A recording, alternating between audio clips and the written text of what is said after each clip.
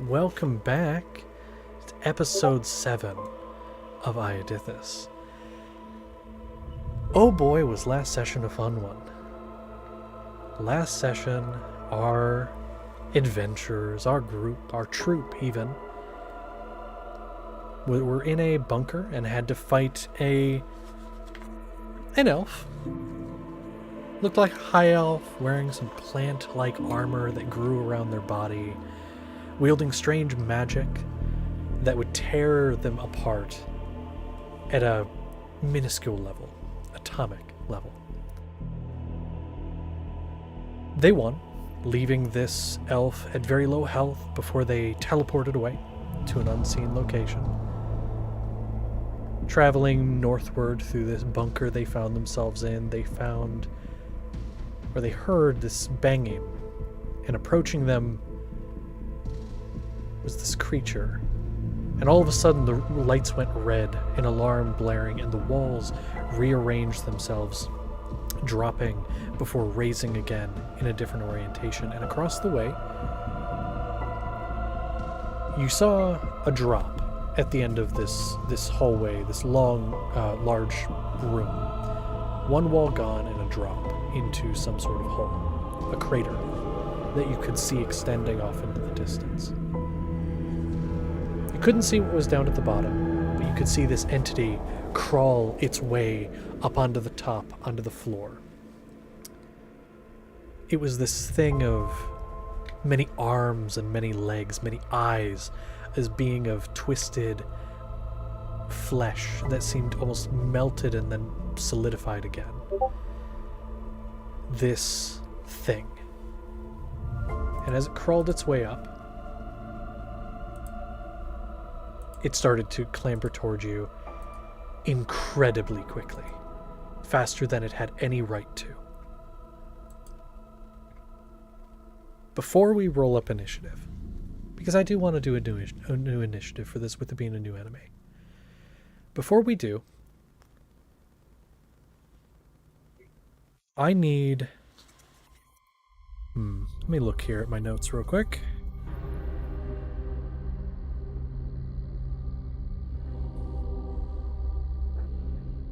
Galliard, do you happen to be set up enough yet?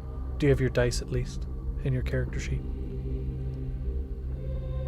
I do. You do.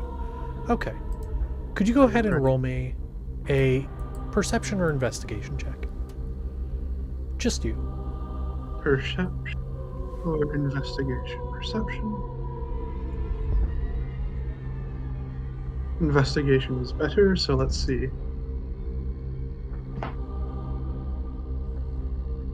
That's a total of 17. 17. Okay. Allow me a second to check something here. You notice that the eyes darting around, each of them seemingly alive. There are many mouths you notice across its body. And you start to notice this thing looks almost human. If not many humans melded together. This abomination, this folly of man,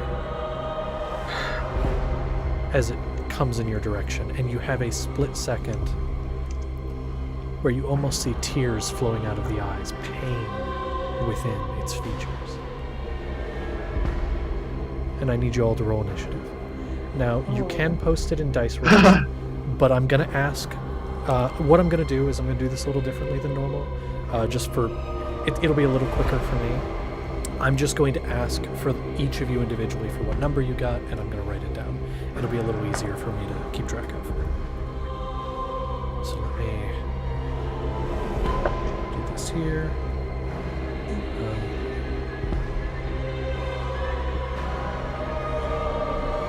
A natural 20. Okay, I'll hold that for a second. I'll grab that from you in a minute. Okay.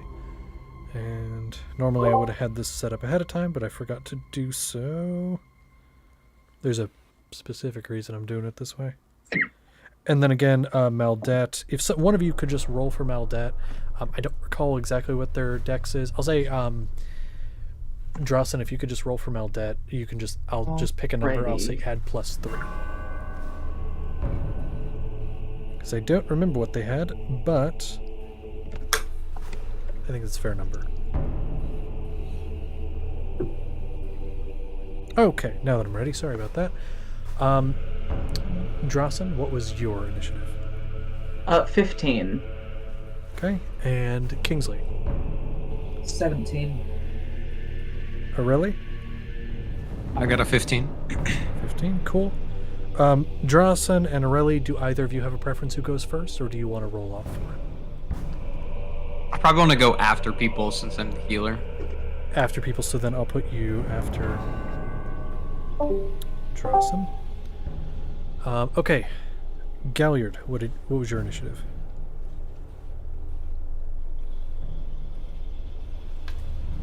You are muted. I do not know if you know. Oh, I mean, I see the number you put, Galliard, so I'll just go ahead and roll. 17, right? It bugged out a little bit. Sorry.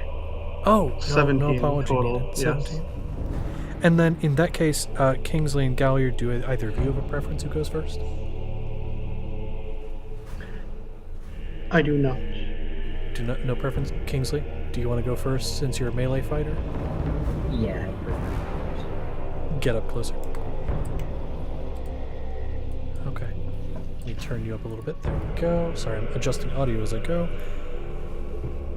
Okay, so we'll put you 2, you 1. And then Wick, what was your initiative? 23. 23, damn. Okay. And Oh, then praise the Zernus, Lord. I already wrote yours down, so we're good there. 20. And then Maldette, 14. And then Radioactive Purple Rat Baby, what was your initiative? 5. 5. Oh, That name. okay. Technically. All right, and then let me go ahead and I knew roll my up the son. creature's initiative. Okay.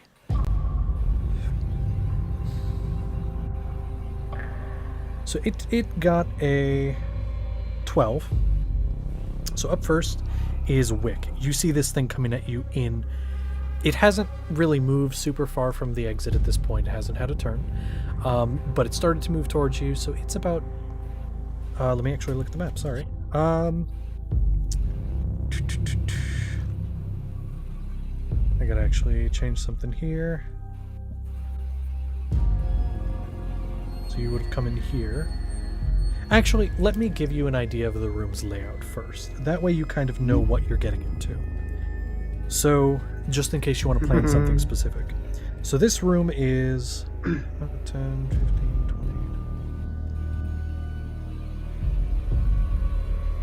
15, 20. Roughly, and this is not exact to the degree, but it's roughly 60 feet by 80 feet. 80 feet being long ways.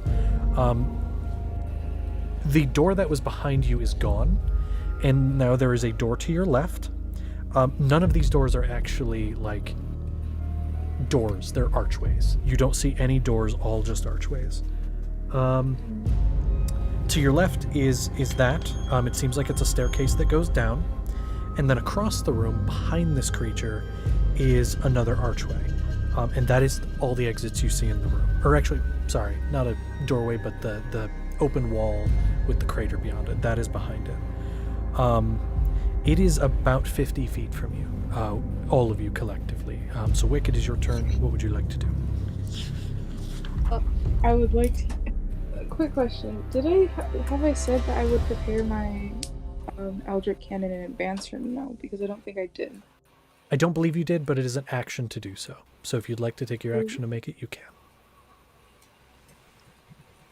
I'll save it for my next turn. But I will be using my pistol. Actually, no, what was it? I'll be using Firebolt against it. So... Okay, so you want to firebolt it, you don't want to make the Eldritch Cannon. This turn. This turn, yes. But it's a 22 to hit. Would it hit? 22 to hit with the firebolt? It does. Go ahead and roll damage for me. Will do. That is a total of 10 damage. Okay.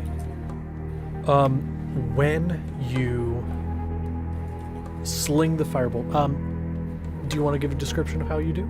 Is there a specific way that we would do I so? would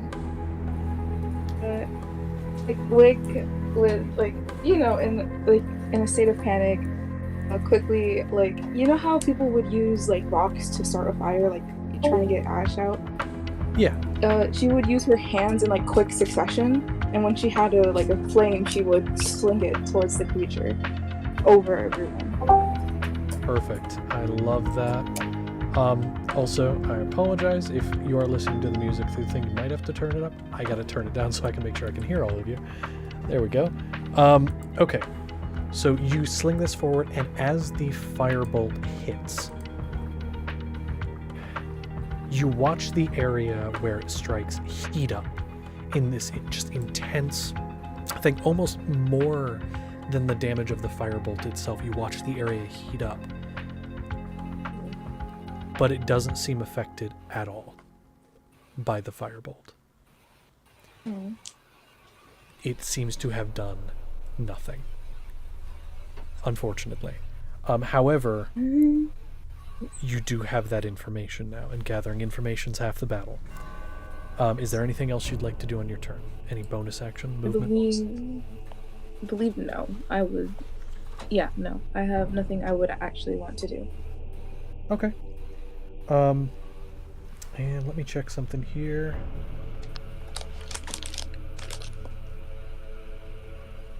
Yeah, that's fine. All right. So next up would be Zernus. You were next one up in initiative. What would you like to do? You said it's 50 feet away from me. It is exactly 50 feet away. Ugh, even with my spell, I couldn't get it close enough to me. I would have to use movement speed.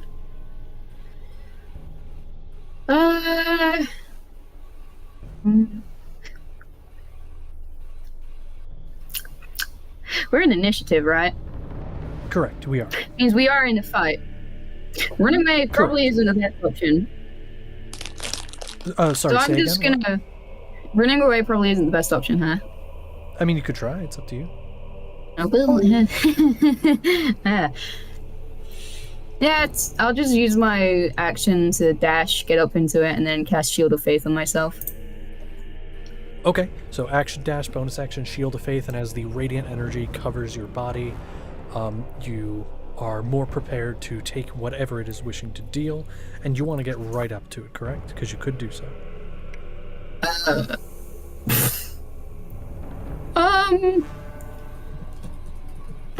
If I so yeah, frick it, why not?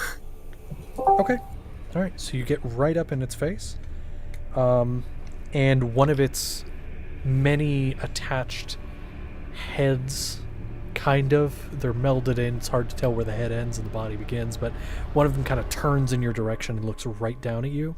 And you hear one of the mouths just begin to just kind of chuckle down at you. Okay. I take that as a personal offense. Awesome. Kingsley, you'd be up next.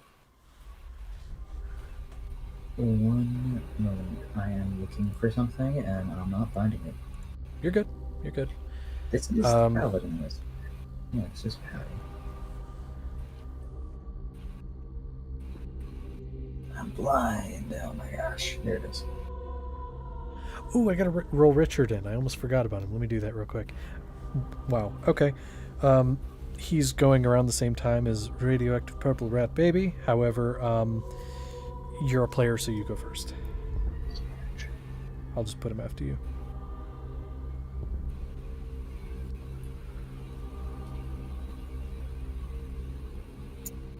To ask, Kingsley, how far does your lance reach again?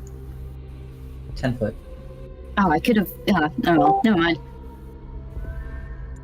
Josh, Sorry, I could have set you up for a better attack. Fine. I don't care. Josh, question for you real quick. Yes. How high up is the ceiling? Ceiling is about Let me see if I've got any information on that. If not, I'll just pick. I didn't. Okay. So, two things. The ceiling is about 15 feet high from floor to ceiling. It's 15 feet. As you look up at the ceiling, you see what you immediately recognize as a holy depiction of something. It's not of any godlike scene you recognize, of like a near or anything like that, but it's similar iconography of light and holiness and people reaching towards each other. It's a beautiful mural on the ceiling.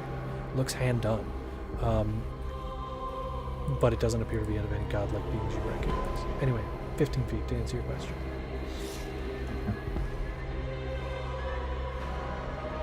Also, Galliard, to answer your question, I'll just kind of announce where everyone is. It's Kingsley going right now, and then you are up next. So make sure you've got your stuff ready. I'll basically say whose turn it is, and then who's up next. Just because it'll make things go a little quicker.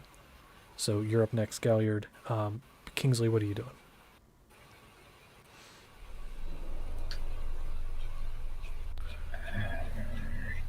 Oh, also, Galliard, information you also would need to know. Wick used a firebolt, and it hit. It did hit, however, it did not seem to do anything.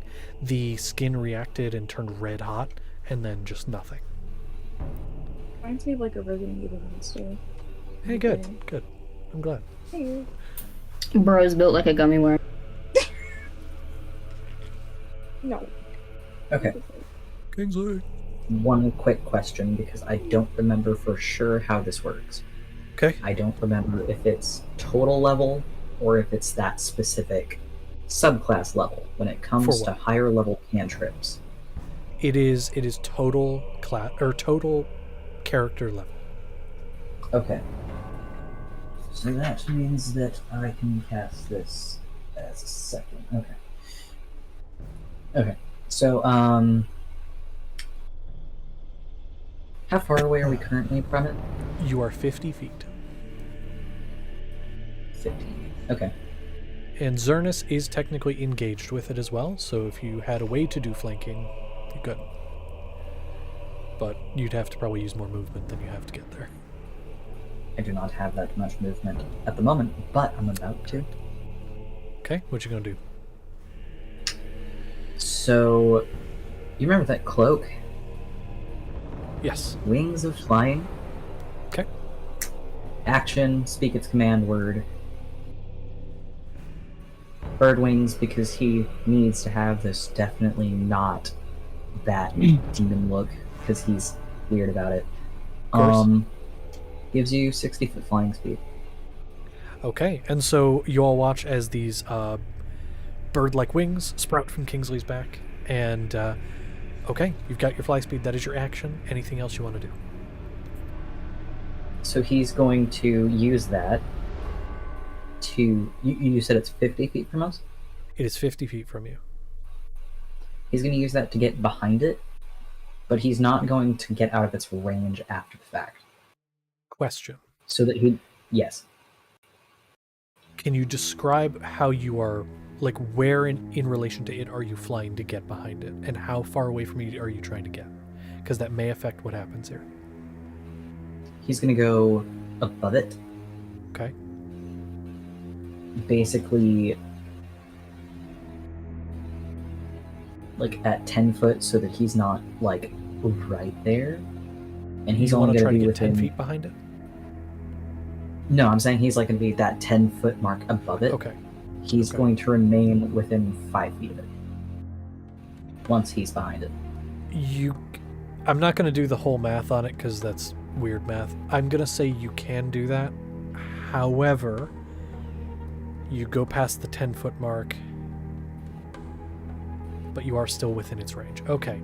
It is not going to get an attack of opportunity at you, although you see it looks like it is ready to once you hit that 10-foot mark in case you leave it. You get the idea it might have a range of that. But, yeah, I ain't the only one. Yeah. But, there you go. Okay. Any bonus actions? There we go. I have one.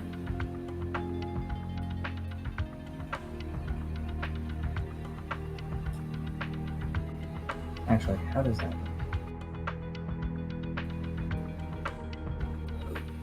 Please.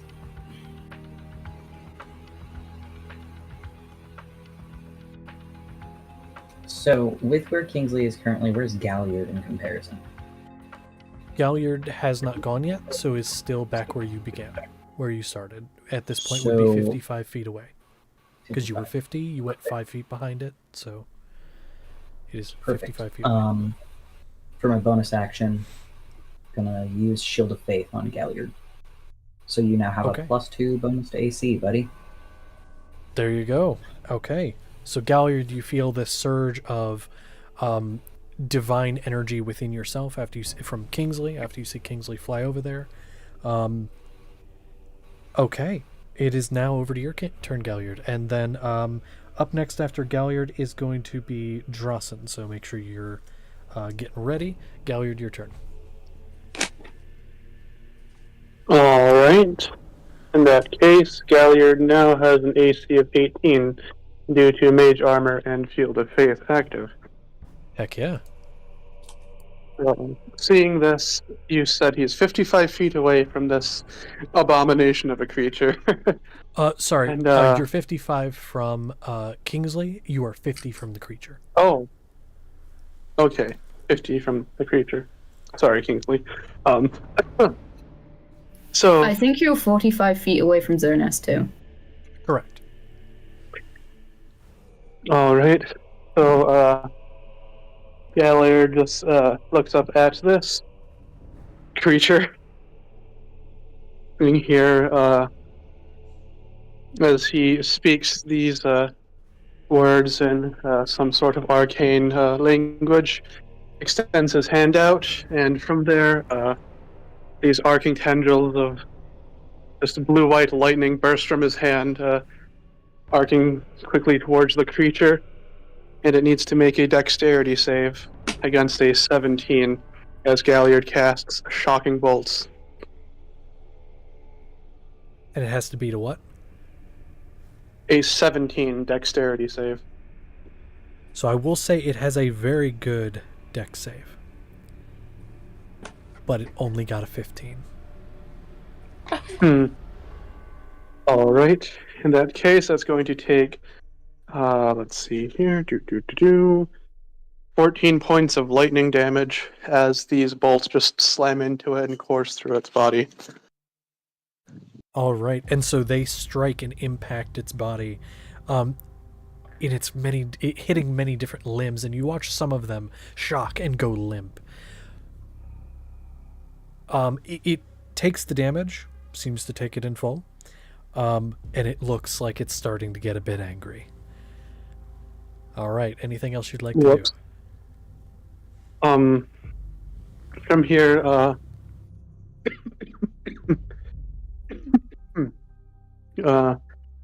I don't believe there's much else here. I'm quite content to stay where I am. That's fair. So, That's fair. That will be the end of Galliard's turn, I believe. Just standing there, nervously. Understandable. Okay. Drossen, your turn. Aurelie, you're up next. Has it had a turn yet? It hasn't. However, Drossen first, then you. Okay. Does anybody Well, hurt? That's my I- second question. Nobody yet except the creature. I am going to move a little bit closer so that I'm within I will say within 30 feet of Zernus.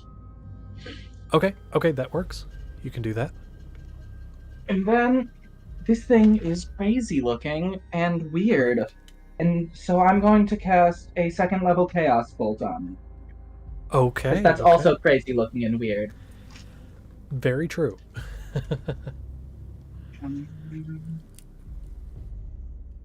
Does a 19 hit? A 19 does hit. Okay, great.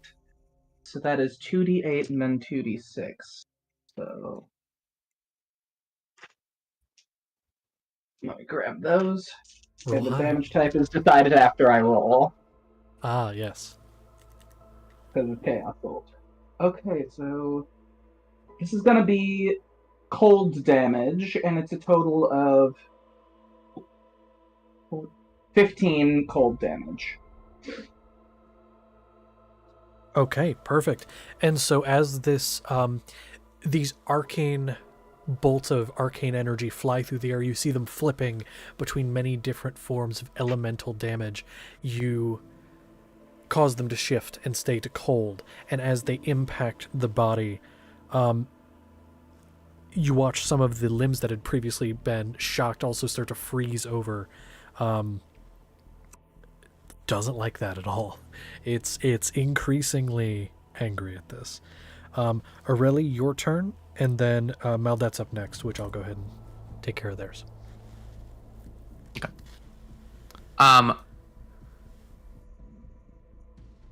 Whereabouts is it from me? So from you, it is 50 feet, and then, and then you've got Kingsley 5 feet behind it, and Zernus 5 feet in front of it.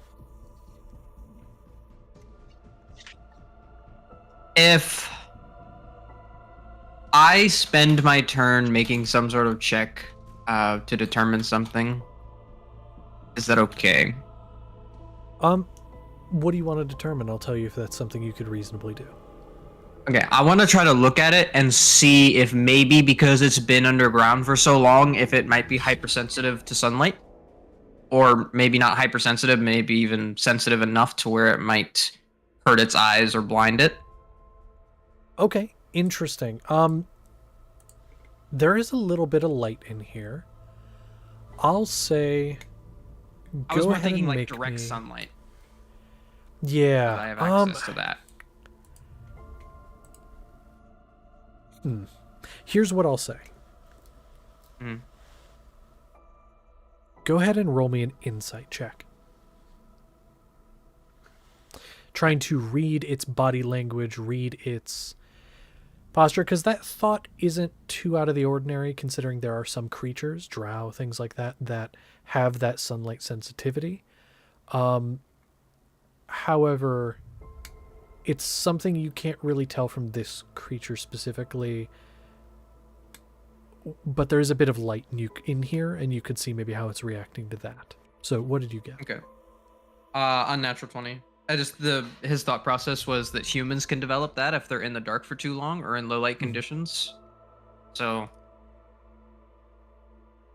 it does not seem to be reacting to at least the light that's in here at all. And you have seen that there is power of some kind here, and there is light of some kind down here. So there's a chance maybe wherever it was, there was enough light that it did not develop that. You can kind of, with that roll, I think it's reasonable you could possibly determine that. okay.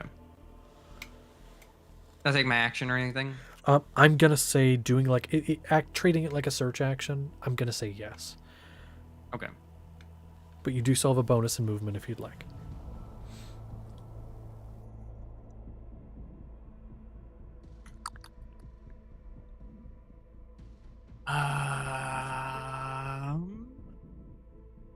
I'll go ahead. No, I will not. That is my turn. That is your turn. Okay. Maldet up next. I think Maldet, going based off what Maldet's been doing before. Give me a second. I actually need to get their spells sheet up. Or at least a list of what spells they could have.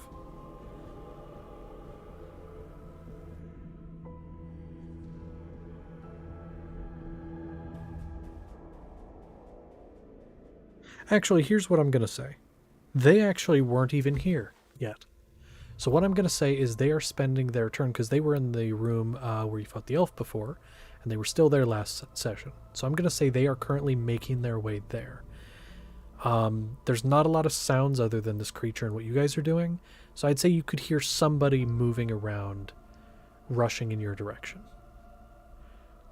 Which, to your knowledge, there was no one here but the elf and Maldet. Maldet does the bunny hop a lot, so you kind of hear like an impact, and then an impact, and then an impact. Somebody is hopping in your direction. rapidly approaching. That's Meldet's turn. It is now the creature's turn. This folly of man. It is not going to use that ability because it hasn't done that yet. That is an action.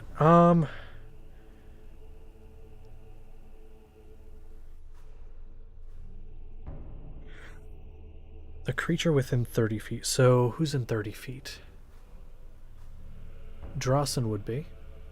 I Xerneas. was within 30 of Xerneas. Yeah, so he's I 5 would be feet away. 35 True. away from the monster. 5 away from you. That's actually good for you. So then Xerneas and... Kingsley. Yeah, okay. Xerneas and Kingsley. I was looking to see exact wording here. And that would be it. I need you both to make... I'm me a also with charisma- Xerneas. Oh, you are with Xerneas. So you as well. Oh, sugar. All- well, you see, all three look of at you. that. And you all should be good at this. Need to make a charisma saving throw. Ooh. You should be good at these, I would hope. Modifier. I can't see in the dark. Yeah, I'm pretty Okay, and then Kingsley, what'd you get? Josh, Yes. I want to use my 20. Oh. Okay. Oh, I gotta write an... That would Oh, make nat it 1. 28 total. I rolled a nat 1, so I didn't want to risk that.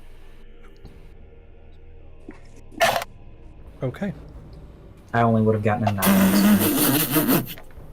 Okay, and then... you rolled a Xerneas. nat 1, I rolled a nat 20. Okay, you're fine. Oh my god. Kingsley, you're fine. And then Radioactive Purple Rat Baby, what was yours? 17. 17. You just succeed. This creature, all of its many eyes across its body almost flash with this blue light. And you almost feel like it stings your eyes and it burns, and you kind of close your eyes for a moment. But you are able to resist being blinded. I do have a So question. that's cool. Yes. If Radioactive Purple Rat Baby is within my armor on my shoulder, hitting my shoulder plate, would he not have advantage on that save, or any save? I'm being used as a human shield. Well, elf shield. Here's what I'm going to say. Using that logic, sort of hiding within the folds of the armor, is that what you're saying? Yeah. There are cracks in the armor, and armor's reflective. So I'm going to say in this situation, with this specific thing, it would have reflected the blinding light. A good idea... That's a tricky one. We'll have to discuss that, because yes, but also, if I say yes to that in general, then that prevents... I mean Purple more Rat like Baby from being targeted dex by and strength everything. saves. Like movement and such. We'll go case by case. Alright. We'll go case by case. In this situation, I'm going to say no. And it was a charisma save. That's its turn, though. It used its action to do that. That's it. So, in that case, it is over to Radioactive Purple Rat Baby. It is now your turn. You saw this blinding flash, resisted its effects, and it is within 5 feet of you. Alright.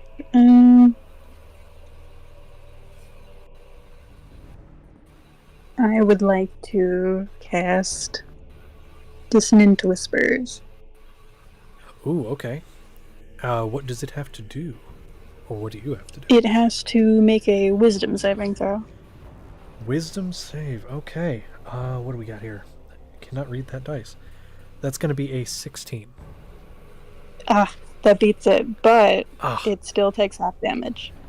Perfect. Go ahead and roll the damage. And so you start to let out these little sort of squeaks in its direction, these dissonant whispers, and it lets out this just sort of gurgling noise out of one of its mouths, and the mouth that's sort of laughing down at you and Xerneas stops abruptly. What is the damage it takes? It is... I'm rolling it.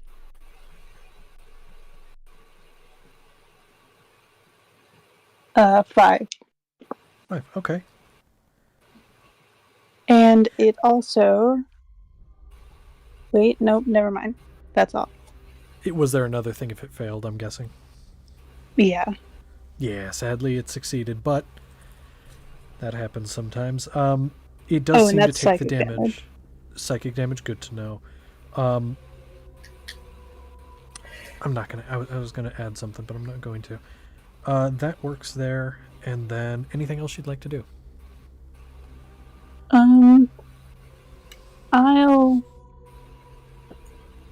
I'll go ahead and give Zerna's Bardic Inspiration, the D8. Perfect.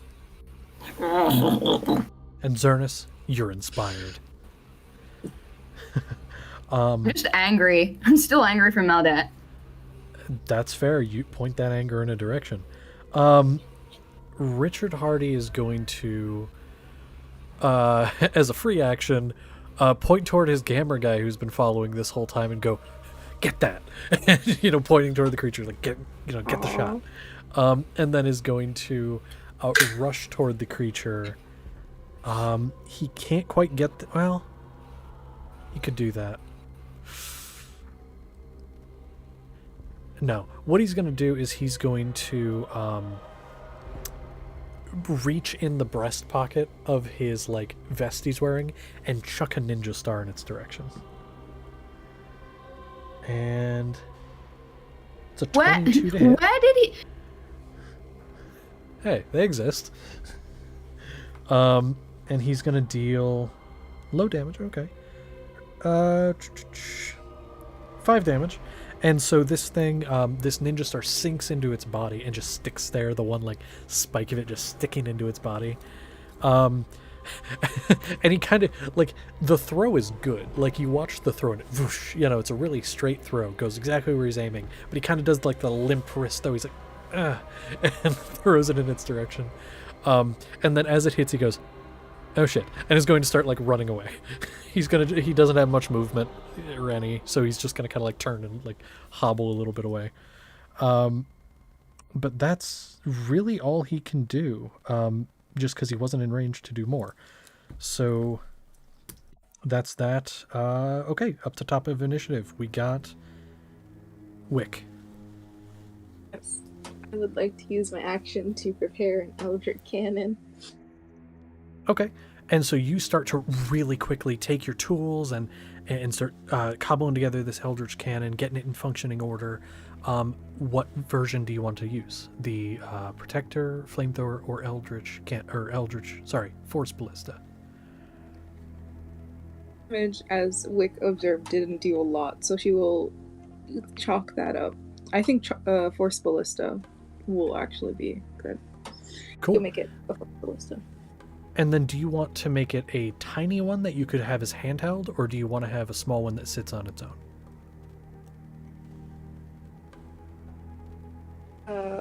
Just in case if I have to run away, I'll make it a tiny one. Okay, a tiny one. And because it is a bonus action to use, you can actually activate it on this turn if you wish. So you can use a bonus action to fire it.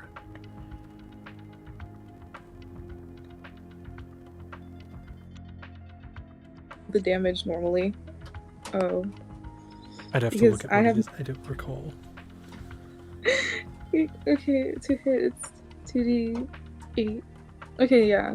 Because the thing being is that it doesn't have its own separate image that would just be the same for everyone, so it kind of sucks. And I don't have dice. Ah, okay. Let me check something real quick, because I actually it's a been a ranged while spell since attack. I played. Yeah, it's a ranged spell attack. I'm looking at. Let me read. With 2d8 force Oh, look at that. damage. Yeah, you Oh, can I take a think I bonus know. action, cause cannon to activate. Do you want me to roll for you, or are you good? Oh, I can just use the Eldritch Cannon damage because it does 2d. 2d8? Yes, And it's just use 2D. it with the force spell. If you're If you using succeed a ranged spell attack. correct, you do have to roll to hit it. Right. Using it uses your stats for the ranged spell attack plus, and then 2d8 would be the damage you'd roll. So could I just... I'm using D&D Beyond, so could I just roll a normal 20, just to see? Yeah, roll a 20 Nice. using the thing on there, and then just add whatever your range, your spell attack modifier is. Here we go.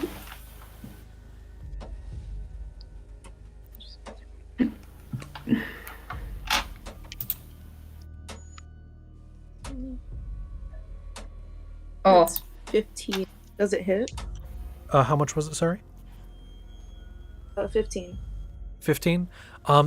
So you go to fire with this force ballista. You combo it together really quickly, aim and fire, and the kickback is substantial from the shot. But it does fly and it hits the ceiling. It does not hit. She's gonna just sit there and her face goes into like this blank droop of annoyance. She's like, Yeah, and it was just something about just the speed of you were trying to be really quick because this thing is real scary, and that blinding flash kind of hits you in the eyes a little bit, and it just sends the shot wide. Anything else? Do you want to move at all? Because you do have movement. I would like to move just a bit closer. A bit closer. So it's 50 from you right now. How far do you want to move? Say like 30 feet. Is that You fine? want to be 30 feet from it? Closer to it, yes. Okay, that's just fine. Okay, so you move up a little bit closer. There you go. And Wonderful. that'd be your turn. So Where's next the up end of would my be... turn? next up is Zernus, and then Kingsley, you're on deck. So Zernus, what do you want to do? would it be an action to throw something? It is, yes. Okay. Is anybody here good at catch? Who's behind me? Would be behind you. I mean, you can definitely try. Who do you want to throw, and what do you want to throw? Drawson, and I want to throw a radioactive purple rat baby. Okay. man. So if you are to do this, Zernus, do you do this? And do you give any heads up before you do?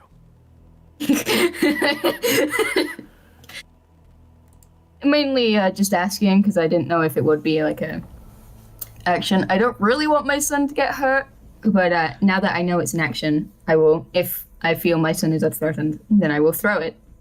Okay. At Because how that will work is out of game you may be saying that, but in game Drawson might not know you're doing this, so maybe yell Drawson and then throw. just a thought, because then otherwise radioactive purple rat baby is going to fly, and if you miss, skid the face on the ground like in like in an action movie. Into the ground. Like throwing him like you would like a football. He's just rotating him very in the air. I was watching in shock, like, what are you doing to our son? No, I'm preparing for if my son needs to be thrown. Okay, so do you want to ready an action to do that if something bad happens, or do you want to do something else this turn? I'll just go basic attack. I'm angry and I feel stabby. And don't forget you have extra attack now. Yes, I do. Where can I apply that D8, by the way? That's a great question. Bardic Inspiration is, I believe... You can apply it to an ability check, an attack roll, or a saving throw. Okay. Well, there you go. Because I know certain optional features you can do weird things, but yeah, there you go.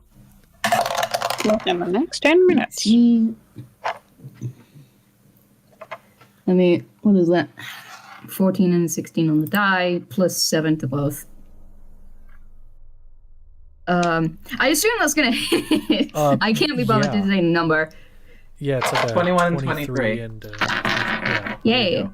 So yeah, those both hit. Okay. No, where's my D8 hiding? I can't see the abyss. That's ominous. Where's my D8s hiding? That's ominous. I can't see in the dark, okay? I'm not an elf. Just because 15. just because of your class. I'm slicing at its legs, or several legs, and that's a 19 on the damage. 19 total? Between both attacks? Yeah.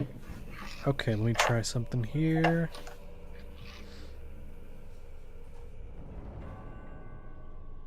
Sorry, math is hard. There we go. It is definitely taken the damage. It still is looking quite strong at this point. You see some of the limbs as you're hacking at its body are like chopping and falling to the ground in wet slopping sounds. But yeah, it is taking the damage. I do want to answer Kingsley. You had sent me a question. How many spells do you get with the bracers? Those are no longer functional because they, as you were told, were powered by the fog. And yeah. Mm-hmm. Yeah, I put it gone. in no mic and asked, and I didn't know that, but that's because I was not there for that. Gotcha. Yeah, because they were... You did get 2, but not anymore because they're no longer functional. Yep. Yeah. So there we go. Okay. So... Sorry, I'm reading a thing. There we go. Okay. Anything else you want to do, Zernus? I think you still have bonus action? And movement? I do. Well, I can't do anything on my bonus, but I want to like remain within its, distance so it doesn't opportunity attack. But I just want to start cursing angry words in Zernian at this thing, and I'm just anger. Okay, that's fine. So again, to clarify, you're not moving, or you are? I'm moving around and like trying to get its attention on me specifically. Okay. Go ahead and roll an intimidation check. Oh no! Where's my? Let's see if it takes you serious. You bitch! Intimidation. What's my? I'm not very scary. I say as I roll a 19 on the dice, plus my 2. That's 21, and I would like to use my D8. Okay. Because funny. So 21 so far. What do you add? 29. 29 total? Yeah. So I rolled for it as well, just to see if it would take you seriously. That was a natural 20. Oh. However, even with its total, it's not a 29. So, or even with its plus, so it's not a 29. So it does seem to take you seriously, and seems to think you are a threat. Due to how much damage it has taken thus far, and that it is going to use its reaction and become enraged. Oh joy. You don't know what that means, but all of the mouths in unison start to just this blood-curdling scream right in your face. Yeah, that's it. That's all that can really do right now. So let me mark off one of those. Cool. Yeah, it's Kingsley's turn. Yes, it is. Kingsley, your turn. Galliard, you're up next. Kingsley, what are you doing? It is also screamed in your face. I'm using a channel divinity. Okay. Sacred weapon. As an action, you can imbue one weapon that you are holding, my lance, with positive energy using your channel divinity. For 1 minute, you add your charisma modifier to attack rolls made with that weapon. The weapon also emits bright light in a 20-foot radius and dim light in 20 feet beyond that. If the weapon is not already magical, it becomes magical for the duration. Cool. And so, sounds good. And that's an action, correct? Correct. Okay.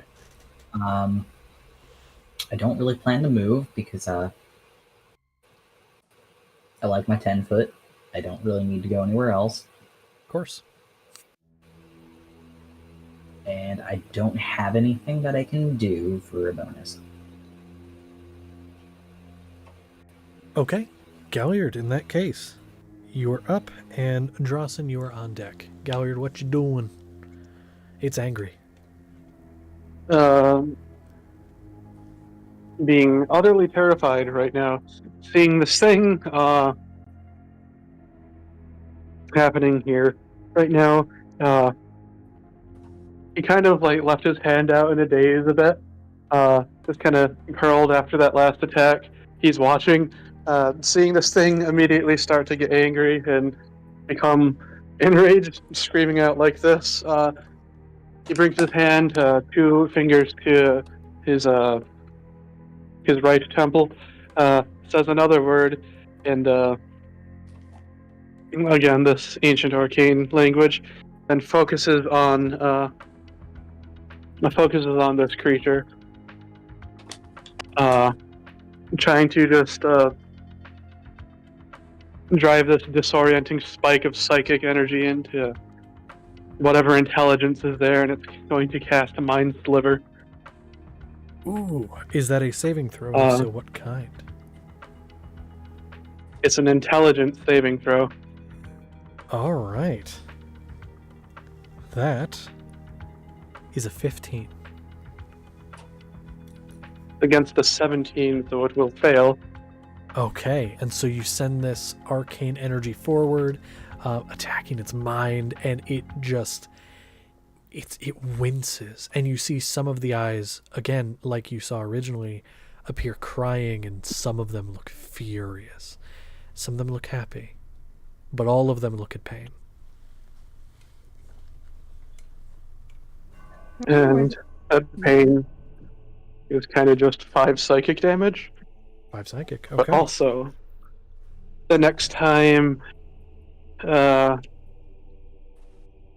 next saving throw it makes, it has to subtract a d4. Perfect. Okay, make sure to remind me of that just so that I don't forget. Will do. Okay, perfect. Anything else? And that's the end of his turn. End of your turn. Okay. Drossen, it's your turn, and then Aurelia, you'll be on deck. Drossen, what are you doing? There's no way to fire lightning bolt without hitting my friends, is there? Is it a thing that would be an area? Like it would hit an area? It is a line 100 feet long and 5 feet wide. Actually, you could, because 5 feet wide would be its area that it takes up. It wouldn't be like 5 feet on either side. It'd just be like its space. But you would have to move off to one of the sides, left or right, in order to not hit your friends. Oh, definitely. I can do that. So I'm more to the left, and Okay. Kingsley's behind it. There you go. Okay, So you might so want to move over I a little guess bit to the right. I'll move over a little bit to the right, and this worked last time, so I'm gonna hit it with lightning bolt. That is a dex save. Okay, and there's that D4. Calliard, if you Yes, could roll exactly. the D4 for me, because I don't have one out. Yep. And it's a dex save? Yes. This will be lightning damage. Okay. So I do get to reroll, which is nice. Is it half damage if it succeeds? That's, It is half damage if it succeeds. Okay. that's Galliard? subtracting a 4 from it. Subtracting a 4. Let me do the math real quick. That's a 24. Subtracting the 4, it's still a total That 24. saves. I need to refresh on Elemental Mastery, but I'm pretty sure it's just rerolling ones. There's a Okay. Garfield movie. Yeah, because this thing, despite the fact that it is a pretty big creature, it's Very considered fast. large. It is incredibly fast, and this thing, as the lightning bolt comes in its direction, many of the eyes snap in that direction. Oh, it and by the dodges. way, I do ignore resistance to this type of damage, Good to know. and I treat any one on the die as a 2, so Oh, okay, that's cool. that's a total of 13.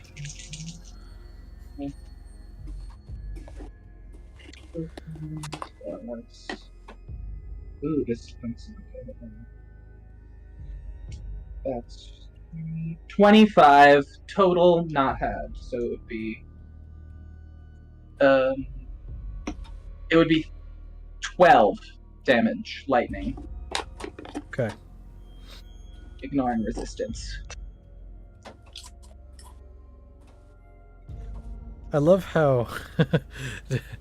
Never mind. I had a thought, but never mind. I can't say that. That would reveal a creature thing. Okay.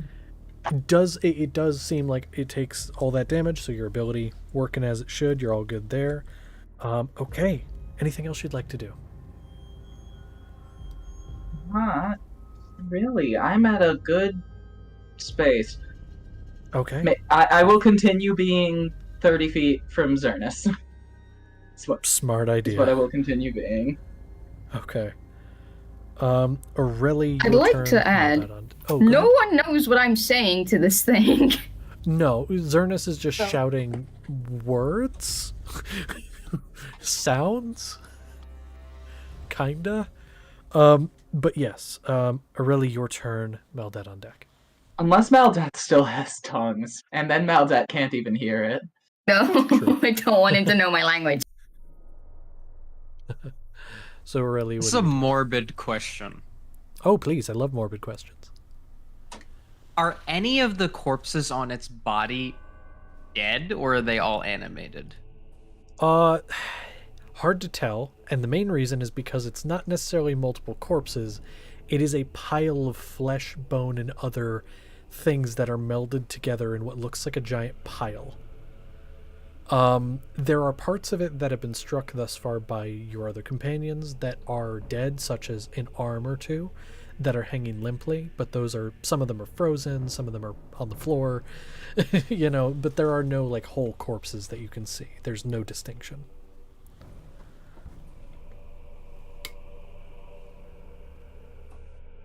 Okay.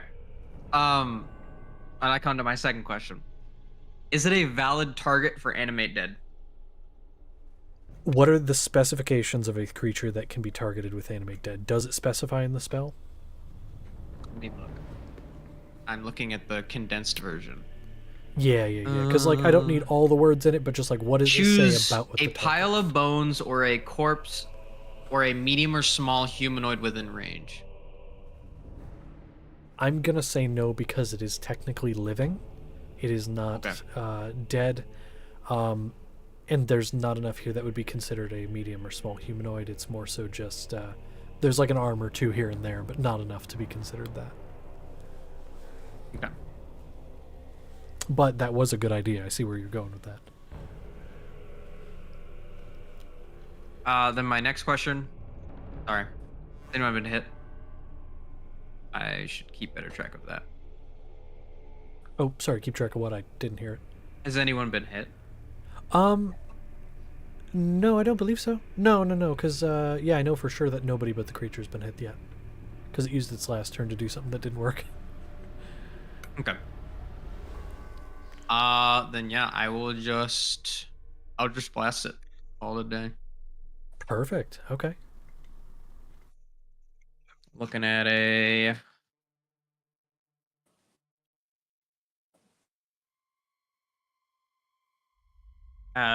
26 and a 21. No, I don't think they do, actually. Yeah, they don't hit at all Okay. roll damage. roll damage, yes, they hit. 22 force damage. 22 force. Man, that's some good damage this turn. Then it is knocked 20 feet away from me. And you would be in the back. Kingsley, I need you to make me a deck save. Or My actually, I'm bad. sorry. Yeah, no deck save.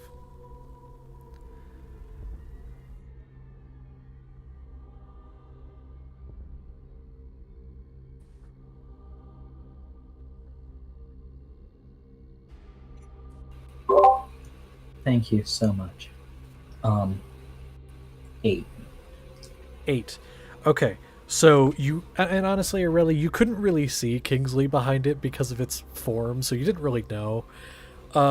You fire off the Eldritch Blast, doing a lot of damage. And Kingsley, you don't see the Eldritch Blast coming in its direction because you're on the other side of it and can't see past it. So all you see is in the area, the light starts to glow a little bit greener, and then all of a sudden the creature is being thrust in your direction. You are knocked half of the distance, 10 feet, and you are knocked prone. The creature, you said 20 feet, right, Aurelie? Yeah. The creature goes over the edge, into the crater. The crater that it climbed up. Kingsley, you are right at the edge. You get knocked and roll. And as you roll, your face, you roll, and then you are looking down into a chasm. What you see, Kingsley, in the briefest of moments, what is your passive perception? 11. 11? You don't see many details of the chasm. You see the dust from you getting blown across the floor, and you see the creature get blown down into the hole, up into the air, kind of like Wile E. Coyote, just woo, and then falls. And then as it lands and it starts to roll down the slope, you see it get its grip and start to come back up. It is not done. However, you did not fall down in, which is good. Very close. One more foot, and you would have been off the edge.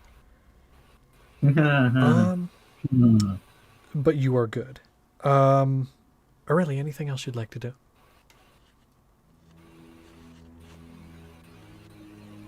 Any bonus actions Aurelie can do? If no one's been hit, then no. Okay. Yeah, nobody has can been hit I- yet. Kingsley didn't take any damage. How far away am I from Kingsley? You were 55... 65 feet. Okay, that's not something I can make. I'm gonna go to the nearest person and just stand next to them. Okay. Nearest person... I think Galliard, if I'm remembering correctly, Galliard hasn't really moved at all, so it'd be Galliard, because you'd be still by him. Yep.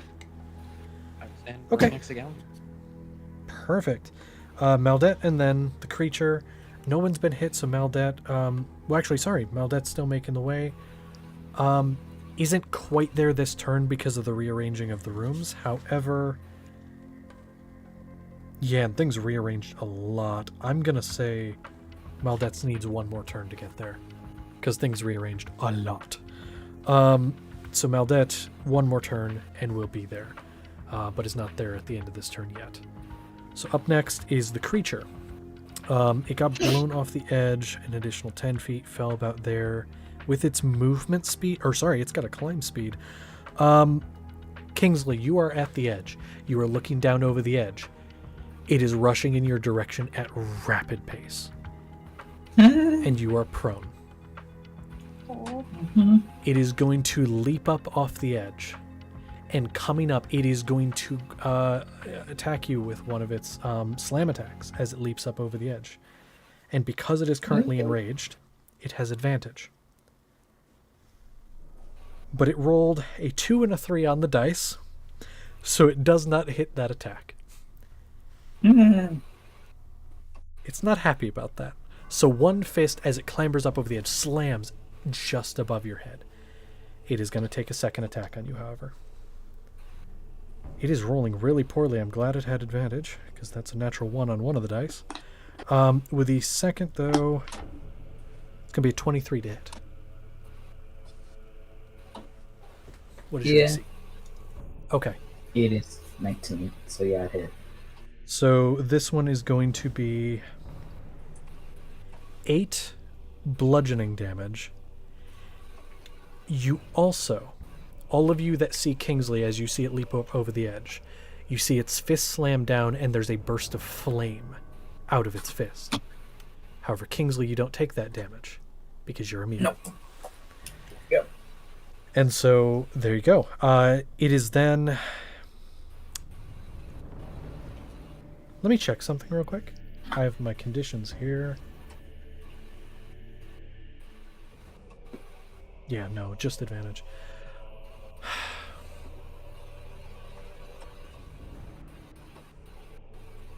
Okay, yeah. It has enough movement still because it didn't go that far down because it's not like a super sheer cliff, it's just kind of a thing. So with where it fell, it took about half its movement to get up there. Kingsley, you can take an attack on it if you wish. It is going to rush towards Zernus, and it does have 2 more attacks. Kingsley, do you wish to take an opportunity attack? Actually, hold on. Let me check something, because I have a Okay. thing, and now I'm trying to find it again. Please. Oh, Uh, Galliard brought a good point. Concentration check for Kingsley. yeah, Yes. I really because will of the- in Evil Eye. Shield of Faith. I'm actually going to switch up the music for a sec. There we Okay. go. Something a little different. I was checking a thing, because I have Martial Adept. Right? You learn 2 maneuvers, brace, and lunging attack. One of those, when a creature you see moves into the reach you have with the melee weapon you're wielding, you can use your reaction to expend 1 superiority die and make 1 attack against the creature using that weapon. If the attack hits, add the superiority die to the weapon's damage roll. You could, yeah. Which Is that is sorry, was that a D6. reaction you said? Yes. Okay, so that would take your reaction, so no opportunity attack. But you could have done that as it was coming up. You just start, as it's coming in your direction, take the lance overhead, stab down. So, go ahead and roll. Alright. I know for a fact that's going to hit because it's 17 on the die plus the. I think it's 10 currently. I don't know. So how much total to hit, sorry? I believe it is a 27 to hit. That will definitely hit. Go ahead and roll the Okay, damage. That is a d6 for the circle, and lances are d12, correct? Yes. I believe so. I'm scrolling up to find my shit. There it is. Yes, and I have nothing extra to that. Unless that does something. Because I have my channel divinity up. No, the channel divinity only adds my charisma to it. Okay. Yeah, don't forget to add anything.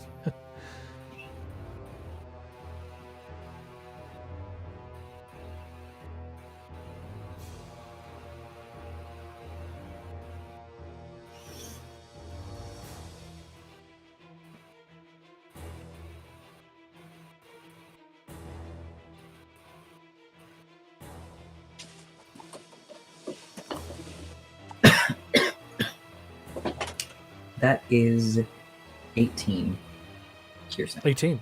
Okay, 18 damage. And is that all piercing? Yes, but it does count as magical. Don't know if that matters. Good to know. Okay. I will tell you it is looking decently hurt at this point. It is now starting to show some wear and tear. But it does have its two other attacks. It is still its turn, rushing towards Xernas. Xernas does a 26 hit. Yeah. Okay, perfect. Just making sure. I always like to check. It's go.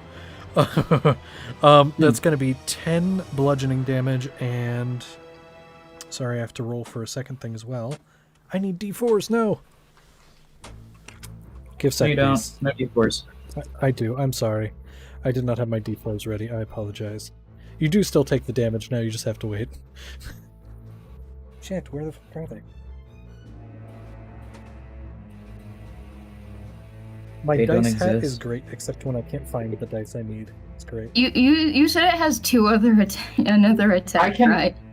I can help with D4s if you want. I found one anyway. Oh, hold on.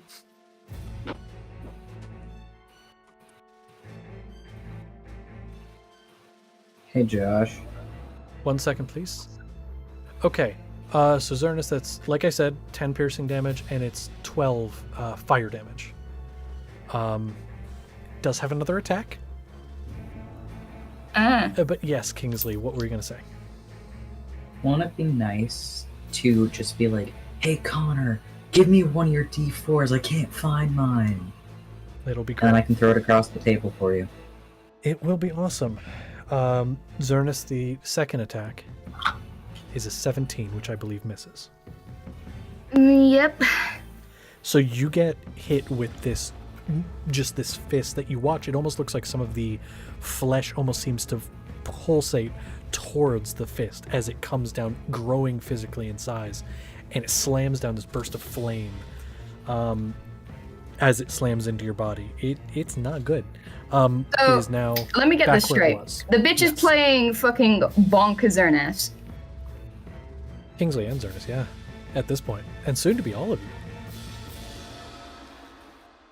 Okay, that is going to be its turn. That's really all it can do. And it does look like it's the rage that had built up does dissipate. So there you go. It's now also, over to Xernas radioactive concentration. purple red. Oh yes, Xernas concentration, Yeah. and Kingsley, if you didn't either, I need you to as well, because you said you were going to. Make sure you do. I forgot. So yeah, both of you. I'm good. concentration. That's 23. 23. Yeah, that's fine. Kingsley. Mathing.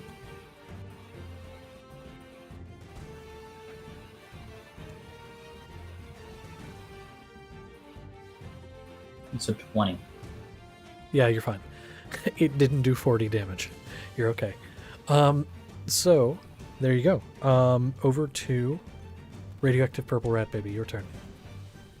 I had a question in no mic. Yeah. Oh, let me look.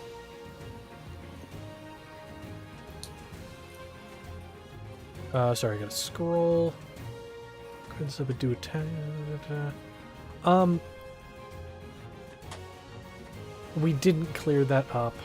I'm gonna say you're currently hiding in the armor. I'm gonna say you take half the damage, but yes, this would. That's 11. All right. Yes, so you're gonna take 11 damage. Thank God Because you you have were more than currently- 5 hit points. Yeah. You are currently occupying the same space, and therefore you would, especially a bludgeoning attack like this, you would definitely also take that damage. So there you go. Alright. Good question, though, because, yeah, we didn't really talk about that. Okay. For my turn, I would like to call out this creature on its poor behavior and how disappointed every single one of its parents must be in it, and cast Vicious Mockery. That's, what kind of save is that? That is a Wisdom save. Wisdom? That's a 12. Pretty sure that Oh my fails. god. Yeah. The Haha. eyes that were like streaming small tears just start to gush with tears, and you see some of the mouths start to like look like they're doing the motion of like crying, like screaming out, but no sounds coming out. They're silent That crying. makes me feel so bad for it. Absolutely. Oh, don't. Definitely don't feel bad for it. It has too many mouths, and it must scream. I could have I mean- prevented the damage I took. Fuck. It's Too it's late. weird because I don't Sorry. know why when you discussed it being like merged and kind of like flesh-like, my brain specifically reminded me of the Little Nightmares tower boss. If that's anything specific, I had a stroke. It took a minute, but then I remembered I've dealt with this before. Fair. So it'll take 3 psychic damage and have disadvantage on its next attack roll. All right. Make sure, if I do forget, make sure to remind me about the disadvantage. Call You're- me out on my bullshit. Anything else you'd like to do? No, that's all. Okay, cool. Richard is going to see you guys engaging. He's probably about like 15 feet away at this point from it, and he's just kind of like, and he's going to run at it and start trying to attack it. Which it is engaged with Zernus, so he's going to actually use his movement to get around it and get that flank. Oh shit. 2 5s. Okay. Yeah, he don't hit those. So like the first punch, like he's like in fight or flight mode, and he just like, and he just kind of claws out of it, and nothing happens, and he gets like some little bit of blood under his fingernails. He's like, and then he's gonna try to take another attack on it. Bro is just gently tapping the monster's butt cheeks. I'm gonna need to use the D100 table already. He got a natural 20 on his second attack. Let me go look at the D100 table real quick. That is, I didn't think I'd need to use it yet. Okay. Let me roll the player D100. resources. Yeah, it's in player resources. Okay. God damn it, Connor! So that is a 4. Wow. That is okay. prone. Target prone. So he rushes up to this monstrosity, claws at it like cat claws at it, and it does nothing, and he freaks out because he's got blood under his fingernails. He's pedicured fingernails, and he goes, bitch, and just punches it, and like the thing just gets weak on its one leg and just topples over. It is now prone. Okay. Am I Kingsley, not are- in front of it? It doesn't fall like on you. It falls just kind of like off to the side because you're a little bit off to the side to the left. So it kind of like falls where you were. So if you were still in that spot, yeah. But it doesn't fall on you. Don't Hey, worry. Josh. Yes. Seeing this, Kingsley's just gonna be like, "Yes, bitch." He goes, yes, and, Oh. and then he's going to. That's his action.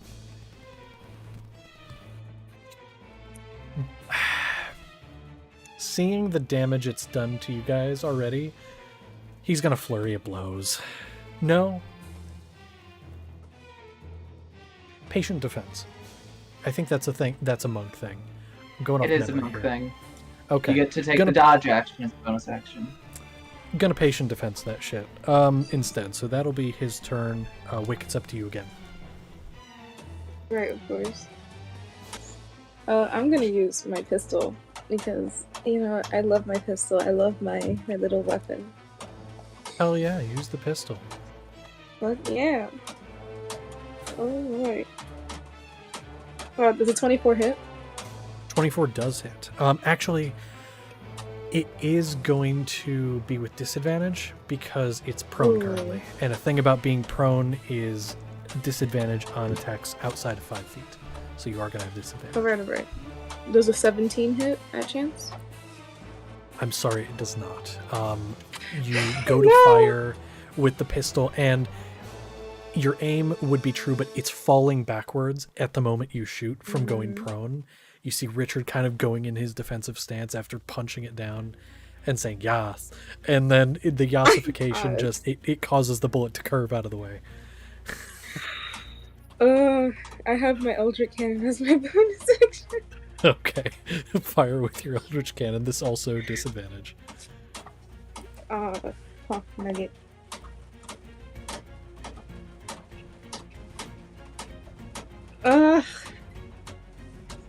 It is an 11. It doesn't hit shit.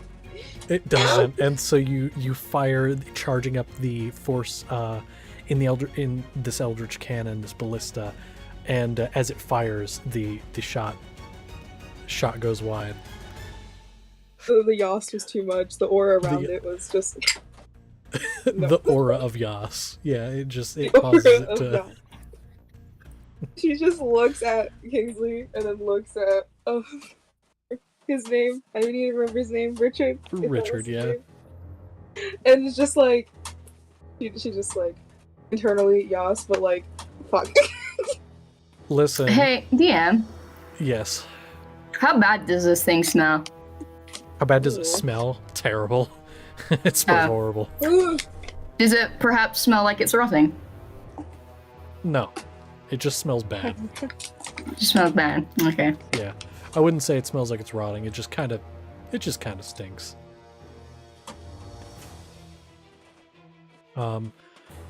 Okay, perfect. Wick, is that you? All you want to do? Yeah, because that was your bonus action. Do you want to move? Yeah, I'm good. Okay. Zernus, you're up, and Kingsley, you're up next. Zernus, what you doing? Having a stroke because my internet's cutting out. Oh no! If you need, we can skip and then come back to you once it's better, before the end of the turn.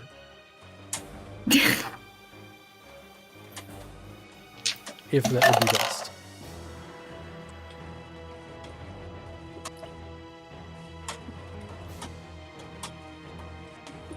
I'm alive. Are you good? I got a natural 20. You said you got a natural 20? I got a natural 20 plus 7, 27, and then an unnatural 20. Okay. Now keep in mind, you do have advantage on these because it's prone. You got a natural 20, so that's great, but just make sure for the second attack. Let me roll it. you- Okay. Yeah, because for the second attack, At you might natural- get another natural 20. And It just we get the- becomes 22. 22? We get a table again. The table. You do, which actually, I'm going to have you go ahead and roll. Do you want me to roll the D100, or do you want to? I can roll it. Okay. And then just let me know what it is. I'll tell you what happens. I'll narrate.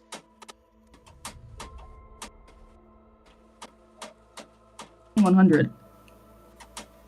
100. Send a picture of that. I gotta see that. That's beautiful. Oh, I think I don't know how to read the dice. What were on the dice? So one of them was a 10 and the other was a 0. That would be 10, I think. That would be Okay. 10. Yeah. All right. It would be Yeah. 000 is 100. Oh, Yeah. okay, got it. Damn it! I'm so I excited know, there. that was so good. It's 10, which it's already prone, so it just kind of, you hit it and you, like, I'll say you cut one of the legs off. It still is able to get up, but like you make it more prone. Prone 2, the sequel. Prone to I it. gotta roll damage, haven't I? Yes. Yeah, make sure you roll damage and make sure you don't forget one was a crit. I don't. How do we roll crits again? So you give me, so add up all the damage like you're rolling normally and it's not a crit, and then double the whole thing. Your plus and everything. 2 sevens plus 4. Yeah. Yeah. 20.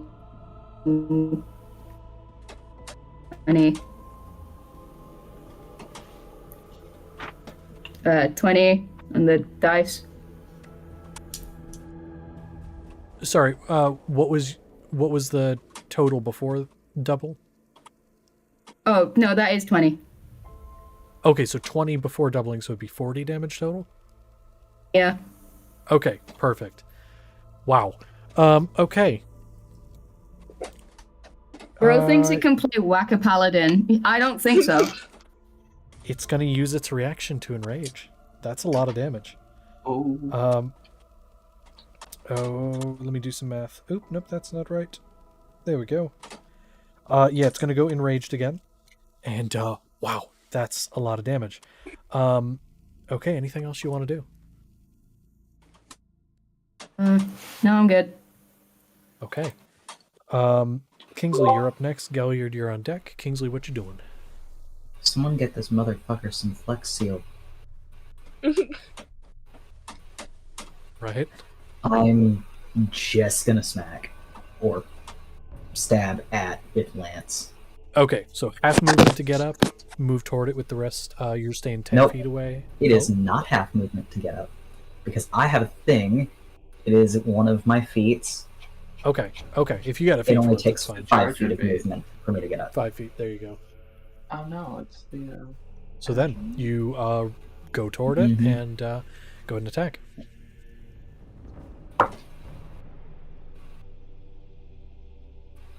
It's prone, right? It is currently prone, which means if So you're going that's at the 10... Yeah. So here's the trick for you with a lance. Regardless of if you get within 5 feet, or if you do it from 10 feet, you have disadvantage. Because it's disadvantage from attacks without outside of 5 feet. And if you're within 5 feet because it's a lance... It actually... No, So- sorry. Within 5 feet would be disadvantage, but you have advantage on the attack, so it's a straight roll within 5 feet with the lance. Because it cancels But because out. it's a 10-foot, it's No. disadvantage? That's what. If you're at 10 feet, it's disadvantage because it's the wording for prone. Speed is half. Blah blah blah. Incoming attacks have advantage within 5 feet and disadvantage from over 5 feet. So with a lance, that's at 10 feet for no disadvantage. But it'd be disadvantage because of prone. But if you get within 5 feet with the lance, normally it'd be disadvantage, but because of the advantage from being prone, it cancels. So it's a straight roll under these conditions. God, that's confusing. Kingsley? Yeah, it is. If you want to attack it with the lance, it's straight roll. That is all you need to know. Okay. Just trust me on this. I know it's really complicated. It's a straight Very. roll for you. Honestly, no matter Okay. how complicated, just trust my ruling on it. Complicated. There you go. Doing math.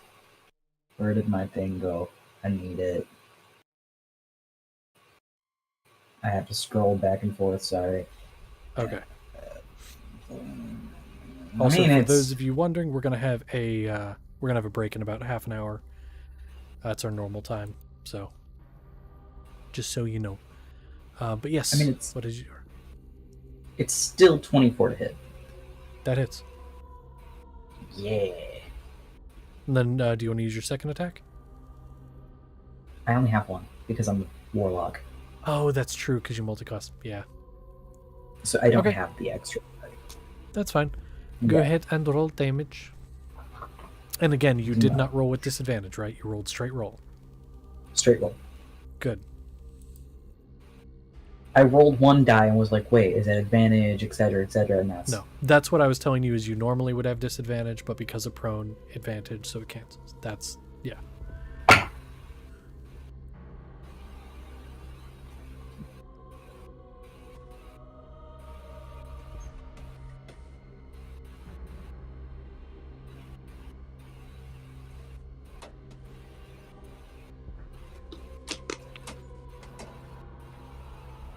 It's 11 piercing. 11 piercing. Okay, Still counts as magical. good to know.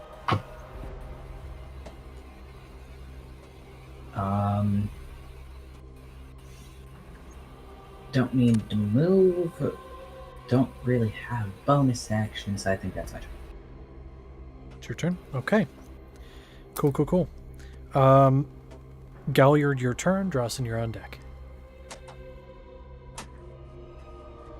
All right.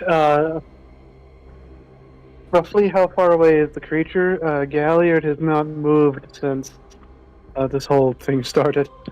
It entered back where it originally was, so it is 50 feet from you, but it is still prone, so any ranged attacks have disadvantage. All right. Seeing that it's gone prone, hoping that it might be slightly easier.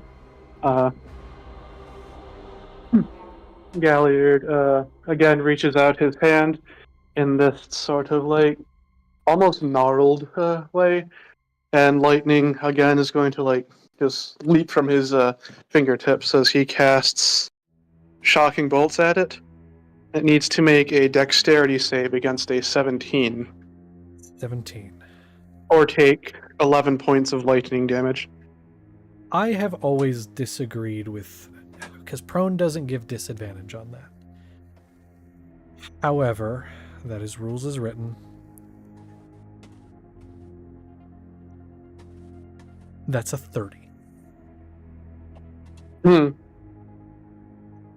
I believe still half damage, correct? Actually, on shocking bolts, I do not believe it takes half damage.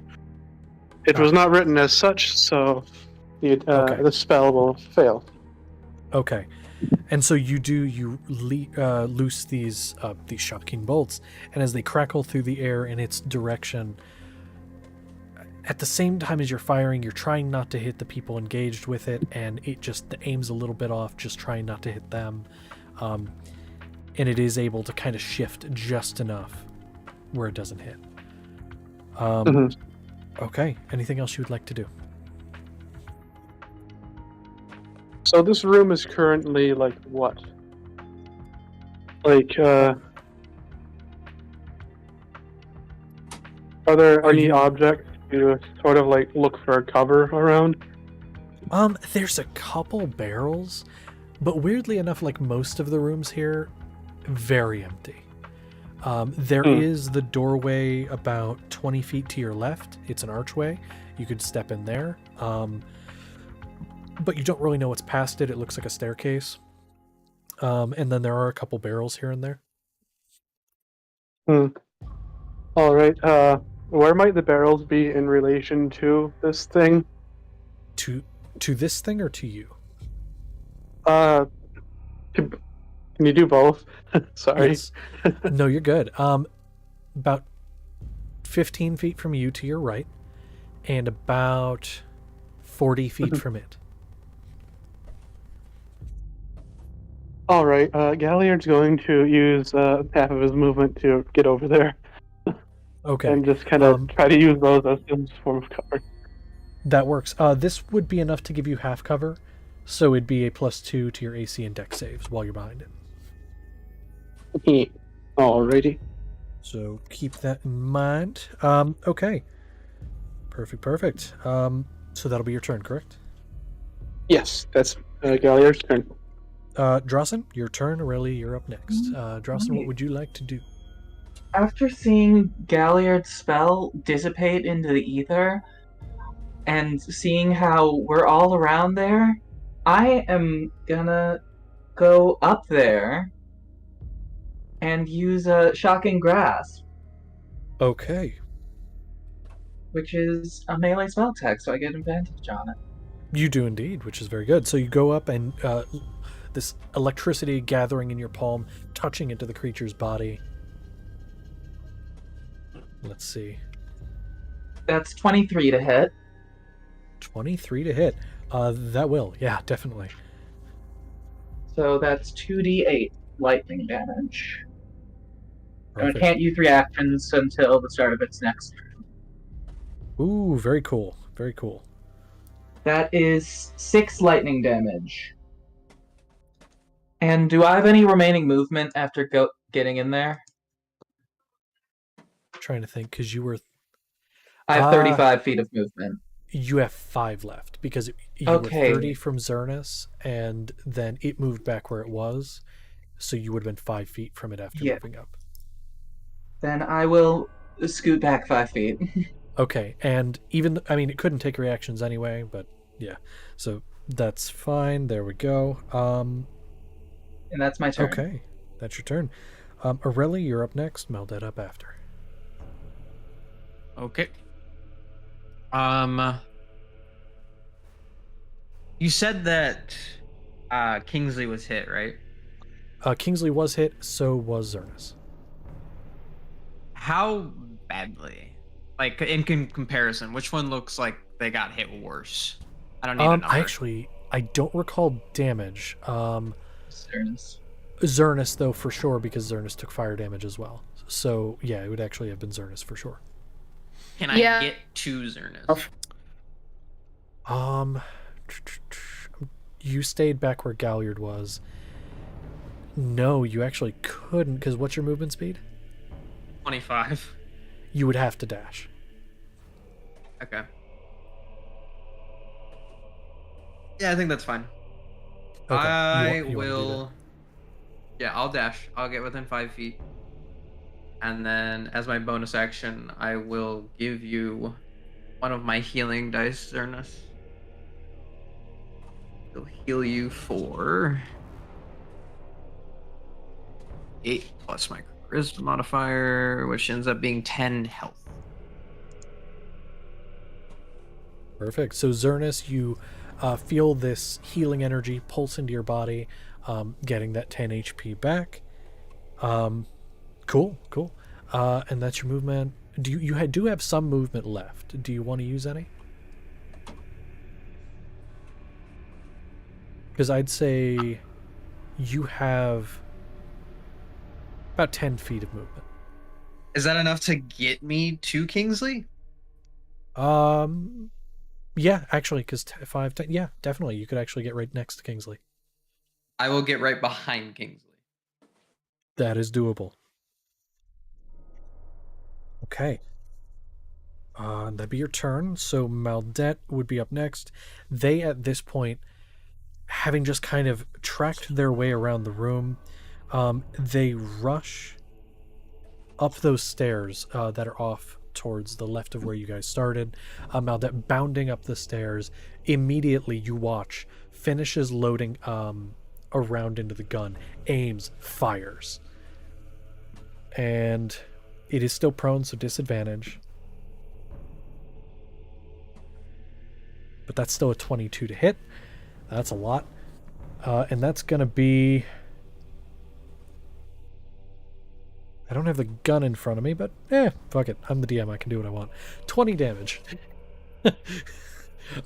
That's about what I think their plus is. So 20 damage this round. You hear this cacophonous boom. And if you didn't know Maldet was there, now you do.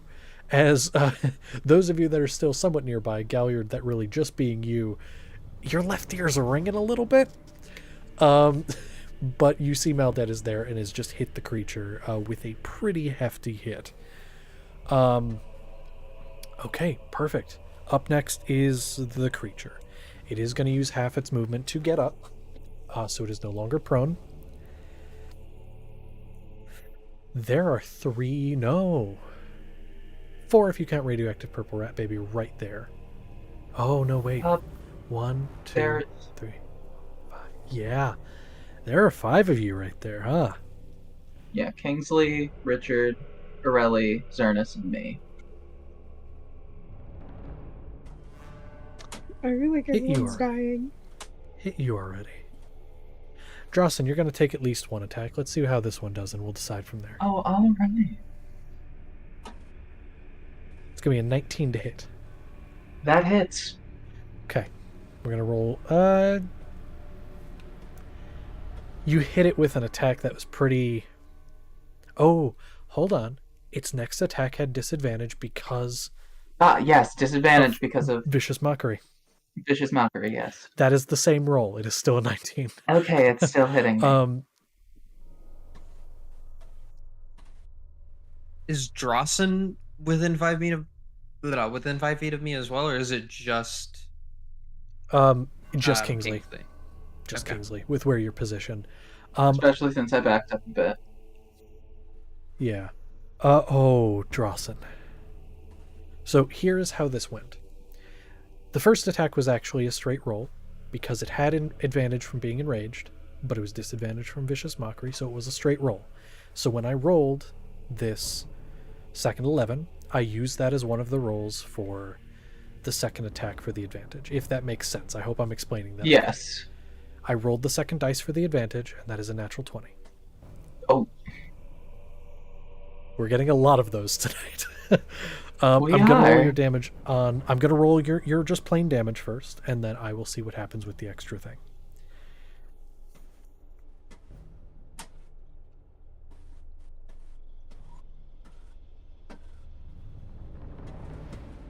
So that is 16 bludgeoning damage.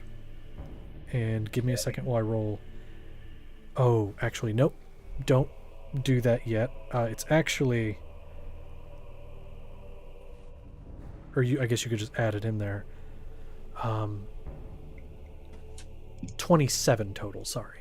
Yeah, so it's an extra, how much ever that is. Bad at math right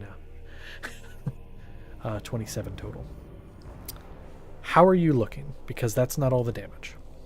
I am looking poorly. Oh no. Not like totally poor. Not like. I'm not on death's door, but I'm not looking great. Okay. Let's see if that stays that way. It won't.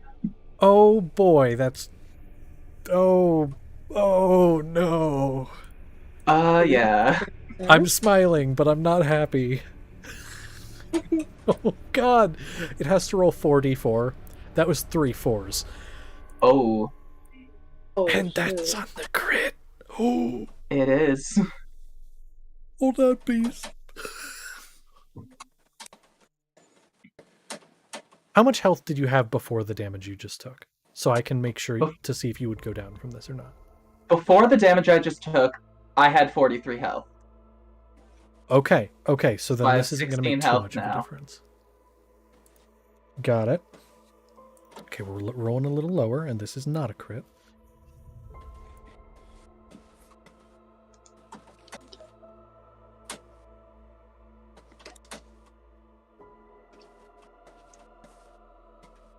So between those two attacks, that's a total 39 damage.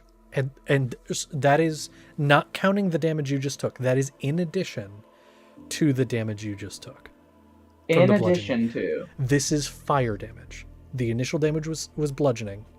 This is fire. 39 fire. In addition to, not inclusive of what we just took. Correct. This is separate from the damage I added up initially. So in total... Well, I am in fact down. Yeah. And there's still an effect that happens to me. Correct. I promise you I'm not... I did not die outright. Good. I need to look at the table. I see messages people have sent me and I don't know...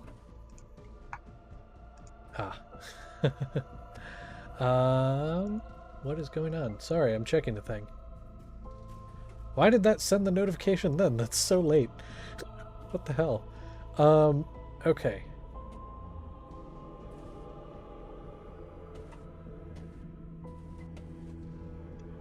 That's a 52. Okay. All right. So, what is your? I don't have a weapon. You don't have a weapon. What is your I spellcasting use- focus, if any? My spellcasting focus is in fact my Bloodwell vial. It's Okay, then that wouldn't work. Then I'll go with the if your target had no weapons. So, all of you, and you said you're down, correct? yes, I am down. So all of you watch as the first attack slams Drossen just kind of across the side of the head, and Drossen is dazed. And the second attack, a fist that comes from up underneath, slams Drossen in the sternum and sends them flying back 10 feet. And they lay there not moving. That is 2 attacks. It has 2 more.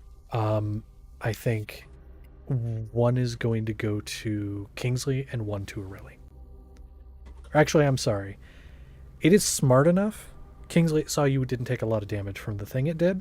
It's going to go one against Zernus, one against Aurelie. I think that's reasonable with the intelligence it has. Got many people's worth of it. Yeah. It's gonna go. That's only an 11 on Zernus, though. So Zernus, that is gonna miss you. Aurelie, that's gonna be a 21. Does that hit?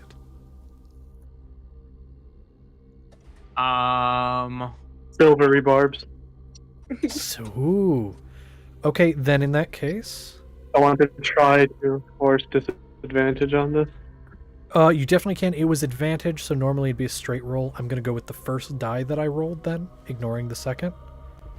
Because Alright. it would just be a straight roll then. Or, yeah, because it would impose disadvantage. Actually, what is the wording on silvery barbs? Because I think it's not disadvantage. I think it's you force them to roll another die and take the lowest. Is that correct? Yeah.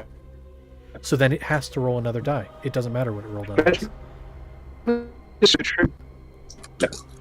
You're cutting out. I didn't hear you. What? The triggering creature must re-roll the d20 and use the lower roll. Okay, then I will have it just re-roll. Yeah, I'm glad that. See, that wording is different than what I was gonna do. But it has to re-roll and use the lower roll. That is a 14. Does that hit Aurelie?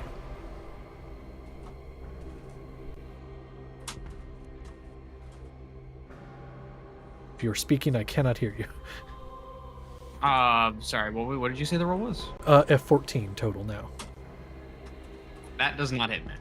Okay, and so as this attack is coming in your direction, many of its hands grasping in your direction, attempting to slam on you, Galliard, you send out silvery barbs, and it twists and contorts its body just enough to miss. Okay, Drossen is down. Its turn is over, and it is no longer enraged. And Zernus what will have the shot- advantage. Okay, Zernus will have the advantage. Good. And then a quick question, Drossen. Shocking Grasp, there was no reactions till when? To the start of its next turn, it has a reaction now. So it does now. Okay, got it. Good to know. All right, over to Radioactive Purple Rat Baby. Drossen is down. Other people are getting attacks made on them, even if they didn't impact. What would you like to do? It is now up to you.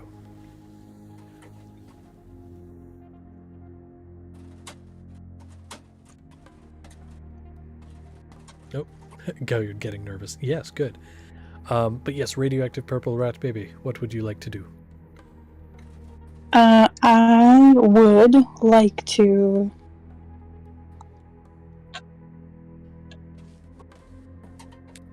Can't think of anything clever, but I'd like to cast Vicious Mockery again. Okay, always a good option. I'll have to stop This- hurting my friends. All right. It's a wisdom save, right? Mm-hmm. That's only a 5. Wow. Not very wise.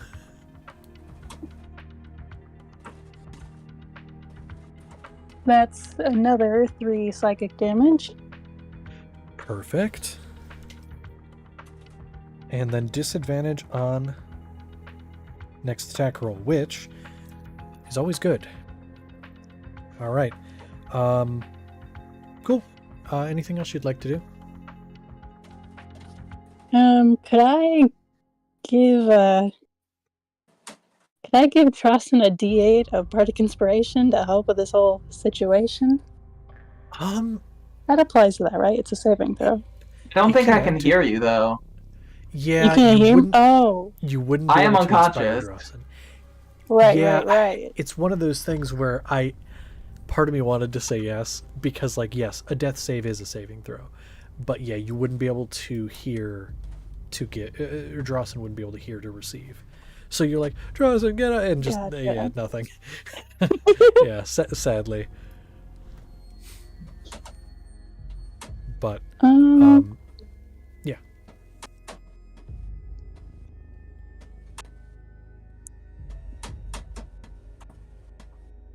I will not do anything else. Okay. Not a problem. All right, over to Richard. He knocked the thing prone once. Him's gonna try and do it again. He Remember, probably the can't. power of the ass. Wait, what did you say? My brain short-circuited. The power of the ass. That makes me so sad because he was so, like, pumped up by what you said. But that's a natural one.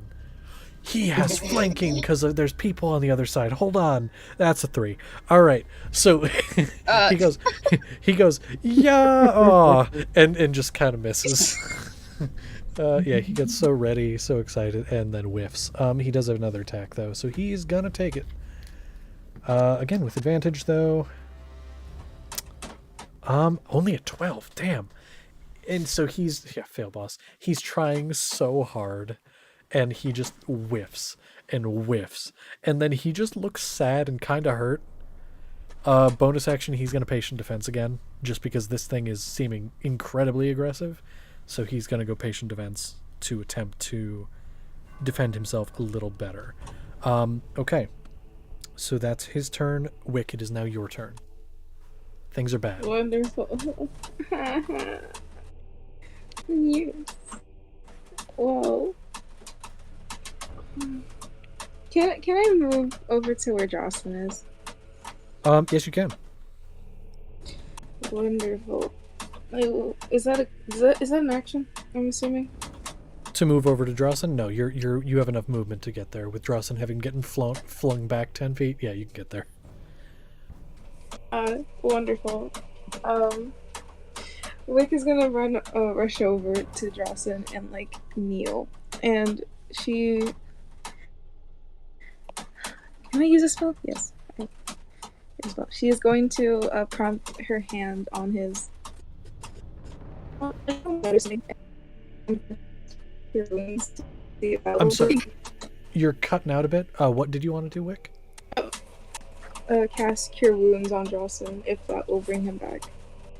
It would. They're unconscious, not dead, so yeah, you can cast Cure Wounds. What level and how much HP does Drossin get? He'll be at level 2. Level 2? Okay. So go ahead and roll the healing. Will do. That is a total of 11 HP Total. back. Okay. And so you go ahead and pump this healing energy in, and Drossin, you shoot up, just like you still have this pain in your chest, and it's really unpleasant. But you're alive. Wick is relieved, and she's like, thank God. Anything else you'd like to do, Wick? Do you want to try the Eldritch Cannon again? Yeah, shoot. Do it. Oh, shoot. We shoot. Let me roll that to hit, please. Yes! Natural 20. Oh! Ooh, okay. Do you want me to roll the D100 or do you? You can really do You 100, touched the 'cause I don't emotional know. support girl. You do not stand for Okay. this. Emotional support go save helps so much. All right, so we got. What is that here? Okay, so we got a 61 on that natural 20. Let's Ooh. see what that is here. Oh, Lord. Oh, okay. Hey! So Wick, Oh my god! how much damage did you get? How much damage? Let me roll the damage real quick because I was too excited I got a natural 20 to roll damage. No, But that is good. 11. That is 11 damage. 11 It damage. Let me has- go ahead oh and my write that down God. real quick. Yes. I read what a 61 does. Yeah. Oh my god. So not Can I only is describe this it? thing looking incredibly hurt, but you Yeah. blow off one of its main support legs, and it can't. Its speed is reduced to 5 feet. Yes! And I'm actually. I'm not going to do that because that might not have bearing on it. I was going to do something with deck saves, but I think that's. We'll leave it at this. I think this is still pretty good. I'm working stuff as we go. Okay, speed. Let me reduce that to 5 on its sheet. There we go. Also, if I forget that for any reason and it moves more than 5 feet, call me out on that shit. So there we go. That's. Do you have some movement left? You have probably like 10 feet. Do you want to move anywhere? I'm gonna stay near Jocelyn just in case. Like, I want to protect this one. I'm worried that he might die. That's Or might be fair. unconscious for a little bit, yeah. That's fair. Okay, Zernus then. It's your turn. Kingsley, you up next. Who's done the most damage to this? But fuck. Honestly, who's done the most? I don't have a breakdown of who's done what, but looking at the kind of jumps in damage here. Also, real quick, Wick, you said you did 11, right? Yeah, 11 damage. Yeah, it's 22 because it was a crit. And we double for crits, yeah. So let me update that real quick.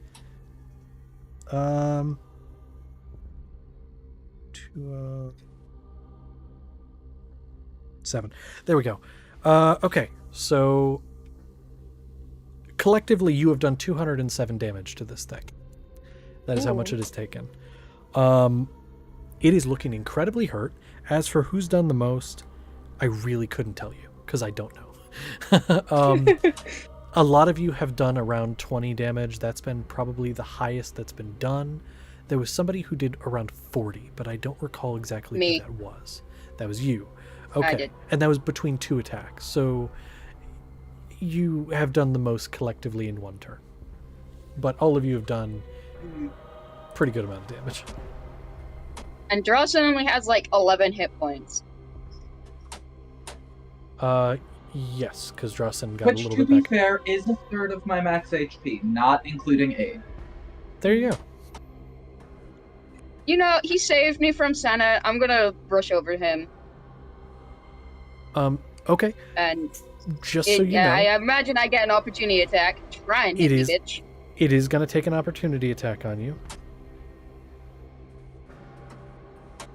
Okay, that is a natural 20. What's your roll? Yep, fucking knew it. Let me roll to see what the effect is. I'm fine. Mostly help, please. Okay. That's an 88. Oh, shit nuggets. As you run, you feel this hit to the side of your temple, and you feel your head spinning. You have disadvantage on any disadvantage on any roll you make for the duration of this encounter. I technically have advantage, so I just have a normal roll for now. Well, I'm just for gonna the like next thing you you hear make, me, you see me get hit, and like I went from a running to just a stumbling, as I just like kind of dropped to my knees beside Rawson, put my hands kind of dazedly on his face, and give him my entire lay on hands pool. That is 25. Okay. I will say, Zernus, in addition, as you take this dazed hit, you do take the damage as well. That is 1 second, please. 7 bludgeoning plus 10 fire. So that becomes like So, 34. Oh, yeah, because that's a crit. Huh. Are you still up after that hit? Because if not, you don't give anything to Drossen. yeah, I'm still up. I'm gonna give my entire land hands Okay. full. But I really don't look good. Zernus is... How much HP do you have? 5. Okay. Zernus is looking rough, dazed, hurt, bloody. There's just blood trickling down from under his helmet. But Drossen, you get the pool, you get that HP. Okay. Yeah, and also, yes, radioactive purple rat baby, there are so many nat 20s tonight. What is happening? Hey, I did my superstition rolls before, and they were all real good. Like, if I wasn't seeing it, I wouldn't believe it. I did if roll somebody pretty told me. low for my dice today. I knew it was gonna be bad. I didn't Yeah. think it would be this bad. Okay, so with that being said, things are bad. It's now over to Kingsley with Galliard on deck. So, yes. Kingsley. Bonus action Hex. Okay. And then I'm attacking this bitch. Do so. And, okay. Let me give you a piece of advice just because of the confusion from earlier. You're currently within 5 feet of it. I would recommend you move 5 feet back. You're still within its range, so no opportunity attack. I was going to do that. Because it's no longer prone, so it would be disadvantage. I was about to ask if it was still prone, because I didn't think it was. So yeah, I'm moving that 10 feet back, so I have no disadvantage, because fuck disadvantage.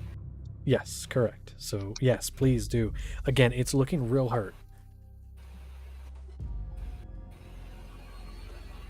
Is that another? I see you pausing. That's another one, isn't it? All right. You want me to roll? You want me to roll the 100 or you? I want to. You want to? Okay. Oh okay. my gosh. I'm hoping it's We something are good. eating it up. Part of me, I'm What hoping number, it's what number, like a what number? 99 or 100. What I do. number, I really number? do.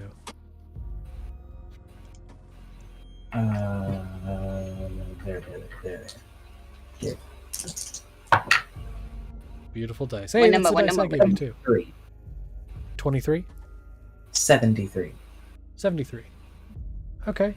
Your vicious attack rips through your target's defenses, causing it to suffer a -5 to its armor class for the duration. Fuck yes. You literally take your lance, and as you stick it into its body, you rip off a huge section of the front skin on its body, exposing, you see some of its organs. Yeah, all right. Damage. Okay. So, 11 piercing and 3 necrotic.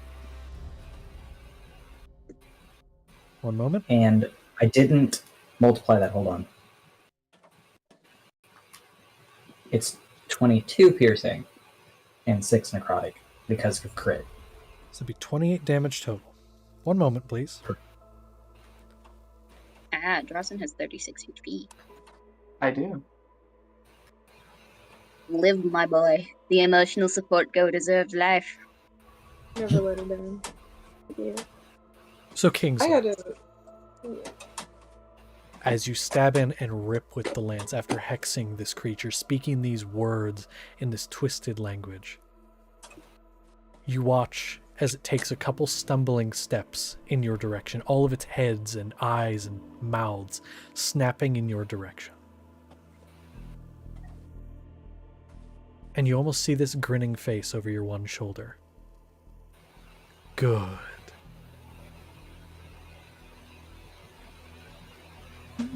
As it falls to the ground at your feet. Dead. If it wasn't a crit, it would not have done it. It would have still had a few HP left, but it was a crit. And that, like, I forgot you hadn't doubled it yet, and I was, like, writing the damage and going, oh, it's still got a little bit of HP left. It can get, like, maybe one more turn. And then you said, oh, yeah, I gotta double it. And I went, oh, it's done. Oh my god, yes, Kingsley! Yes. And so it falls to the ground at your feet. Wow. And Galliard, you kind of peeking up over the barrel to get ready for your whatever you're gonna do. You see Drossen's up, you see all this, and then you see it fall to the ground. You don't see anything behind Kingsley. Anything over his shoulder, you don't see anything. None of you do. But what you all do see and hear is something coming. Ooh. But you don't hear from where. And then after a moment, you see the creature on the ground that was dead start to move. It starts to get up. Kingsley, it starts to reach toward you and clamber in your direction like it's going to grab you. And then the ceiling bursts open above it. And this large mechanical creature, kind of like Victor, who you saw in Kingsport, but larger and more elegant in its design, smashes through the ceiling, and it's one large arm, which Wick, looking at it brief second, it looks like it has many barrels, gun barrels, attached to the one arm, and they're Who built rotating. this? They're rotating like a Gatling gun. And it comes down, this large Gatling fist, down towards the ground and slams into this creature, into its center mass. And the gun doesn't fire, but it uses the twisting, rotating, grinding motion to bore a hole through its body. Ooh. And then uses its one foot to stomp on where its main head mass was. And the creature doesn't move. But this hulking metal creature turns its torso, its bloodied fist, and looks out in your direction as a group, looking around to all of you. And then you hear many, many more footsteps coming up from the crater. Kingsley, you would be the closest and the first to see. About 24 men. They're all wearing the same armor as the elf that you guys had fought. And they're all rushing up in your direction. What do you do? I stand He's in front warning of the Sarah. others immediately. How? What do you do? How do you warn them? Remember that elf? There's more of them. Okay, collectively, you have one turn. What do you do? You have 6 seconds.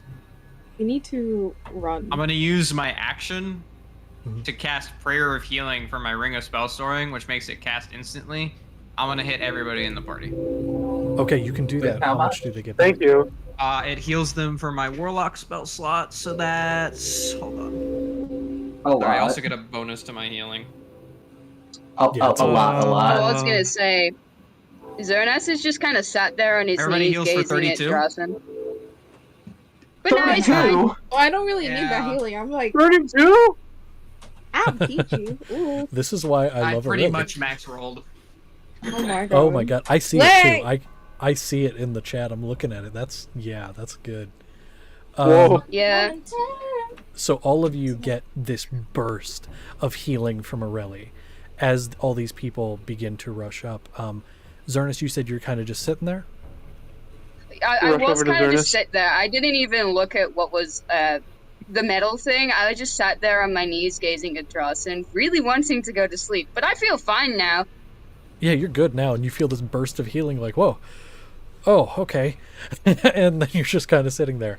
Yeah. I'm up I'm not- and I'm 90% sure I was faster than Aurelie, so I'm standing in front of Zernis. That works. It's gonna just. I want to use my Just look movement at- and then Drossen, just you're okay. Galliard, what were you saying? Sorry? use my movement and then dash over to Zernis and Drossen. Okay. I'm going to say Maldet's going to move in toward the group, but toward the back of the room. Gun just kind of trained in that direction. I think that's in character. Can I use my action to kind of stop, like, pushing everyone to, like, Lord's Maldet? Like, go, go, go, go, go. Okay, you want to start pushing people in that direction toward the door? It's like, why are you running towards me, Galliard? Go!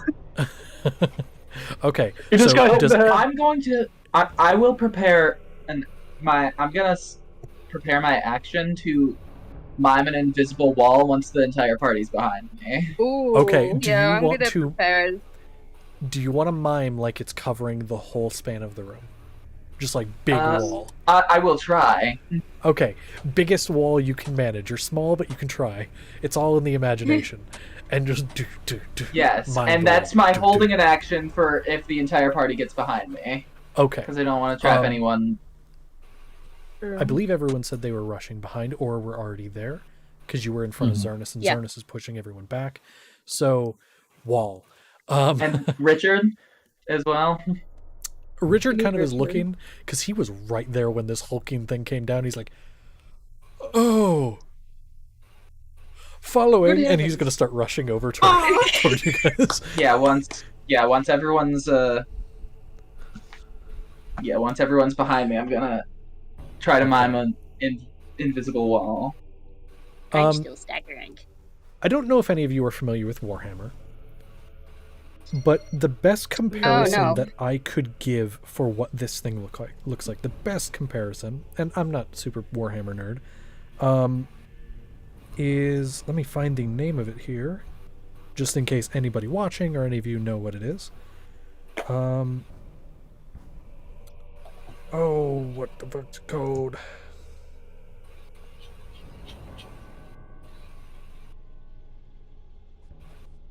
It probably is, Galliard. We're fucked. It's Josh.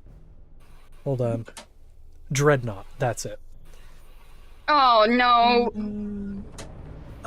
Okay. So it's this big, like, one arm looks like this rotating, which Gatling guns exist. Like, very simplistic Gatling guns exist in this world, like Wild West versions where you gotta crank them. This is like that, but it is its arm. And the other is just this large, it looks like a tube. Whatever that is, who knows? It has various different symbols on it and whatnot.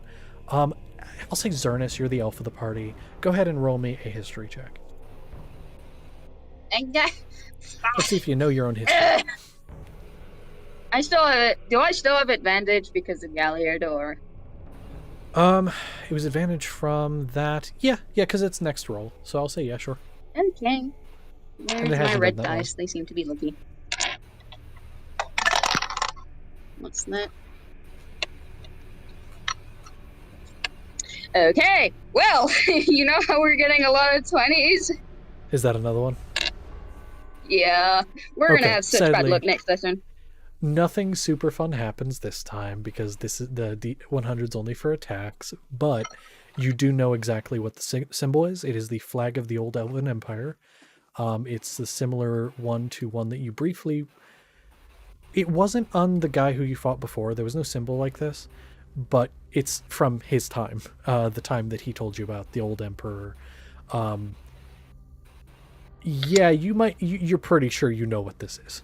However, it looks like it's been repainted at some point. This isn't the same like paint scheme it originally had.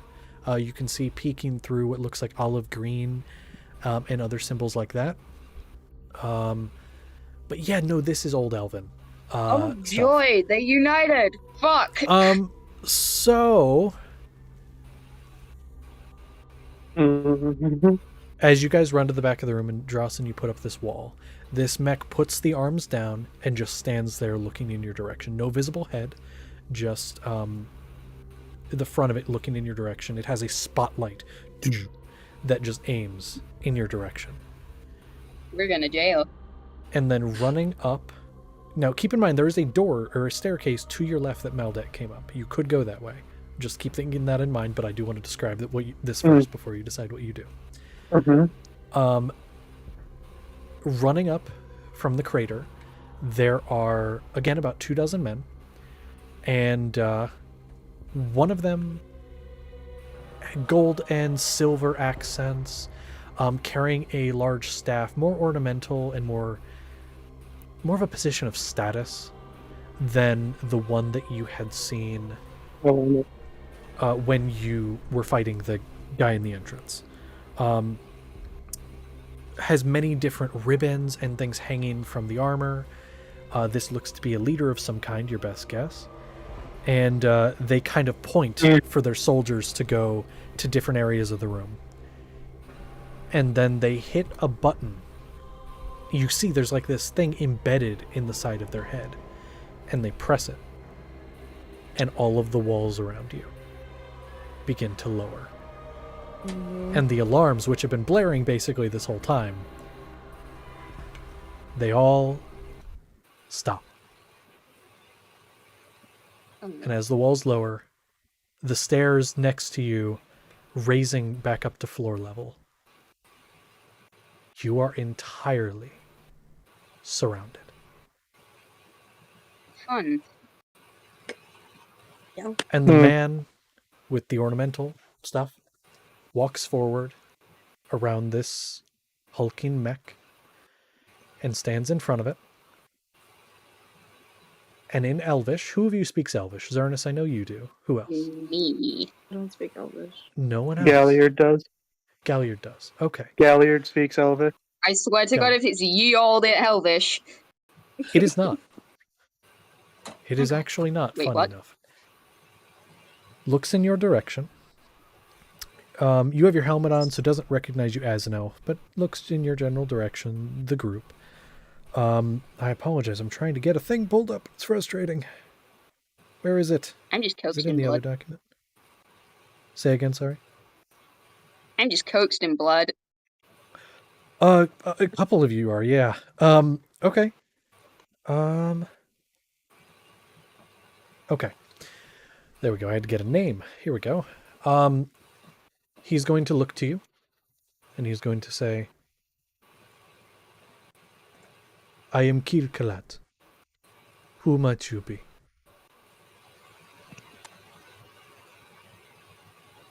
Did he call himself Gilgalad? Kilkalat, with K's. Same thing, but with K's. Kilgalad. Yeah, Kilgalad. Okay,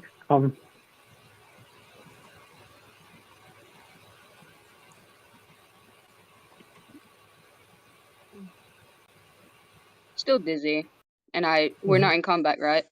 Correct. Your thing from the encounter, the whole, like, disadvantage, that's all done at this point.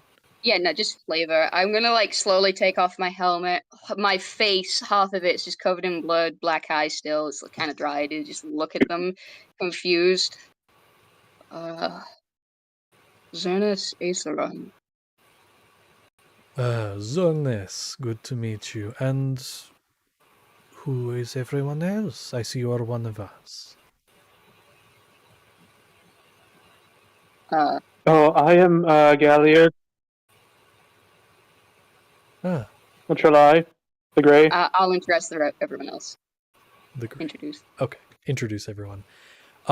Definitely eyeing up Galliard, but doesn't seem to... it's less of a eyeing up for any other reason than he seems to be eyeing your staff, mainly. Just looking kind of like, what is this? He takes a few steps forward and gets to the point where Drossen, your wall, is. And as he takes a step forward, he stops about 5 feet from it, walks up to it, and puts a couple fingers. Just kind of testing. Puts a hand on it. Interesting. This is unfamiliar to me. Whatever. I'm gonna move up to and put like my hand on Drossen, like you're doing a good job in common, and keep it up. And I'll look at the elf. So, what do we have the pleasure to have visitors? You're only now just We're introducing explorers. yourselves. After that, Well, we were just trying to get up here. We weren't even up here yet. We had to get our men in position. And you looked like you were handling yourselves.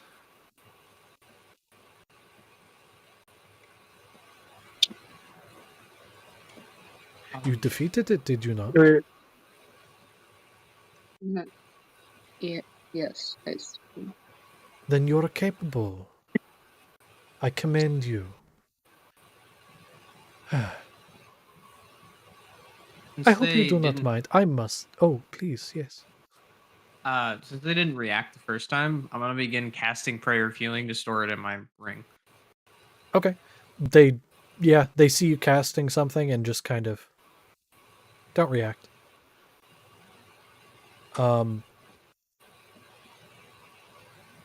So, and he's going to begin speaking in common. So, what is your business here? We are explorers. We're looking for Explorers. something. What are you looking for? Maybe we can assist you in finding it. I don't. And he'll like look to the rest. His head's still hurting a lot. Blake's just Again, speaking common, so at this point all of you can understand. Aureli's still trying to pay attention to the spell he's casting. Will say, library information. Sorry, occupied. Oh, you're Kingsley. okay. I see what you're doing. Kingsley will take a step forward. As he said, like, looking for a library. Oh, well, you're just in the place. There's one right down there as he points back in the crater. Who knows how it got there? Wasn't there when we got here. When did you get here? Oh, it's been... I don't know. Lost track of time.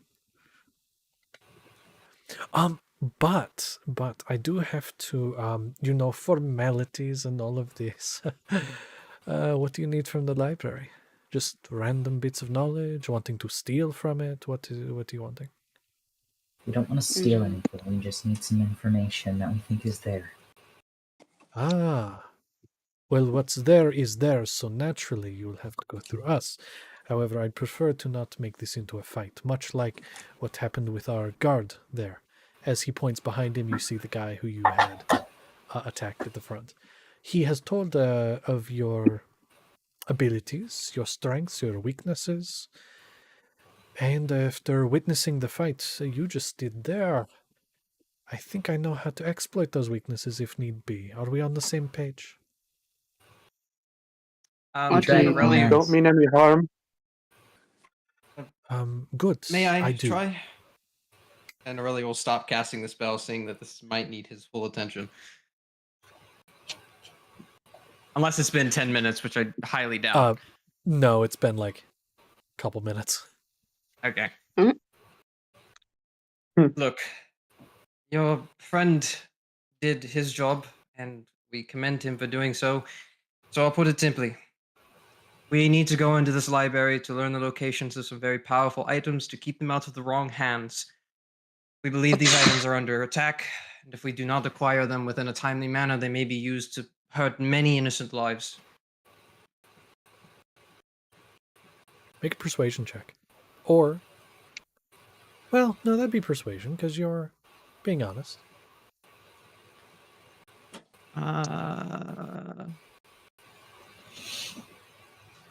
Looking at a 28. Okay. Going to nod. Slow nod. Alright. I will make you a deal. You can all go down if we accompany you. I was sent on the mission here myself from the powers that be, and I have some missions here myself. So, Do you want to tell us them? Considering our comrade decided to blurt everything out. Zernus, I'm sorry, say that again. Does the dude want to tell us his specific reasons why, or because Aureli told him ours? He will look to you after you say that and looks back to the group as a whole. I suppose that would be polite. I can do that. My emperor has sent me here to wake up these lost soldiers. They've been sleeping for a long time. There are some soldiers deeper in. I still have to wake them. We just heard the commotion and came to see what was happening. We also would like to take a look at this library since we found out it was here. Want to get some information.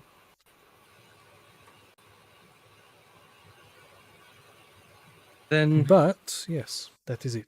I think we can make a mutually beneficial pact.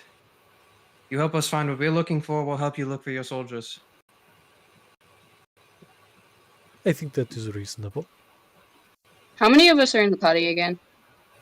8 if you count radioactive purple rat baby, and then there's also Richard. So 9 total, technically. I also I'm just gonna sorry.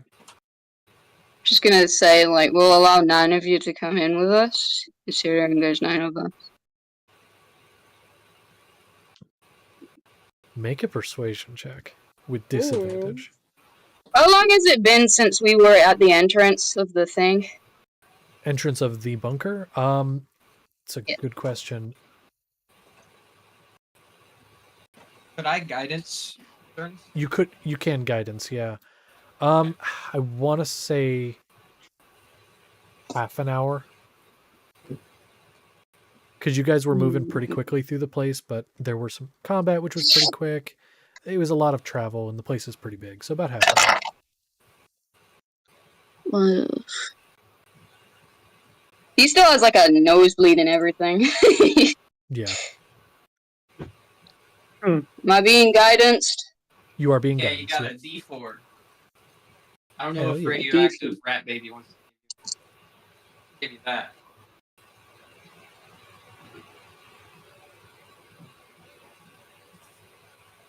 Wants to do what? Bardic inspiration. Sure. Okay. Well, Zernish, you got that too. So go ahead and add the D8 and the Okay, D4. I gotta do math now. Yeah, you do. You got this. Okay. Math. Okay. 15 plus 18, help. A lot. That's 50, yeah, plenty. that's 33? Right now. Yeah. 33. 33. Yeah. Fuck you, persuades you. That's higher than Okay. what I rolled. I'm gonna. Hold on. All I can hear Yeah, is Smooth okay. Operator playing. Literally. I'm like black and blue, bleeding, bloody nose. Just like I get pitied. That's it. I'm not persuasive. And again, you did this with disadvantage, right? Yeah. Okay. I got an 18 on the dice, and Okay. the other one was a 19. Got it. It's one of those things where, like, it is kind of pity, but it's also the fact that at first is very, like, I don't know. Like, the whole reason it was disadvantage is because despite the fact that there are a lot of them, they saw how capable you were taking that thing on by yourselves. And that, yes, it started to move again, but it was barely hanging on. You guys did that. You also beat one of their soldiers, and their soldiers are pretty strong. So he was kind of hesitant, but seeing the state a lot of you are in, especially you, Zernus, fairly certain they could take you if they need to. And so he just hey, can't the dude we fought at the entrance vouch for me? I tried to be nice. True. Do you say that out loud? I'm actually curious. I just like glance at him like, dude, saved your ass. Okay. The big boss man kind of just looks at you and gives a small nod. Kilkalad looks at you and says, I suppose it would be okay if 9 of you, but I will be present. After all, it is my mission, so I have to be present. But I think that is a fair deal. I believe so. Shall we go? Or do you want to finish the spell you are doing? Looking toward the road. That would be great. If needed, I can also use the spell for all of you if we're going to keep this pact on good terms. Has anyone got tissue? My nose won't stop bleeding. Wick pulls out a cloth Gallier from her takes out a bag. handkerchief. Everyone just sticks the fucking handkerchief on his face. He just like sits there. Yeah. Kilkalad polish pulls the one armor. out and No. reaches you. Yeah. It just doesn't stop. Yeah, just kind of keep gushing. Kilkalad is going to reach out and is going to hold out. There's still the wall there, but is going to hold out in front of the wall a healing potion for Zernis. It's just a regular healing potion. I will, hearing that we're on generally good terms, I will let the wall down. And Or just when the tapping wall her drops, Is it's not a the- visual thing, but he kind of takes a step forward, seeing your hands drop, and steps forward and holds the healing potion out to Zernis. For you, as an act of Give, good faith. please. An act of good faith. 2d4 plus Is 2 the- is what you can get. Pardon? What? What's the dice again? It's 2d4 plus 2 for the healing potion. 2d4 plus 2. Give, please. We need. And as you take it, he Is the- says, "Oh, go ahead, Galliard." Is the one elven mage the one that we fought in the beginning? Is he present? He is. He's the one who got pointed out before by Kilkalad. Oh, okay. Yeah, he's just kind of, he's standing there, his arms crossed, the staff kind of in the elbow, and he looks very just like, he doesn't have the staff because you left it by He doesn't have the you staff. left it in the room. Right. So he looks I very took it. peeved. I was going to approach him when possible and just offer out the staff back because. So you go up, and things are on good terms, so Speaking you're in allowed to Sylvan. walk up. And he looks at you, looks at the staff, he's like, "What do you want?" And just speaking in Sylvan, this was yours, and this is part of your whole repertoire, it seems, so it's rightfully yours, so take it. Looks at you incredibly, just like this quizzical, kind of curious look, but takes it gingerly from your hand, and after taking it, the look softens a bit. "You are quite capable. I commend you." As are you. "Thank you. The fireball did not kill anyone, correct?" No. Well, we had, not we. One of us had a brilliant idea to get around it, but it was a good effort, I suppose, if that's okay to say, in attempting to. No, it didn't kill anyone. It's perfectly okay. You are a wizard, correct? Yes, I am a scholar of the arcane. A wizard, yes. Imagine having to read to get your spells, and then is going to walk away. Oh. Oh, he slapped you. But- See what that insult.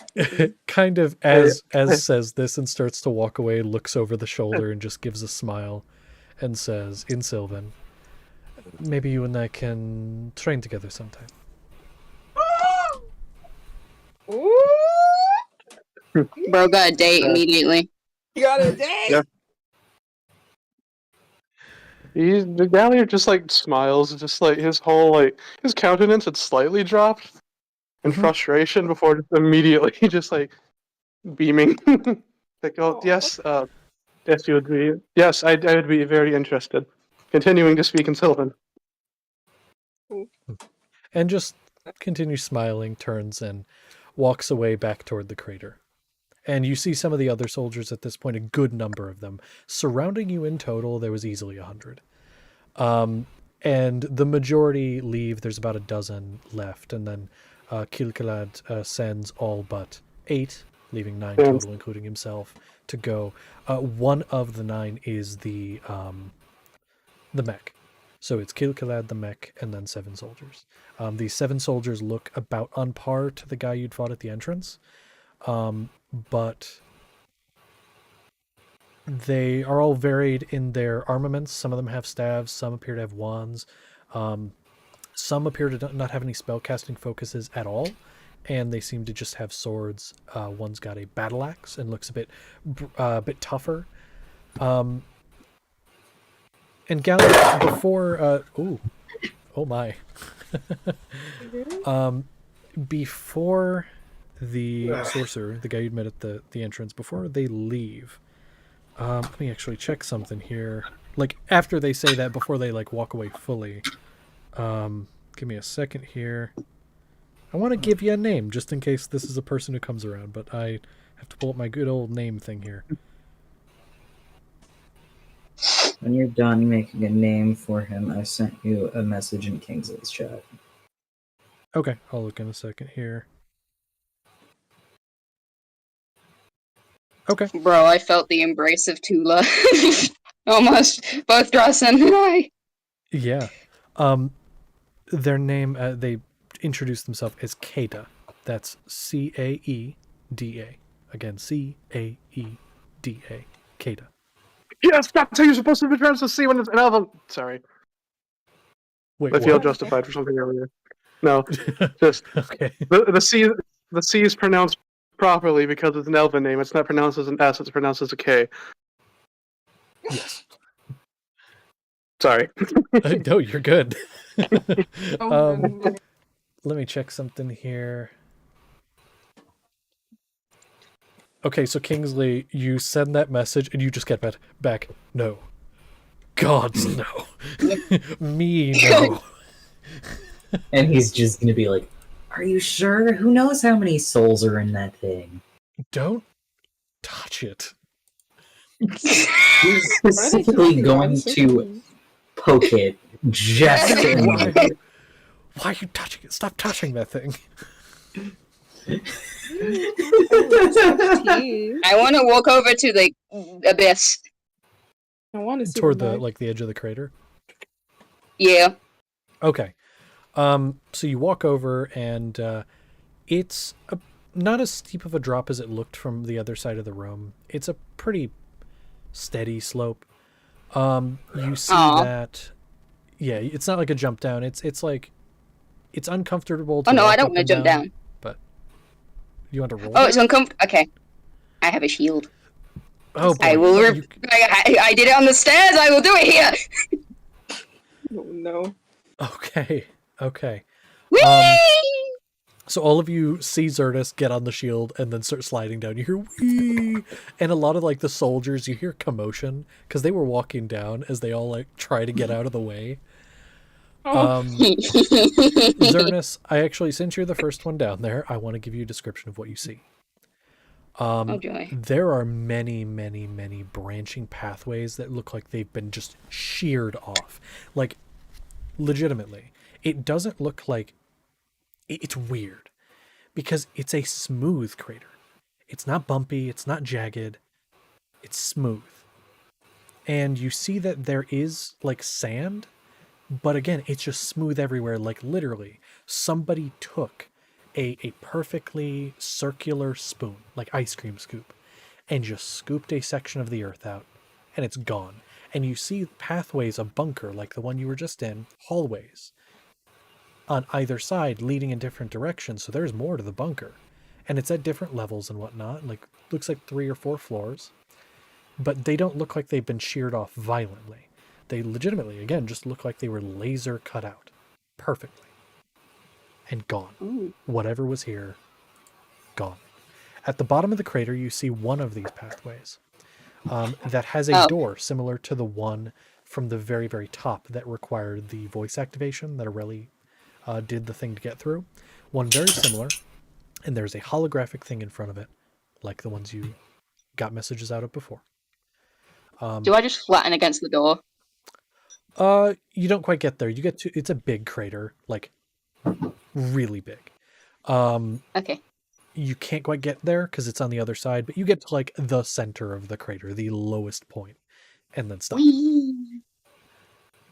Yay! Yeah, like the crater, from your estimation, just a random look, few hundred feet in diameter. Whatever was here. Oh wow, I'm sledding for a while. Yeah. Or sorry, a few 100-foot radius, I'll say.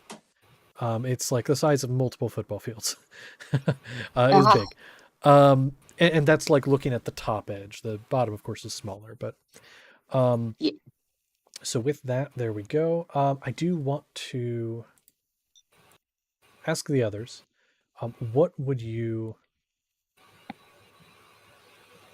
like to do? You see Zernus go down. The guy is sort of getting ready to go. The guy you just met. What would you like to do?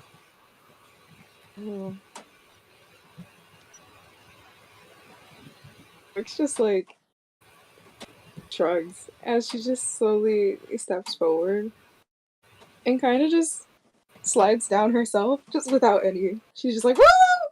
Protection. Nothing Perfect. else. Okay. I activated the start to make your way tism. down. Tism. There you go. Go sledding, literally. So there you go. You start to head down. That works. And what about the rest of you? Whee! Do you just follow down? I follow, but I. You go. You first. You first. No. I'll go. I really wish Okay, Maldet alright. was here because he would just push you down. I'm just gonna walk down. Aureli's What? walking down. Okay. You two are standing there. I like, really you go, wish. You go, and then Aurelie just goes. Kingsley's going to approach. I forgot his name already. Kilcala. The Kid Killer. Yeah, that guy. And he's going to be like, so you mentioned that this wasn't here before. Do you know anything about it? The library, I mean. I know a little bit more than the other people here. I should be more specific. I came from the Elven Empire. The current Elven Empire in the year 1963. I know I should be specific about that. So I am aware of this place and general information, although I've never been. However, the other men here have not. They have been here, and he motions to the bunker, for a long time. So, I do know a bit, yes. What would you like to know? Just, if it hadn't been here, how did it get here? I don't know. They've been asleep, so they don't know. And, I don't know. I'm not trained in history. I know from what was told that it crashed down, but that's all I know. Can I overhear this, or am I too far away? I'm gonna say you went. You'd be too far away at this point. Okay. I do want to send you. Bro, I a was message trying away, not though, to but slip down. Continue, Kingsley.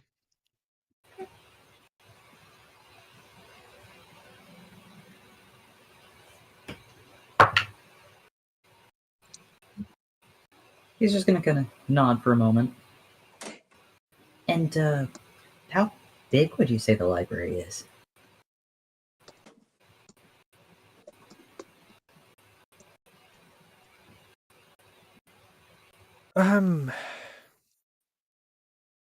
So, okay.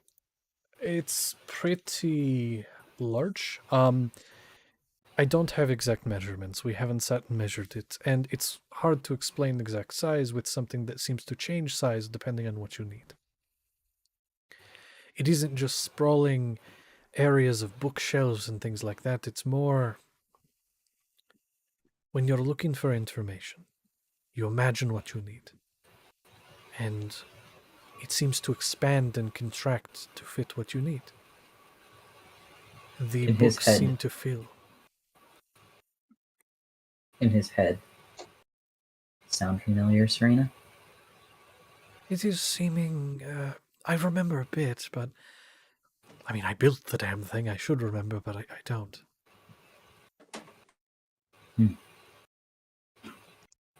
Well, it had to have been magical, right? In some aspect, for it to be capable of holding all that knowledge. And are you still talking to her? Yes. Yeah, I suppose, yes, it would be magical in nature. I mean, and with powers like what we had, what we were given, it's not unreasonable we couldn't do something like that.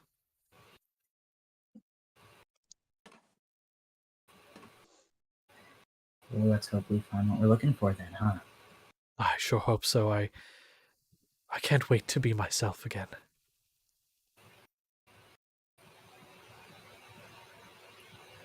He's just kind of like, it's one of those moments, almost deja vu, but like you can't quite remember.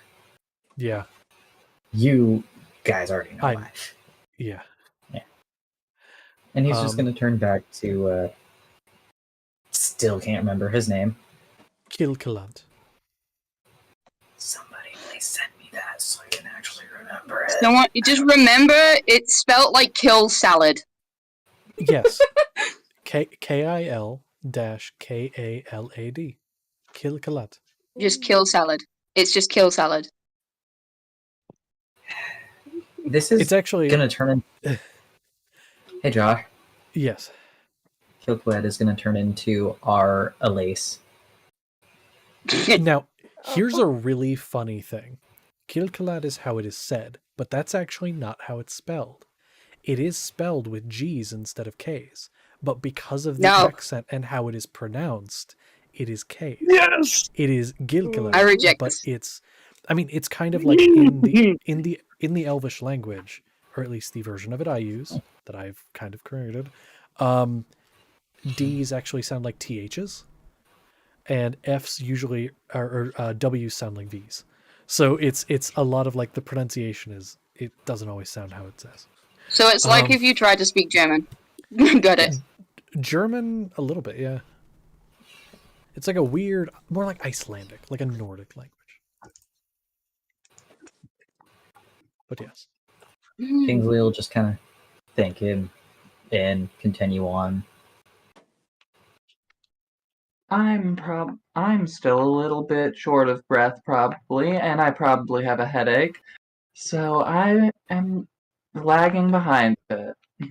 Rib might be a little broken, but it's kind of setting in really fast pace because of Aurelia's healing. And as well as Zernus and the amount of healing you get from Zernus. So like the rib's not entirely broken, but it definitely still sore. But yeah. And then Kingsley Bro, I Sora, got did you like have something else you 60 were gonna something say? healing. Literally. Kingsley, did you have something else you were going to say, though? You look like you did. No. No? He Okay. just thanked the guy and continued walking. Okay. He's going to follow close behind, and you don't really hear his footsteps as much as you hear the giant thud, thud, thud of the hook as it makes its way in your direction. And it's really funny because, like, on one hand, you see Zernus sledding down, you see Wick sliding down, and then as you guys are walking down, you start to hear and you start to see the mech sliding down on its knees down into the center of the thing, just leaving a trail. I like the mech. Aw. Can we adopt the mech? I want the mech. The mech. Pat Mech.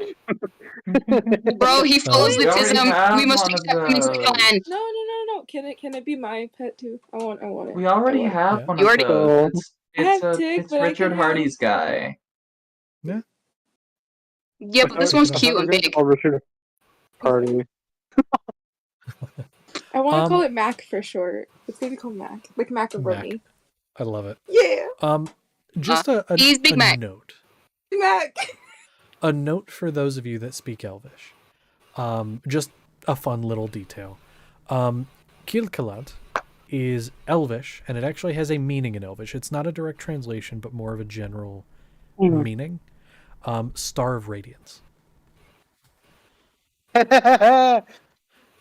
And there seems to be, now getting a better look at this guy, on the back of, he's wearing sort of like a cape, as well, like a half cape, depicting the sun in bright gold colors over black.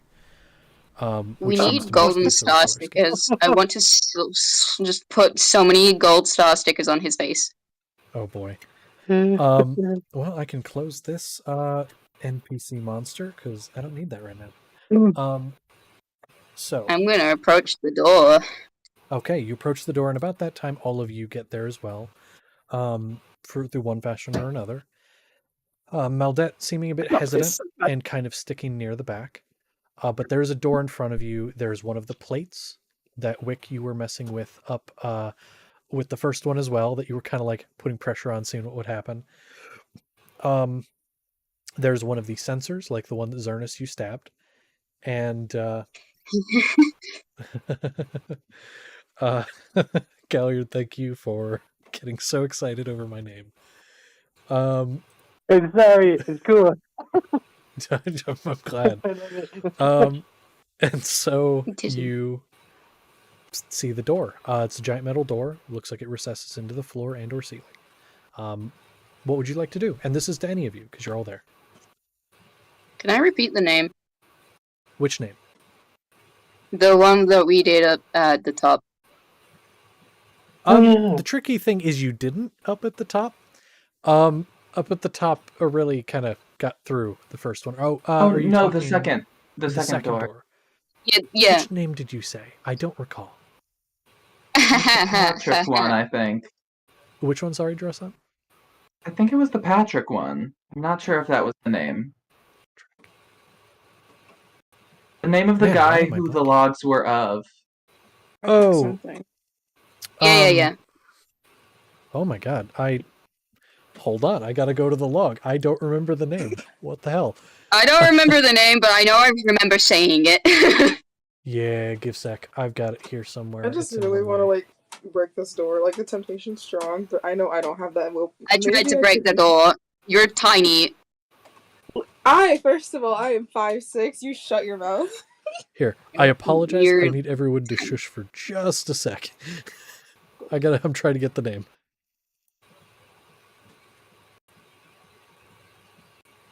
There we go. Okay, got it. I knew it was like in the first few seconds. You would remember it because it's not been that long. Sebastian Coleman. Yeah. So you say the name? Yeah.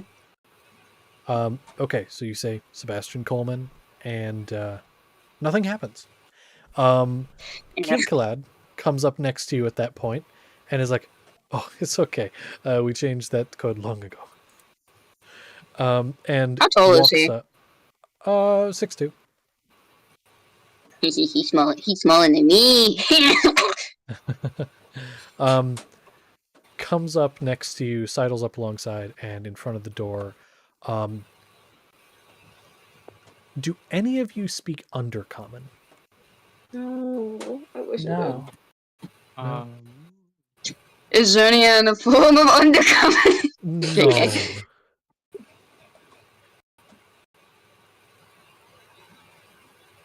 Okay. Nope. No, we all speak civil languages.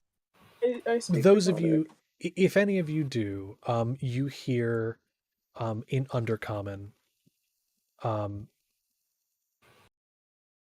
for the Emperor. And as those words are said, the door slides open. The rest of you that don't speak Undercommon, all you hear is this sort of like guttural speech, but don't really know what is said. He's gonna think for a second. Then he's gonna look at Kilkalad. He's gonna say, "Can you ask one of these men that are with you if they know their adversaries set up traps specifically for them? Like, I know this sounds racist, but it was an ethnic war, so I'm thinking that may be a thing." Kind of looks in your direction.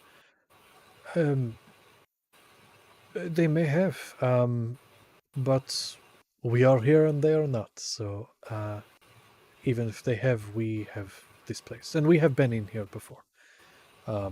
We are aware that there are none. We have cleared out any that there are, but I do appreciate the thought.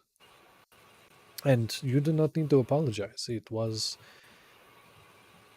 We were conquerors coming in, taking their land, taking their homes, and slaughtering their people.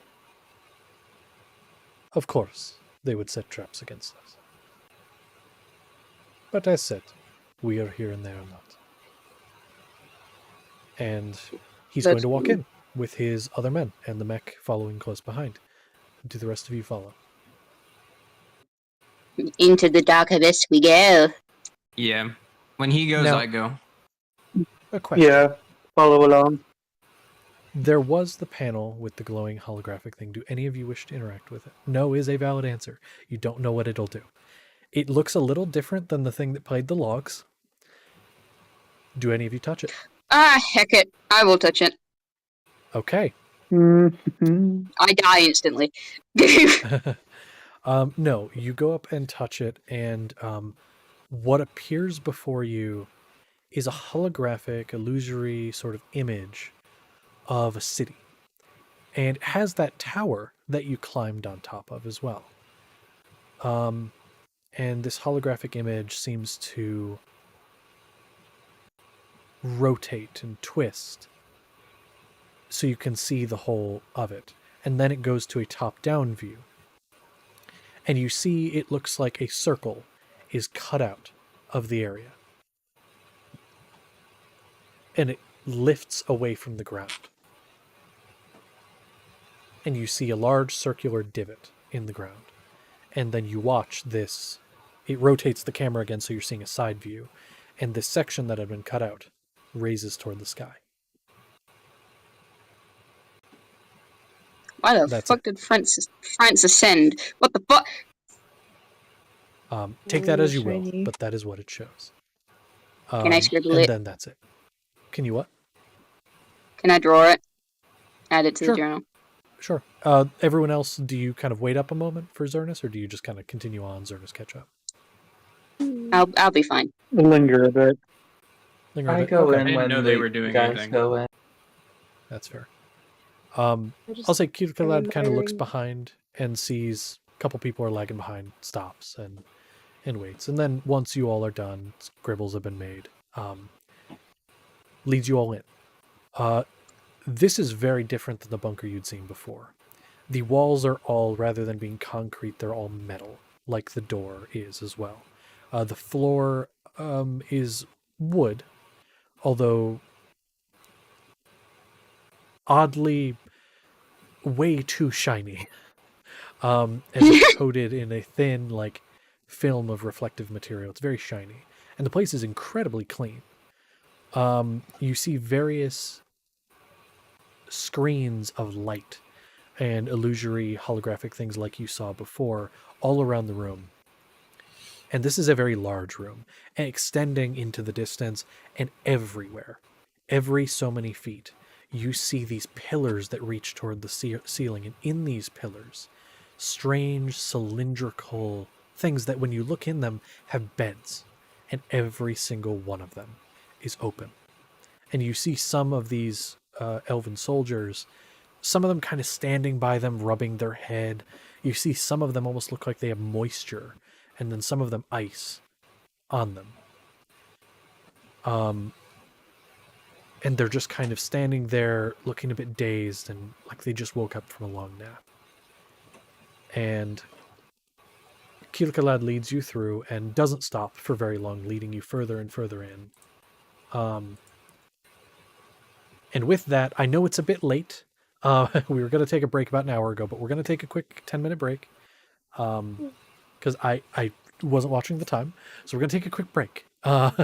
So let's do that as you guys descend further and further in. We'll be back in about 10 minutes. And we are...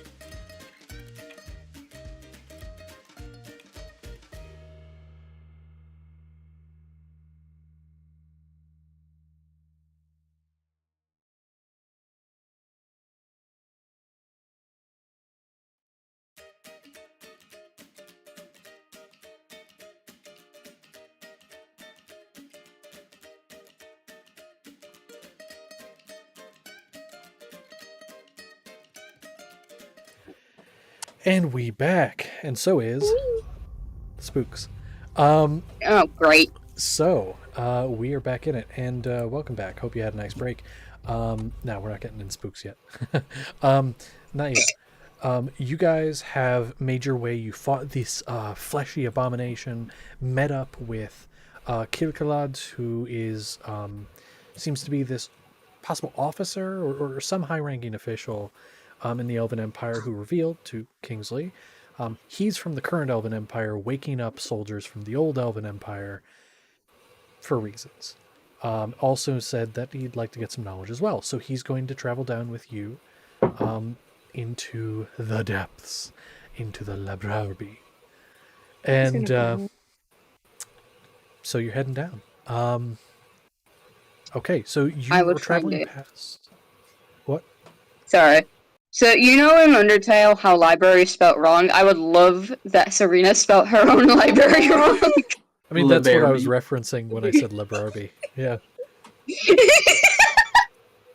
But, so you guys are traveling down, and again, you're passing a lot of these different pods. They look like pods that some of these soldiers seem to be getting out of.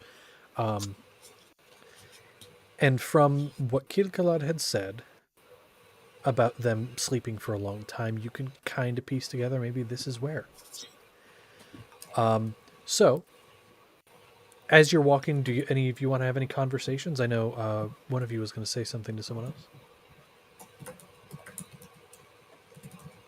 If not, really? Oh, there you go. Are you okay?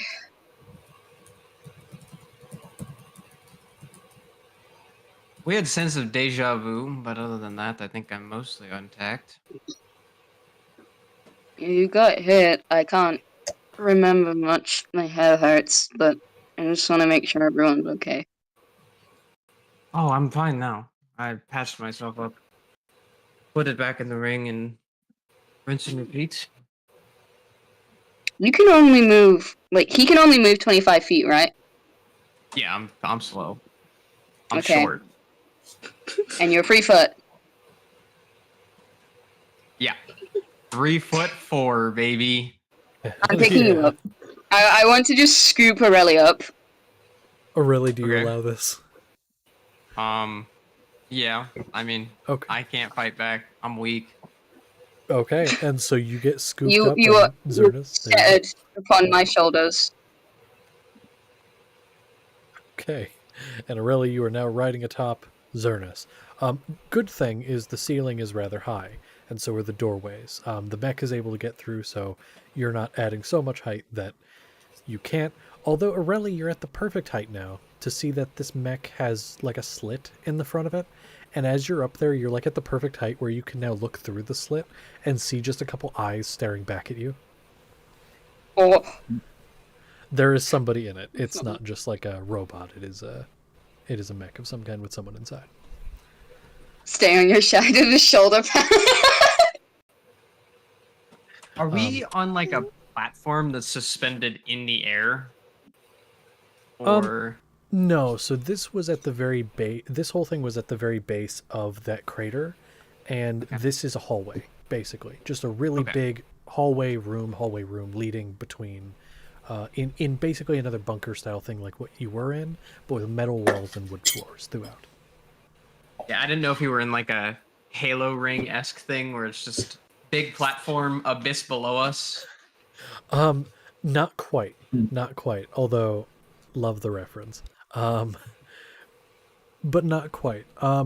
You do at one point as you're walking, and you kind of, from the turns and the curves, you start to find yourself heading towards the direction of the entrance you came in, but obviously not up. You're lower than that. And you walk out onto a large catwalk with sort of, not an abyss, but like a drop below you. And looking over next to you, at first you think it's a wall. But then you see sunlight streaming from above. And you hear somebody yell down, "Hey! You guys okay?" Oh, no. And you look up and you notice that's not a wall next to you. That is the missile that you were told about. And looking down from the top is Joseph Stone, with the shotgun in hand, staring down at you. Hey! My dog. And Sock is there too, Chloe. so is Mundungus. They're all kind of just looking at you, looking down. Sock barks a little bit. Where's my son? My dog. Your son? I have 2 sons. Hit. Do you Put them do in a that? divorce. That's Galliard's son. First of all, Wick is like looks at Zernes and is like, "What's the necklace of?" And she's like, "My motherfucking robotic son." Where is he? Yes, and Tick after a second does come over as well. A note as well, as the yelling happens down, and Sock, I would say through the collar also you hear friend just echoing down the hole. As that happens, the mech immediately turns, guns upward. No! Good friends. Put those down, please. Slowly turns back into position, looking toward you, looking toward Kilkalad. And Kilkalad just kind of looks up, nods. Please do not shoot my dog. That is your friends. I did not know there were more of you. Aww. There are 2 of which that can fly down here, and I'm envious. Give my dog wings. No, don't kill him. No. They could bring him down if you're gonna be so inclined to. Yes. You had Honestly- said they've been here for a while, right? Correct. They've been here for I don't know how long. He's just going to nod, and because he still has the wings, because they last an hour, he's going to fly up to Joseph. Okay. And you fly up, Joseph's like, whoa, okay, didn't know you could do that. Hi. Where'd you 2 go? things. Would you like to know, I'd love or to would know. you like to see? He kind of looks down the hole. I can't do what you... Are you going to carry me? I can. Here's Socks barking, like, me. He's Go. just kinda like, fine. And you hear Sock as well, like... He's like doing a little boogie. Okay. A thing for flavor, if you guys are okay with it, for Sock, is Tick, because Tick can hover, can do a little bit of flying, can kind of glide down, and Mundungus can fly. And while they both individually wouldn't be strong enough to carry Sock, together... Oh my god.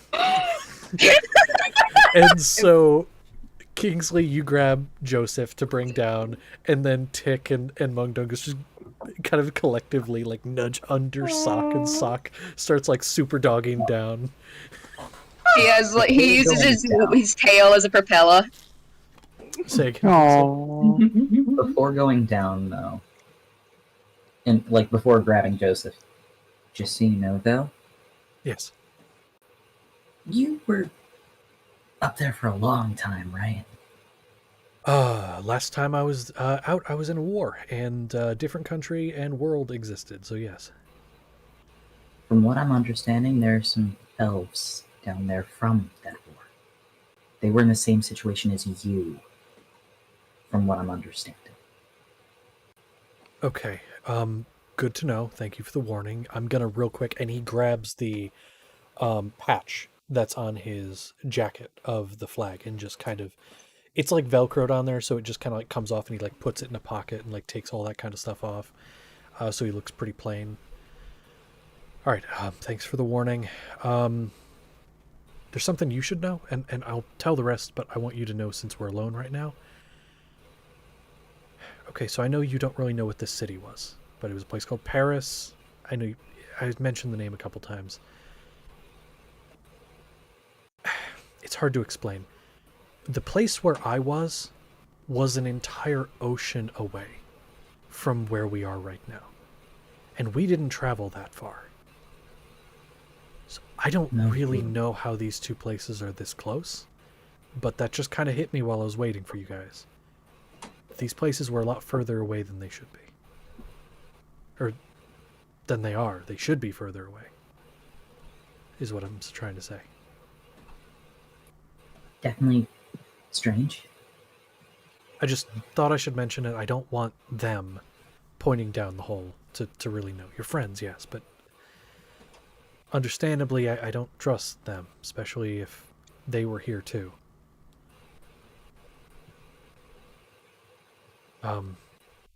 Okay, yeah, let's go though. Thank you for letting me know.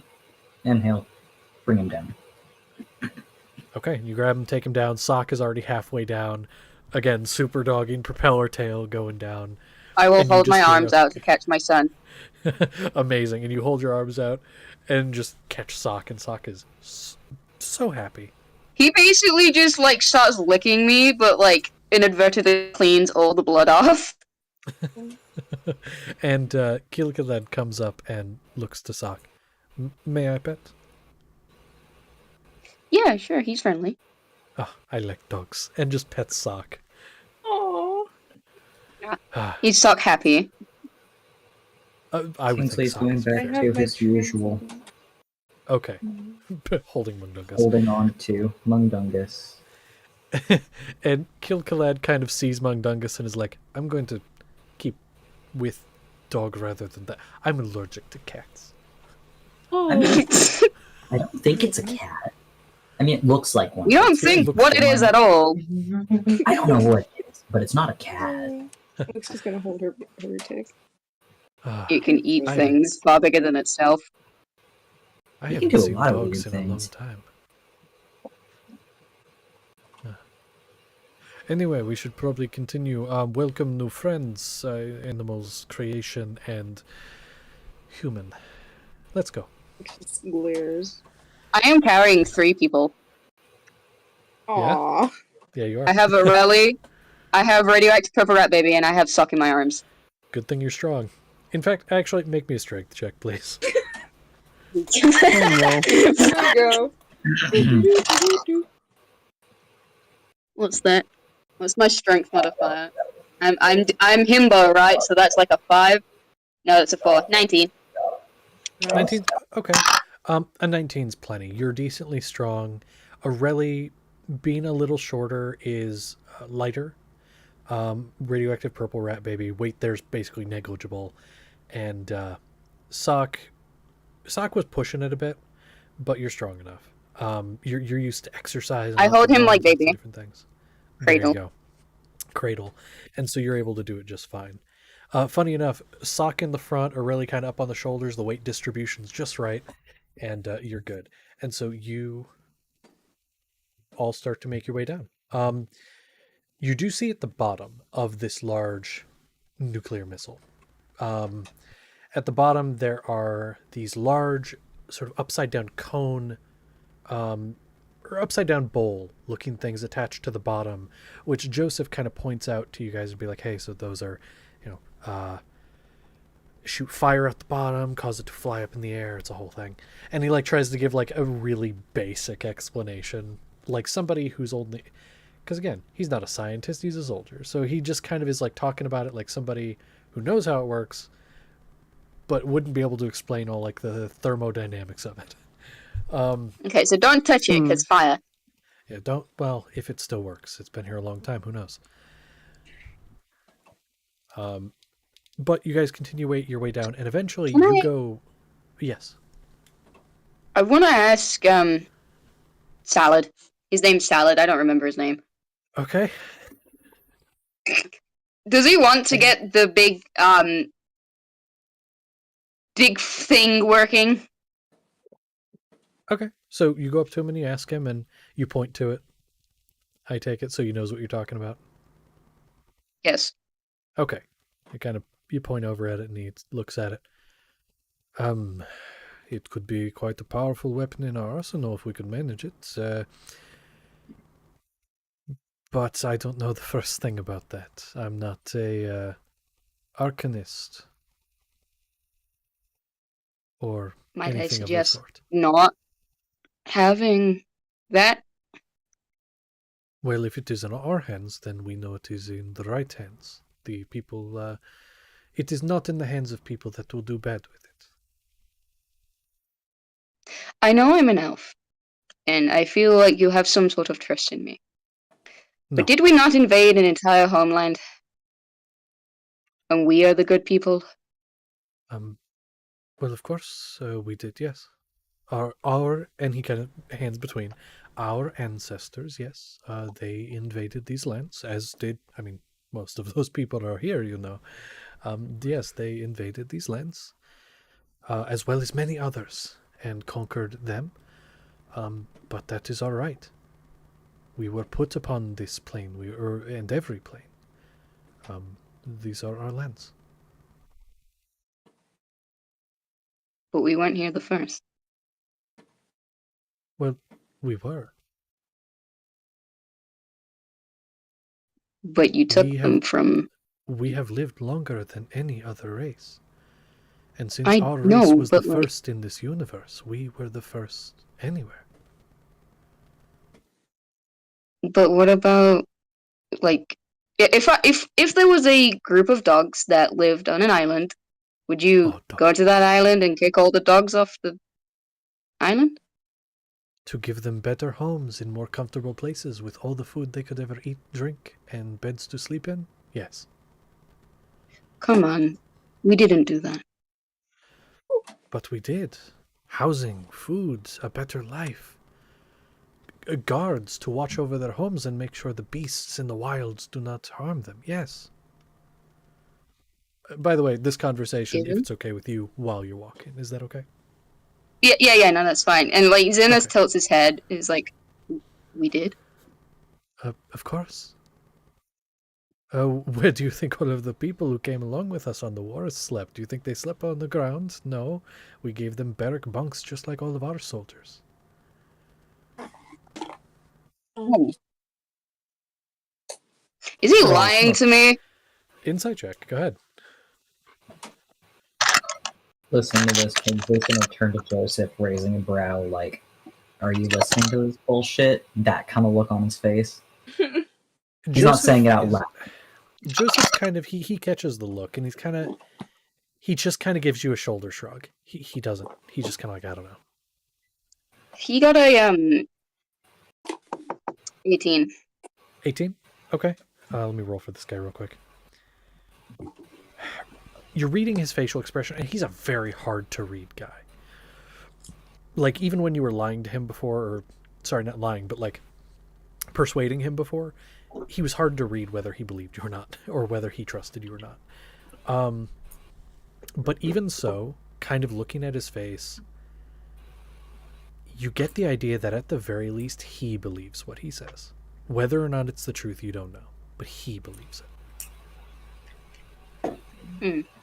And with that, he kind of like shrugs his shoulders. He's like, you know, I mean, don't get me wrong, the barracks are not always that comfortable, but I slept in them, they slept in them, we all slept I slept in them too. So you understand how shitty they are. Well, yeah, I guess just I didn't take history as my strong suit, so I guess I didn't know all that. I mean, not I was just told all the rumors from, and then he glances over to like the rest of the party. They kind of have a bad image. I know. When our ancestors came in, of course people are going to fight back, and naturally they say bad things about us. But then time goes on, people improve, things get better, and not always images do. But that is okay. We try to do better. But I think this, to answer your question, yes, I believe that should be in the hands of the Elven Empire, as we will be the ones to do best with it. We are going to take proper care of the dangerous weapons from past. Do you know what it does? Vaguely. Not entirely, but I know the general idea of it being like a large fireball. Yeah, kind of. Like a big boom. A very big boom, yes. I'm vaguely familiar. Do I recognize him at all? Would I have known him? Or his name at least? Go ahead and roll a history check. God damn it. Ow. 15. I'd say that's enough to know that Kirkalad is a very high up man in the Elven military. He's a military commander. He has won many battles, And from a little bit, because you guys did a little bit of looking into the war that happened when you were gone. You didn't do a lot of looking, but enough to know this guy's name. He has been in power as a military commander for a while, but especially in this last war that happened while you guys were, time jumping, he was probably the one who won the most battles. Or that led the wins for the most battles. Because if you recall, the only reason that the last war ended was because the elves surrendered because of the assassination attempt on their monarchs, on their empress and emperor.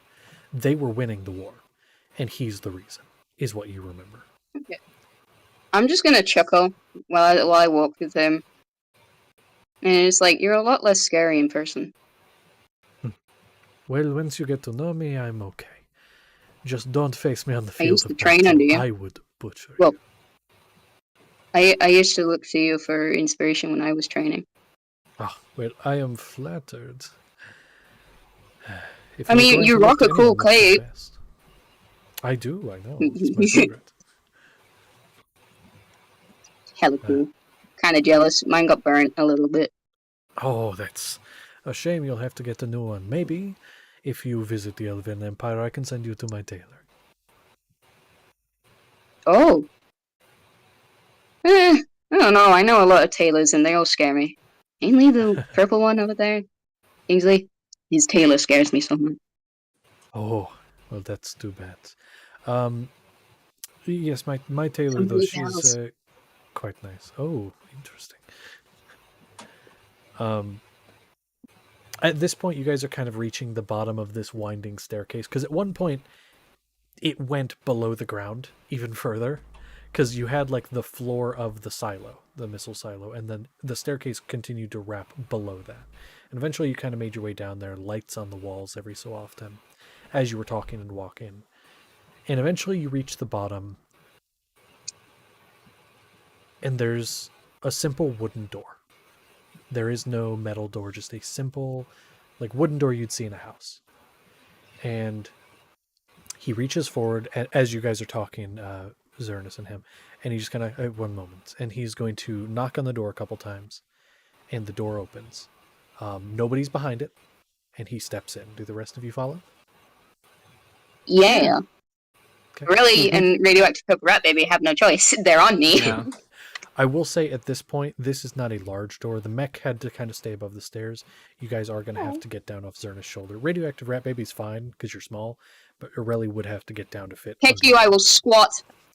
Okay, you squat under and you just kind of crab walk through the door. Aw. Presses C. Never- He's got little legs. I feel bad. He has to run everywhere. True. I'm used to it.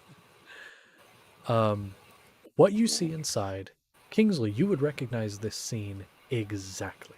Every detail the same. There's a fireplace across the room. There's a desk, 2 chairs, a bookcase, and torches on the walls. Kingsley, this is the view of the inside of the cabin from your dreams when you speak to Serena. And you hear in your head, she goes, "Oh my God." And the rest of you, you've never seen this before, this view, but it is exactly as I described. Hey, Josh. Yes. I don't think she should say, oh my God. I feel like she should say, oh my me. Fair. Oh me, oh my. Oh me, oh my.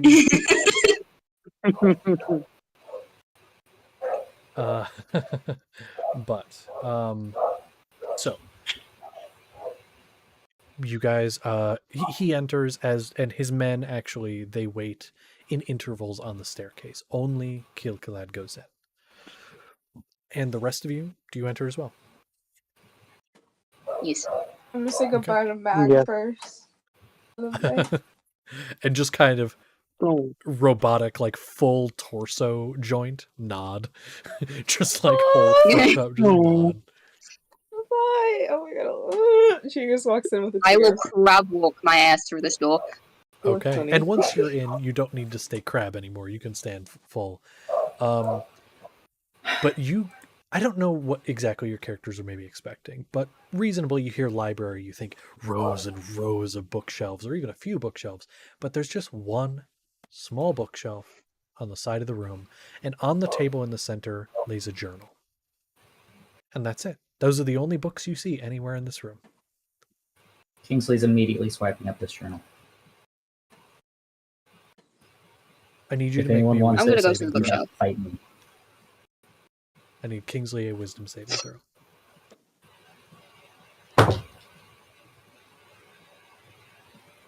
I will hop down. Okay.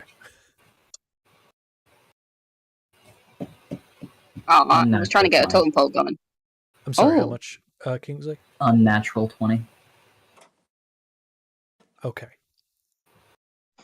That is a failure. Oof. You are Can going to take... Oh, go ahead. I'm gonna run up as it looks like something's about to happen to Kingsley. I'm gonna put my hand on them and cast resistance. Maybe D4 will help. Okay, and it's towards the saving throw. It's like a D4. Yeah, plus it's the saving before, throw. after, but before you tell me the result. I want to, or not before the result, before the thing finishes. Okay, So I want to see if I that's can fine. lessen Then the effects. go ahead and roll the D4. This might change things. And then just tell me the total. Oh, there it goes. Oh no! Oh no! You dropped it. Forever in the abyss. I'll use a different boy. D4, okay. Yeah. Don't drop this one. Don't drop that D4. I might. It is 24 total. Okay. A 24 does still fail. The DC is 25. Say it Jesus. try. It was one off. Yeah, I was letting the resistance go, but yeah, it was a 25 you had to get. It's a high DC, but this is a lot. You grab the journal, and the moment you touch it, it feels like your mind is being torn apart. You're going to take 23 psychic damage. Oh. Are you still up? I don't know how much HP you have right now. You should. assume I you healed know. you for 32. Oh yeah, you're Yeah. fine then. Yeah. So you feel this flood of information, this flood of voices of different sorts. For the briefest of moments, you understand not just history, but the arcane. You understand everything there is to know about the universe, the different planets, the people on it, the nature of the very gods and beings themselves, and the ones that predated those. You know everything there is to know about everything. And then as this pain throbs in your head, all of this knowledge is jettisoned out, and you hear a scream from within your own mind. And it's quiet. That happens, the scream, Oh. and it's quiet. He'd sit there for a second. Are you all right, Serena? Nothing.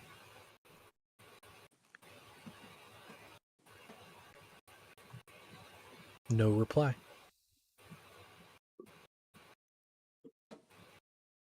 Well, But you do hear I'm a voice. going. Oh, Oh. what would you like to do? Oh, I was going to go over to the taller bookshelf, and the way he said, I'm going to try to think of like things to help Kingsley with his soul junk. Okay. We'll get to that in a second. Soul then. junk, Got eh? it. Kingsley, there was no voice of Serena, and a moment passes and you're starting to panic a bit. And then you hear a voice in your mind. Who's this? Oh. Who are you? Who are you? I'm asking the questions. What's your name? He's going to walk over to the chair he would usually sit in his Okay. mind. Sit there. Kingsley. Your body immediately locks up and you can't move. You are stuck in the chair. Oh, fine. Nobody else sees anything. You just cannot move your body after that. No, you're not like locked in place. You just can't move. You can move your head, but you can't speak, and you can't move your body. Let's talk, you and me.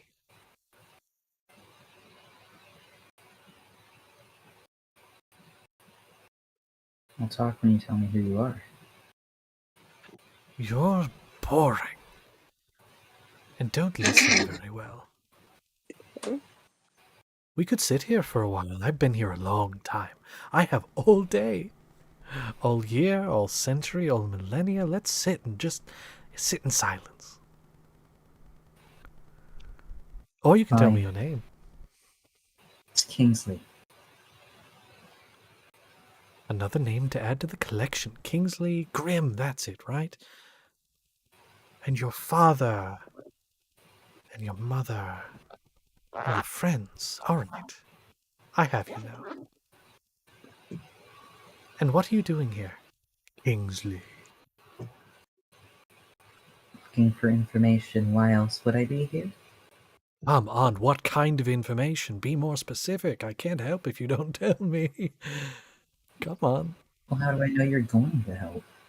Why would I just tell you what I need if I can't trust you? Because otherwise, how am I supposed to know if I can help you if you don't tell me what you're looking for? And as far as trust goes, you can't. But why should you? Why can you trust anyone? Everyone can betray you at any moment, even those you count as close to you as you can. Anyone can betray you. So why not trust someone who hasn't shown any ill will yet? I could. And as far as this whole lockup thing, that's just your soul adjusting. Adjusting to... Correct. What? Oh, to me. I had to step her out to the side for a little bit. Just for a few seconds while we talk. And I know you're probably upset. So is she. But we're chatting over there. join me and in. her. It's so funny. Yeah, me and her are talking too. It's just, right now. Just you and me.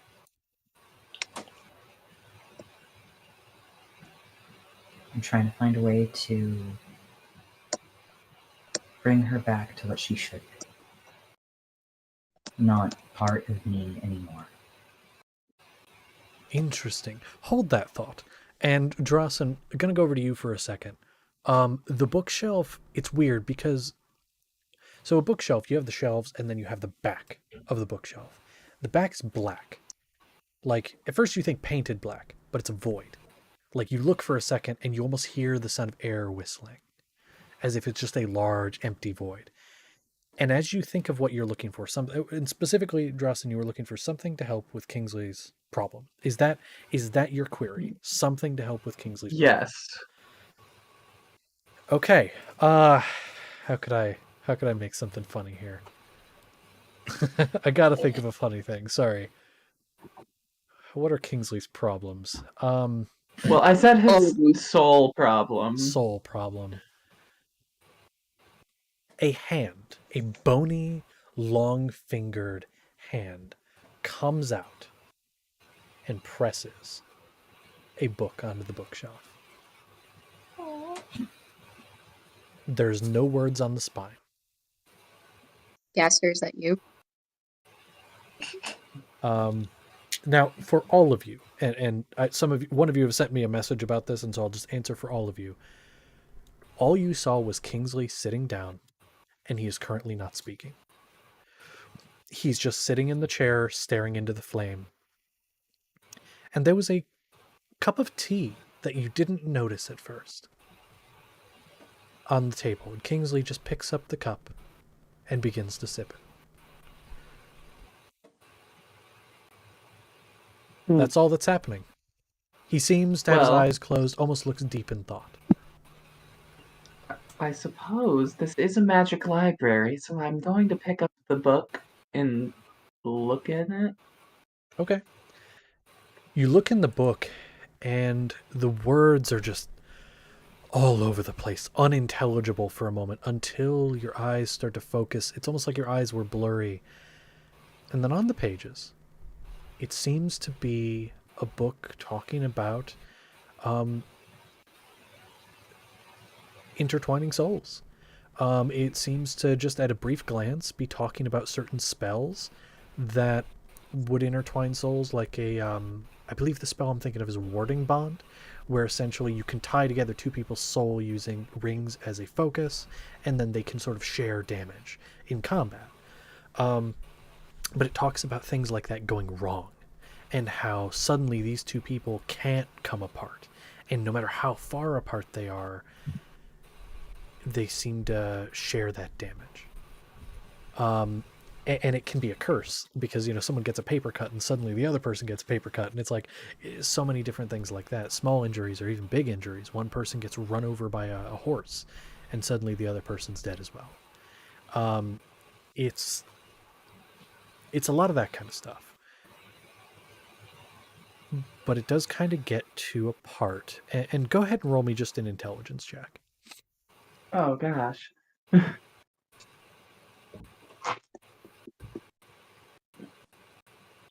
Alright.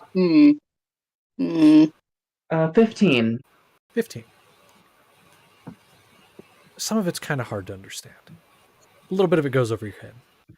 But what you get is that, and that generally when there are most cases of souls intertwining, they can't come apart. The soul, it's not even something like a intensive surgery can get out. You can't do surgery on a soul. There are attempts at using magic to pull souls apart, but usually it ends up destroying one or the other. When looking for help to fix the soul junk, and the book knows what you're looking for, it doesn't give you anything. All you're finding is the same thing saying it can't be done.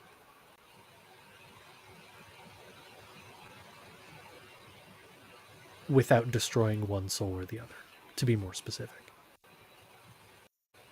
Can be done, but one or the other, or both, will die in the process.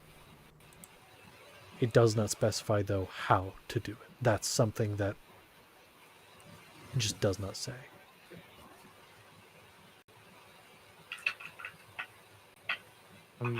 Aureli will approach the shelf, thinking his own thing that he needs the solution to, and will comment while Drawson is reading this book.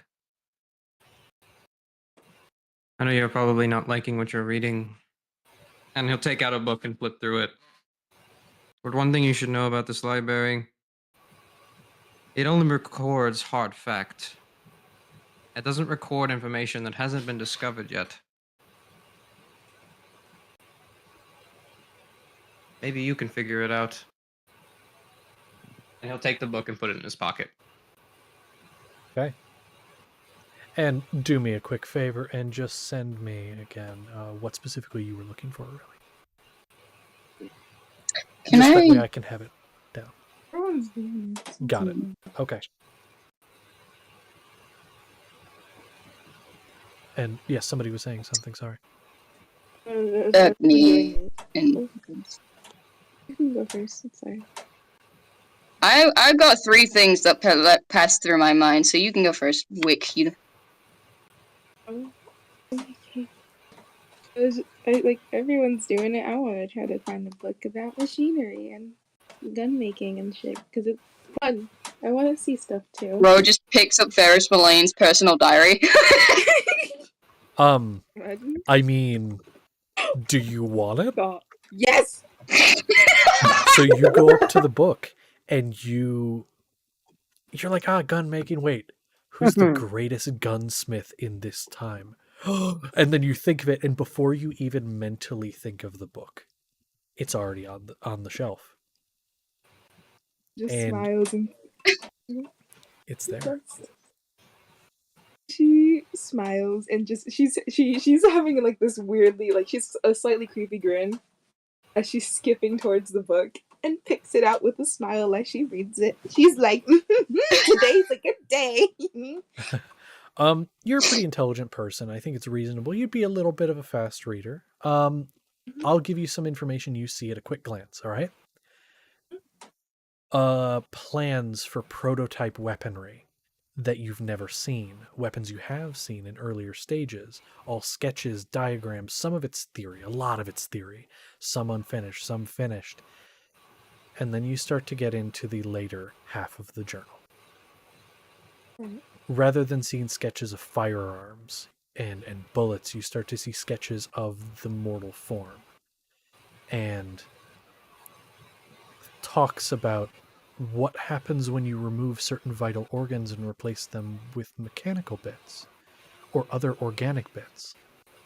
What happens if you start to mix the essence of different creatures with those of mortals and give them abilities they normally wouldn't have? It goes very quickly. The first half, the earlier years of his life, they're all dated, and they seem to be the earlier years of his life. Gun making, bombs, explosives, the fun stuff. Ducks. The later half of the book goes very quickly into biological engineering and biological warfare. But you have his journal in its entirety, and as you look at the last page, which is blank, you see it start to write, as if he's writing in it as you look. The book is being updated as you look. Wick like I feel as if Wick's expression contorts into like one of like excitement to one of curiosity and then one to dread.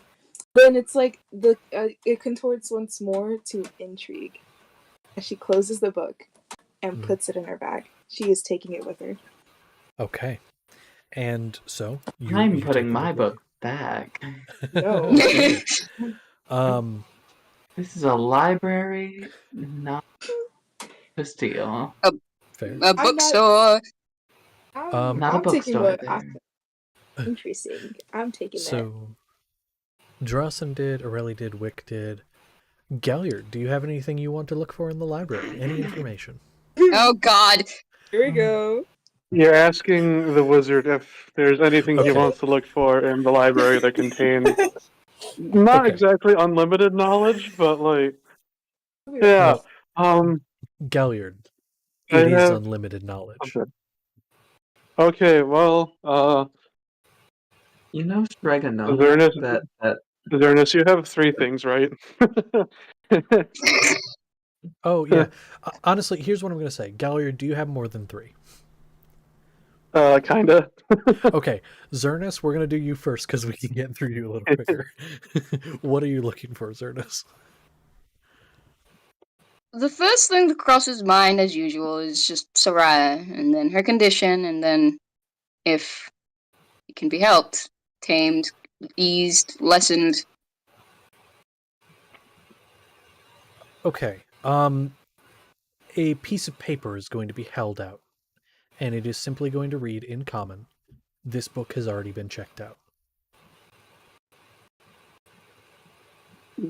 Where can I find this book? The paper is going to drop onto the floor, and you kind of trace it with your eyes, and you blink, and the paper's gone. But looking back up to the hand, a finger is pointing toward Wick, implying that Wick has the book.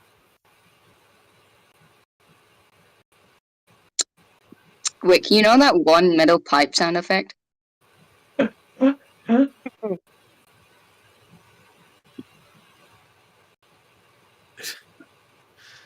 Wick. Might have gotten up. Might be away right now. Wick! We'll get to that Okay. in a second. What are the other ones you were looking for? We'll get to that in a second. One to, you know, his issue. Both Kingsley and him seem to be playing Pokemon Go in their minds. He wants to good kind of talk. not collect more Okay. and get rid Then- of things. A few books are actually put on the shelf. One of them is on psychology. One of them is on psychology and therapy. Oh, Because that is a very vague thing, and you don't entirely know the nature of these things, and so the library is responding to what you are wanting to find. One of them is on psychology and therapy for people with trauma. One of the books is on the banishing and summoning of lesser demons. It's nothing like a spell, but it's more so like summoning or dispelling demons for dummies. um, God damn it. it's a very basic book, but it is something that just at a glance might contain some information if that's what these entities are. The third thing that you find is,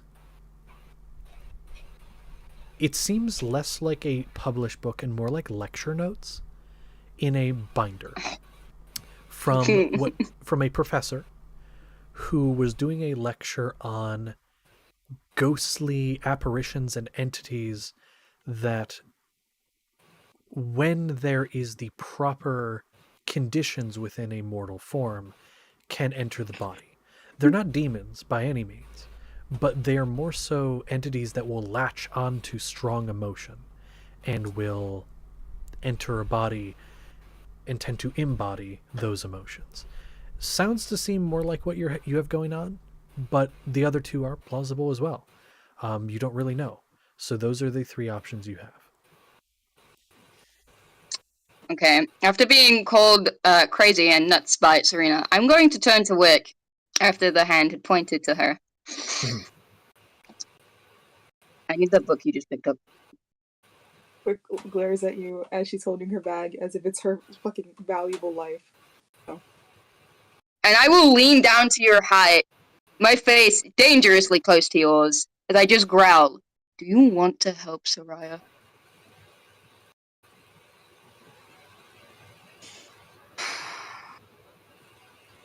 $50 gold.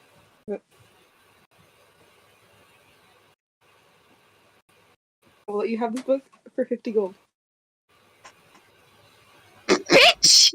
Wick and Zernus, as you stand there and discuss this, you see Kingsley stand up from the chair, cup in hand, tea saucer on the other, stands and looks to you. Guys, I mean, you can always take it with us. It's all right. You can share it. I don't want to share with this fucking panda. Wait, what? And Zonas is gonna stand up, puff out, and then the passing thought. The book Siren mentioned. As he turns to the bookshelf. Okay. DM here. Which book are you referencing? Because there's a lot of books on the list. The antithesis to the other book that Galliard has that would summon someone to come collect it from me that would banish all gods to die, basically. Ooh. I'm being dramatic, but like that book. Okay. You request this book. I mumble it. Or if I don't have to mumble, I will use my brain. My brain. No, you don't need to. I mean, Wick did not speak to grab the one book, so you wouldn't necessarily need to, but you can. And doing so, what am I trying to say here? It comes out with a piece of paper and says this book has already been checked out. Again, where can I find this book? No finger points this time, simply drops the page and retreats back into the darkness. Can I stick my head in the darkness like, hey, wait, no, come back! You go to stick your head in, the shelves are too close together. You can't fit your head in. Can I put my arm through? Like, get back here, you bony bitch! It is ice cold past the back of the thing. Not enough to cause damage, but it is like you stuck your arm in snow. It's freezing. He just sighs and pulls his arm out, rubs his face.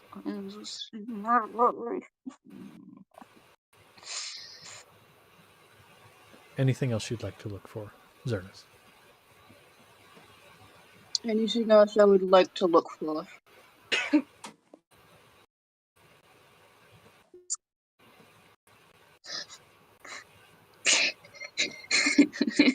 Do I wanna? Yeah, I do. Yes. Does Soraya have a journal or a diary, just like her father? You request this, and a page is set down that says, "This work does not exist." Soraya, you stingy love of my life.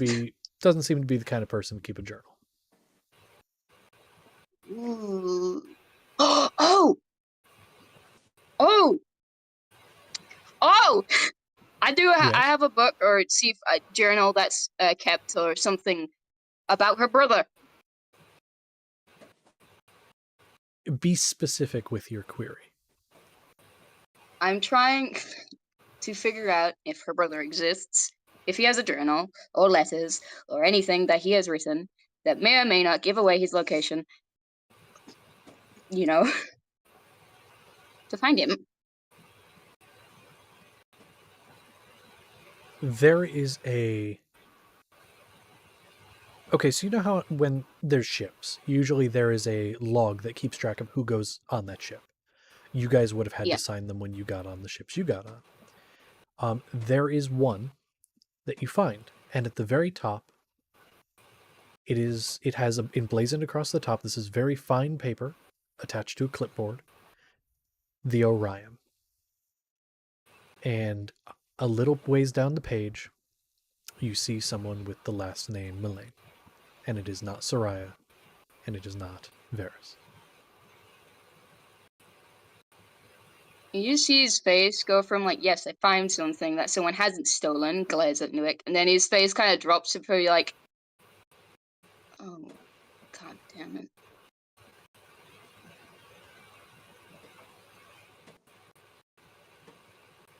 And he'll hand back the clipboard and such, and then go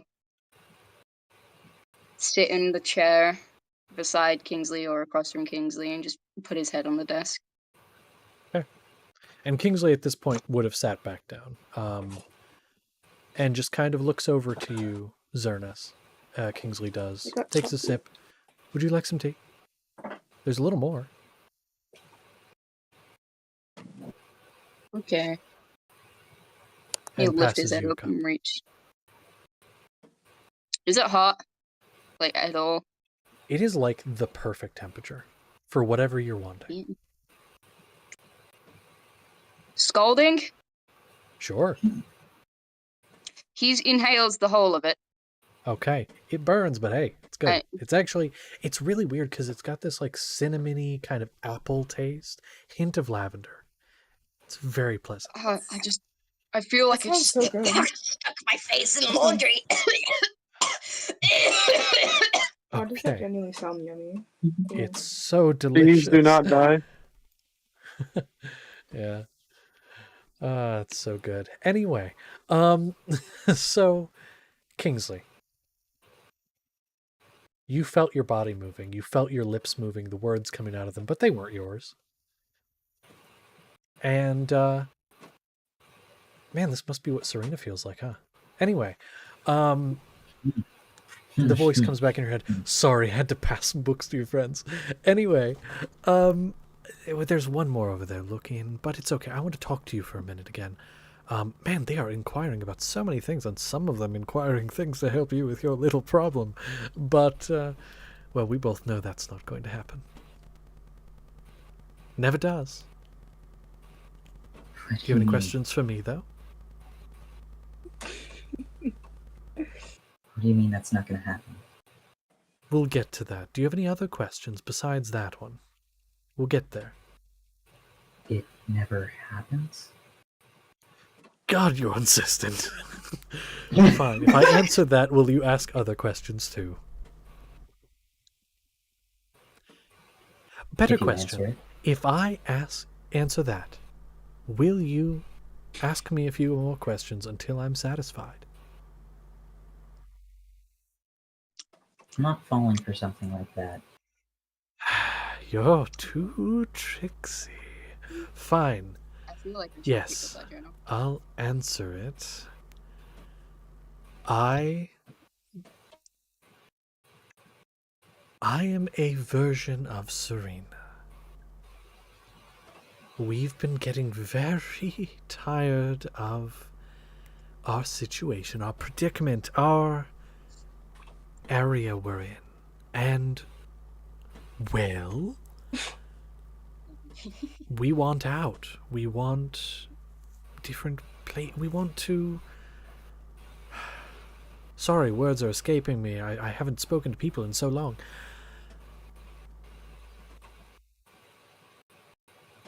Your version of Serena, and me, this version, this better version, superior even. We all befall various different negative things. And I want, what we all want, is... Well, you wouldn't understand. But no, to answer your question, to actually answer your question, you are never separated from me. Never. Never, ever, ever, ever, ever. We're together forever. Until you die, anyway.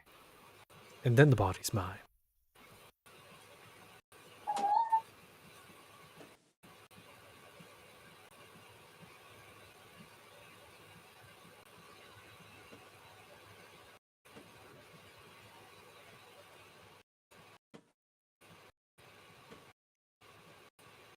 Are you going to sit there in stunned silence, or are you going to say something? It's getting quiet in here. Were you? Hello? Were you always here with me and her?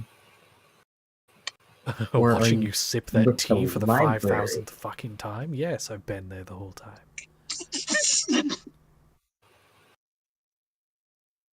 We're all connected, you know. I get to see all your fuck-ups, your mistakes, your triumphs. I get to see it all. From behind a little glass window.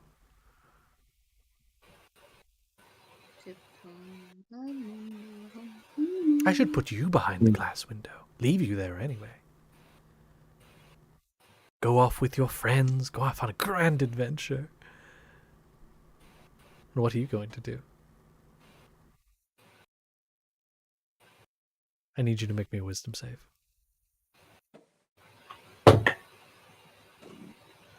I can't tell if that's a 7 or a 1. Give me a second. I actually have to check this. Okay, alright. I trust you. Okay, it is a 7. Okay. That dice, 7s and 1s look way too similar on it, That's and I'm struggling. So is a 7 on the dice? Because if so, No, it doesn't no, matter what your plus it's a is. 17 on the dice. Okay. So what's your plus? I'm looking. And resistance was is wisdom? Wisdom, yeah. Resistance, Aurelie, is that a how long does that last? Or Minute. is that just I don't know if it's been a minute yet. It's a one-time thing. Anyways, Yeah. it's Is the it- next. Unless Oh, I can okay. tell that that's going to happen again, Aurelie is doing what he's doing. At this point you're doing something, I'm gonna say no. Okay. It's I have 21. been planning to go sit by Kingsley if that affects anything. I don't know. It's a brain thing. I can technically cast it after, but I need to be aware of the effect. Yeah, and right now there's And no I- reason you would be. Yeah, and then also for the sake of just keeping it simple, I'm gonna say that it has to be within like a couple seconds of it happening for it to work. That's fair. The roll was 21 total. It's not enough. Here's what I'm gonna say. Based on what you've said and you see it coming, I'll give you advantage. Actually, hold on. What is the highest you could get? 24. With a Fuck. natural 20. Okay. I only have a All right. with that. Damn. All right. Shit. Better talk your way out of this. It'd be then. even worse if it was intelligence. Glad True. it's not. So, Drowson, you sit over there, and Kingsley, eyes are open, looks happy. Looks over at you, looks happy to see you. and offers you some tea as well.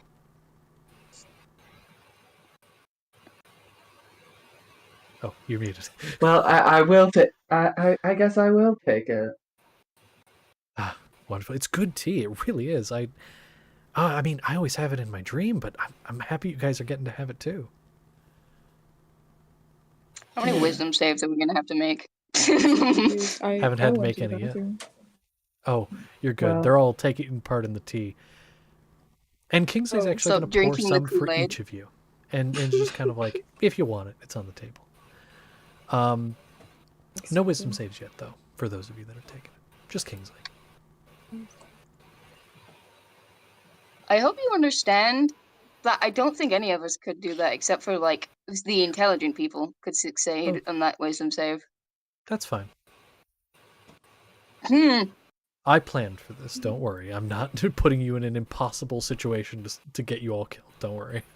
I just didn't know Kingsley could, and I thought Kingsley could, but that's okay. So, Kingsley, voice comes back in your mind. I apologize for offering everyone the tea. It's just so delicious. You know. Now, with that said, hope you're enjoying your stay in the lovely space of your own mind. I have to go put some books with your other friend. Ta-ta, be right back.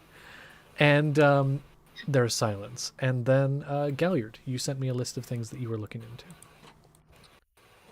Oh yes.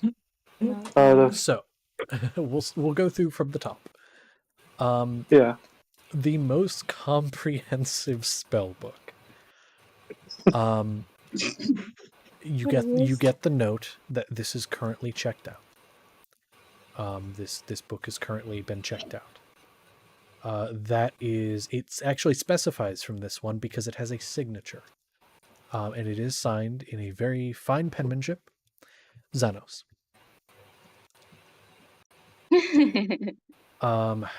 So that is Supposed to currently be with the God of Magic God of himself. Magic. Yeah.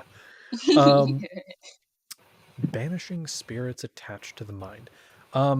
So funny enough, that also would be checked out, and the finger would point to Xernis, who is currently sitting down because I that is never the one took it. book that. Oh, you never took it. Oh, okay. Did you take any of No, those I left books it. then?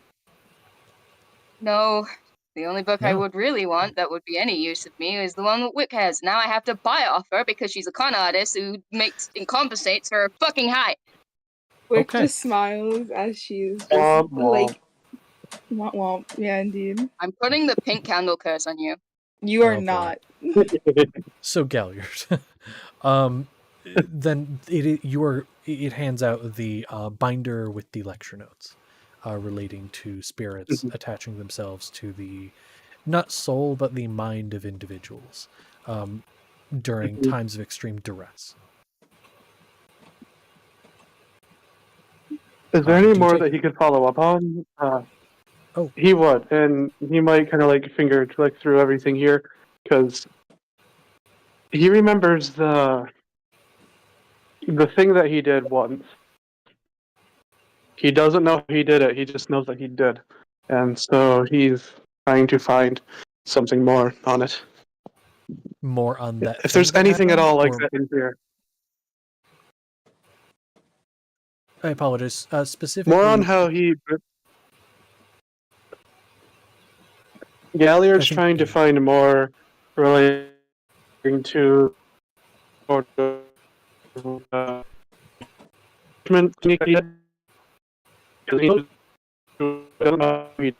and if it's repeatable or such.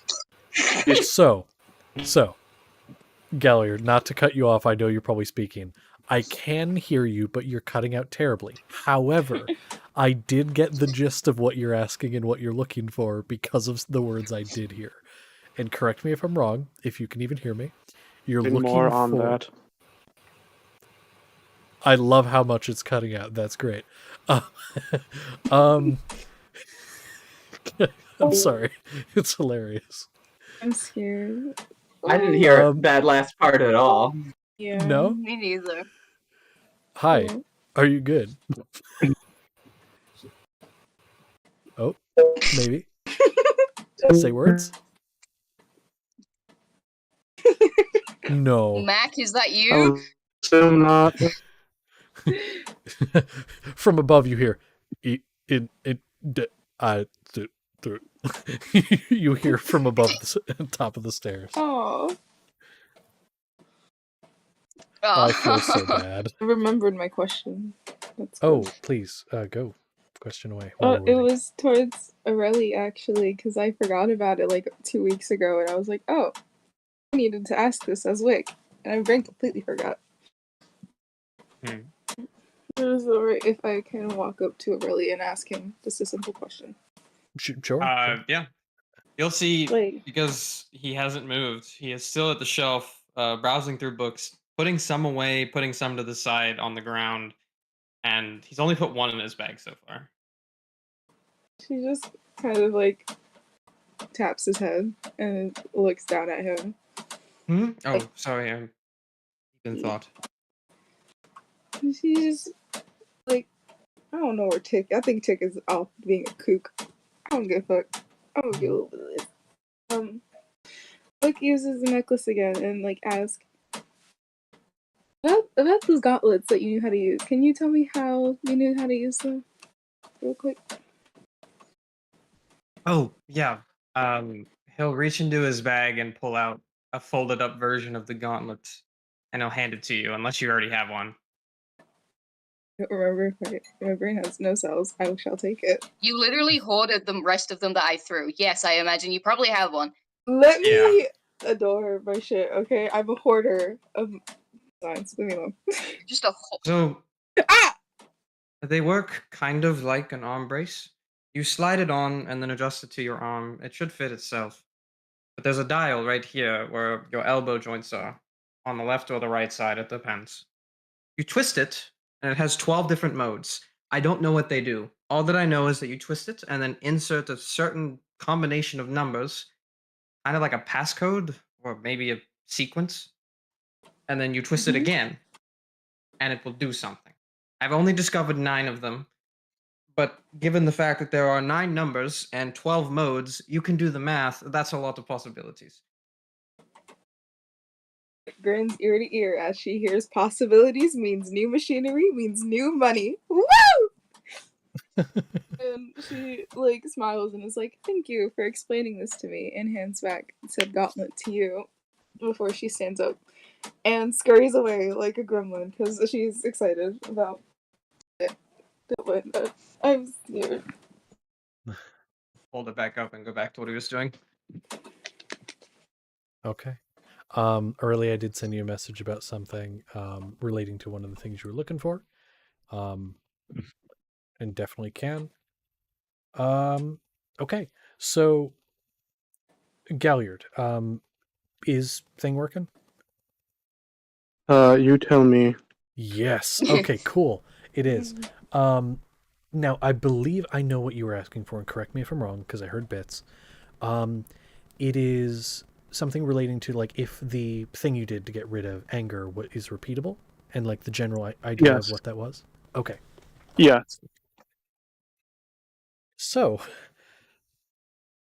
kinda. What you get is a piece of stone, a stone slate. It is about the size of a book, maybe a little longer, a little thinner, and it has a strange script on it. Do you read deep speech? One moment. Let me see if I do. If not, give me one moment. Okay. I don't believe that I do. I'll say, I do not. No, I do not Okay. speak it. However, can I cast comprehend languages on it, or Of on course. myself, and then On yourself. try to read the? Are you ritual casting it, or are you just casting it? Casting it, because Scribe's Wizard for this one time. That's right. Free Forgot that was ritual, a thing. basically.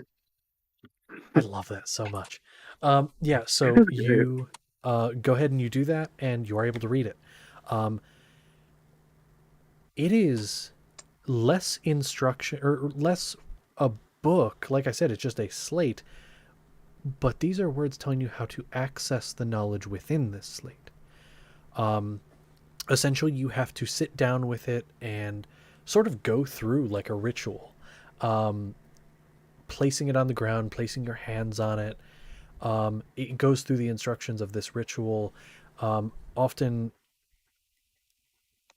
it reminds you a lot, like basically placing it in place of like a spell book a lot of people would use for a ritual to cast a spell. You're basically doing that. And it has a list of words that you would read off, which you can kind of repeat those in memory. You do not recognize this sort of magic or whatever this is for this slate. It's not something you've really seen before. Actually, there's one place you saw this. Fuck. You went to a bar and you met with a certain wizard, and he had one of these. And you remember looking over at it while he was reading stuff on it, and you couldn't really read what was on it at the time, but he could. This is the same sort of slate that Morzog had on him, that he seemed to be using as a spellbook. Given a quick ritual, using the instructions here, you could read what is on it, if you so wish. You have some time in here. Yeah, I mean, do you want to? He will, yes. Okay. And I still have other things I want to get to, but I'll do this because it's more important than anything else. Okay. Do you want to do this first before looking at those, or do you want to find those other things first and then do this? I'll see if I can find some of the other things first, because this seems like it might be a bit more intensive.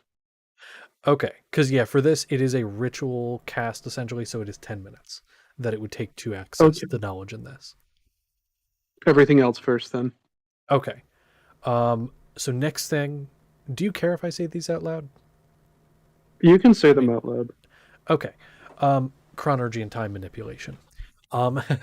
So, yes, and the person who wrote everything put down is Siren. It's your good buddy. However, here's an interesting thing. You had seen some of his books before there was the time jump to this different reality and whatnot. Some of the books that you had seen in the other reality, these are shorter. These are a bit more... The writing isn't as good. It's a bit, kind of chicken scratchy in comparison. The scrawling isn't as neat. The general formulas are a bit sloppy. Some of them you look at just with your standard arcane knowledge and you're like, some of these equations don't even make sense. And you don't even know if it would work. It seems this version of Siren is either dumber or something else was causing the unknown. You're not sure. But most of what you find is written by him and published by him. You do find, however, there is a single scroll, and this is a spell scroll for the spell Time Stop. Can I have that, please? Yes, you can. You now have a spell I'm scroll taking for it. Time Stop. Yes, and you now have that on your person. The other thing here, oh boy, what have I done? Next thing was works relating to the Ethereal Codex. Do you have anything specific you're looking for, or just general historical works? If there's a companion to it, lesser ethereal codexes, or in general, more the most comprehensive treatise on it, historical, whatever, theories and such. The shelves, multiple arms come out of this void and fill the shelves. Many pages, many books, many binders and pages and scrolls, not spell scrolls, but different things. All of them kind of saying the same thing, which is the history you already know. As far as smaller companion versions, yes, there are. there are things that look like the Ethereal Codex, an uncorrupted version, but at a very quick glance you can tell it has no properties quite the same. It is a copy. There are many of these that pop on these shelves, different in slight variations. Some the color of the outside is different, some the adornment, some don't have a gem, some do, some have different colored gems. But ultimately, looking at all these, they're replicas, they're copies, made by people making it in its honor after the original Ethereal Codex went missing. And that's actually what you read in the beginning of all of these. Right before the preface, there is a section that says this book was a replica made after the original vanished. And it says who it was made by. One of them is made by the Scoetian Empire, which you would know to be the mainly human empire to the west. Northwest from where you are now. One of them was made by the Dobris Dominion, which is the mainly Orcish nation that used to oversee the Giant's Tooth. A lot of them made by different nations, made by different peoples, different sects of mages and clerics across the world. All of them ever so slightly different. But all of them one thing in common, and that these aren't the original. They also don't they have as much information as your current one does, maybe a little less, because they're copies, and so they only had what information was unlocked at the time, before it was corrupted. There are some documents discussing the history and making of it, of the various groups that came together in honor of the gods to make it, and how the gods themselves are said to have come down and helped with some of the information being put in. And that it was supposed to be a grand gift. And then it talks about a cult that came in, or they reference a cult that came in, corrupted it, and ruined this grand gift in the name of something else. But nobody quite knows what it was. That information is kind of gone. That's really the gist of what you get skimming through a lot of this stuff. Is that this is one of a kind, this book.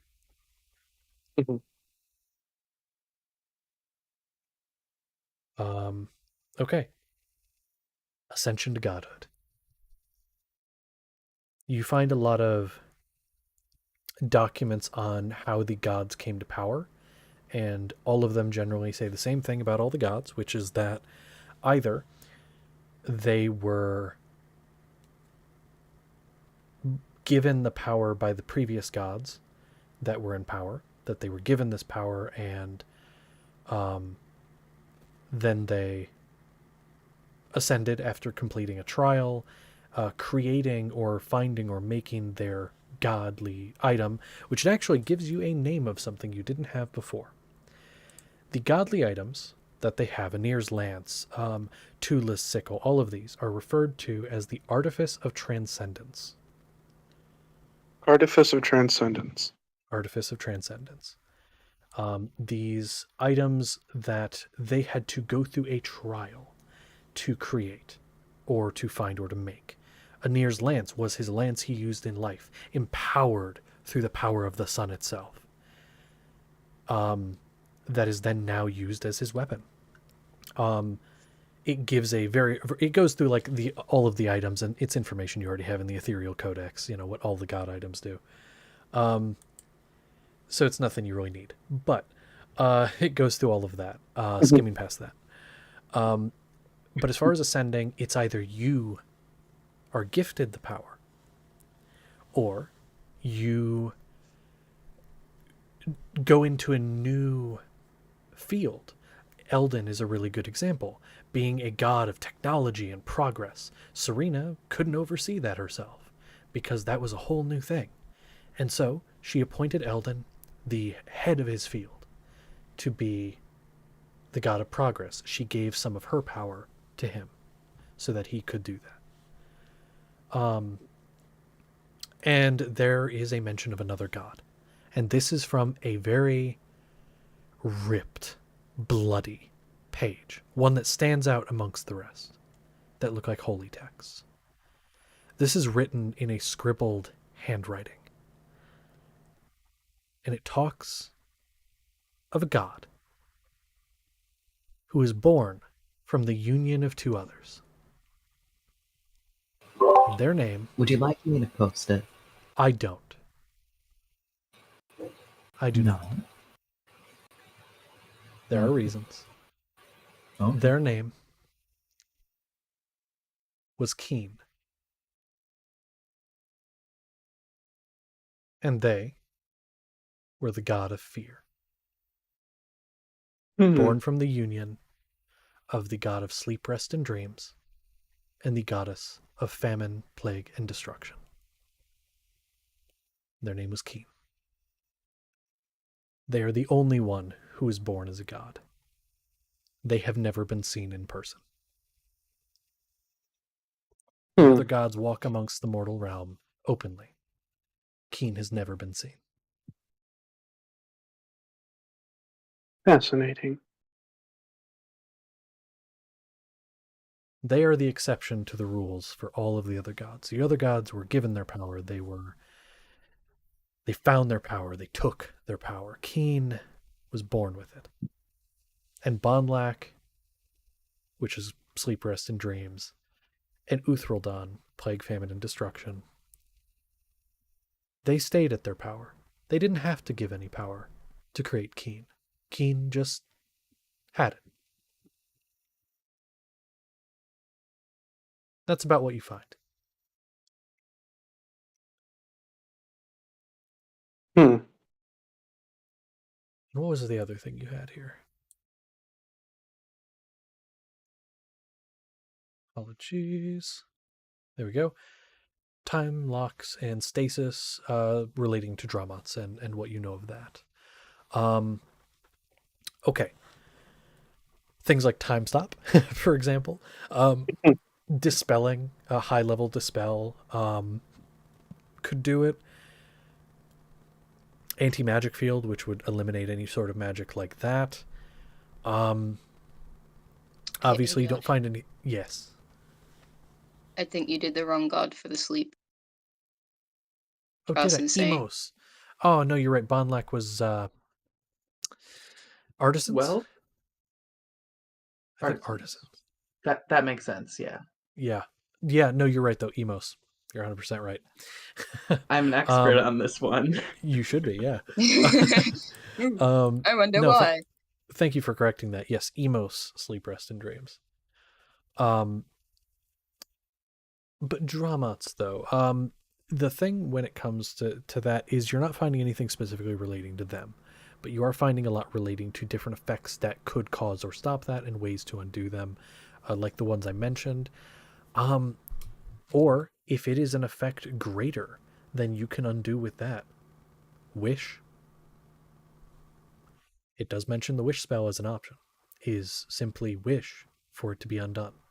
And if it is within the power of the wish spell and you are specific enough with your wording, it could undo it.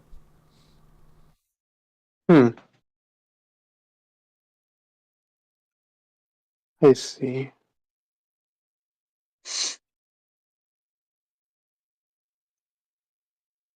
Anything else you'd like to look for? And that actually goes for any of you. I do. Except Kingsley. Okay, what do you want to look for, Zernus? He's been resting his head on the desk for however long everyone's been like ransacking the library. But he eventually gets up, and for anyone who wants to glance at him, you notice he's crying. But he doesn't seem to be crying. It's like he's involuntary doing it. He wanders over to the book shelf, knocks on the wood, and asks for, and he butchers the name, a French book of Cook. French Book of Cook. Whatever French is. But you do so, and a book is put on the table. And give me a moment. I want to actually do things.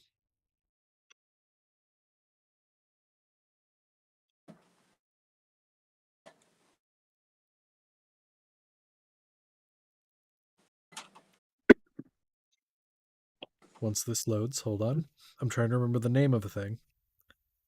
It's okay.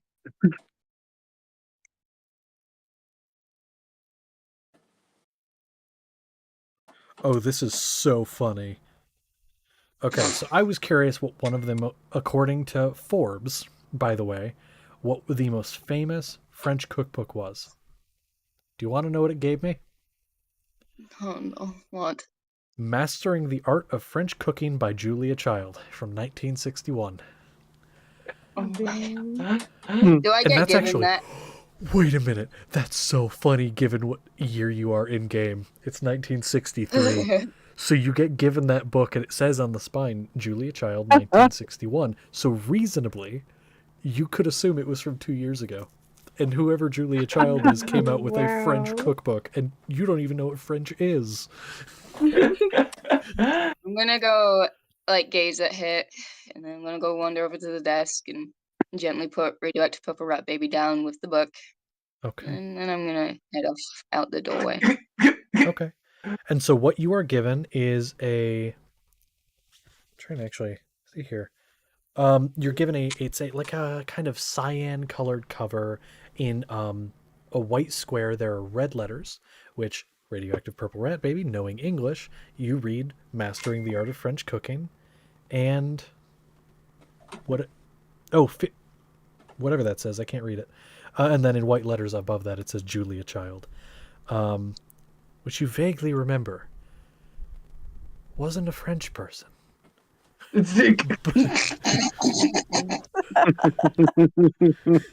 But that's Anyways. okay.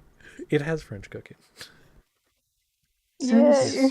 it doesn't seem like anyone's gotten the information that we actually came here for, Yeah, we I just will kinda- go to the Yeah. bookshelf and ask for the location of the god Inir and his lance And all and the items the we need. various other things that we have been tasked with retrieving.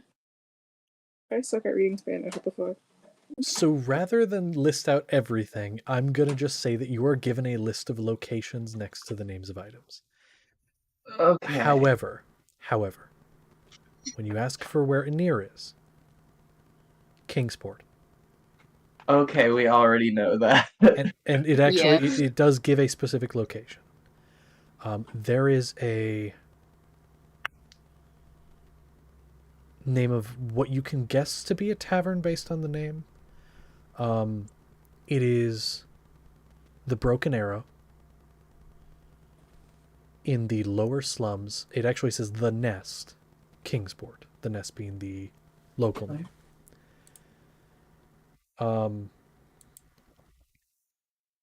So there's that. And as for the lance, you ask for the location of the lance. The finger points from the bookshelf towards Kingsley. Oh, Oh hey. drama.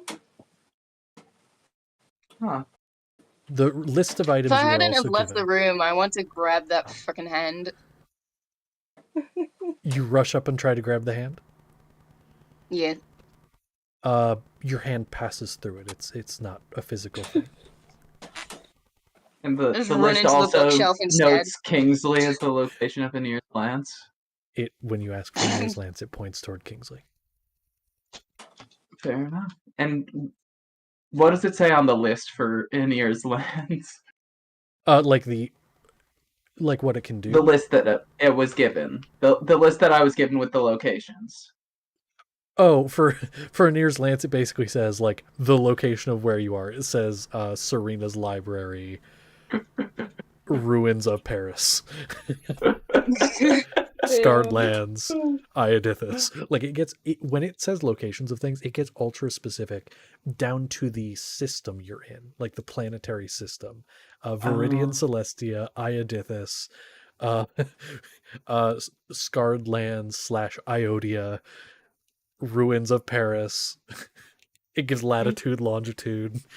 The whole street Gives address. coordinates as well. Mailing Like, address. Ultra specific. And then it like, yeah, it's real specific. Right down. It has the IP address of the person closest to it. Oh my god. Yes. Social security Um, number 2. Yeah, and you do notice as well. Some of the locations are changing on the list. Like the list is changing in real time. Some of the locations of some of the items you were looking for are like shifting, seeming as if they're moving. So you have trackers for everything on that list. Have fun. Okay. I will So take there's this that. one. It doesn't seem to be like an actual book, so I will take this one. Yeah. Yay! It's basically like a really long piece of paper attached to like the rod of a spell scroll. It was just given to you unrolled, so like you can roll it up. Yeah. I have noted Hey it down in guys, my yeah. belongings as the VIL, the very important list. Good. Hope you remember what that means. I put in parentheses list underneath it. So Good. That's good. Oh. Okay. Anyone else have anything they're gonna look for? Because then I have to get to Kingsley for a moment. Anyone else have anything? I'm going. You know where I'm going. I'm gone. Bye, I know. guys. I know where you're going. Zernus walks out, and I will say during this Oh. time, Kilkalad is kind of going over to the shelf as well and is requesting a few things, kind of looking at what some of you guys are grabbing, nodding in approval. Your internet just died, unless that was me. Oh, that was you. oh, Was am me? I good? Okay. You are good. Oh, okay. Yeah, I was just saying Kilkalad is just looking at things and grabbing things and kind of doing what you guys are doing. But before I get to Kingsley, does anyone else have anything?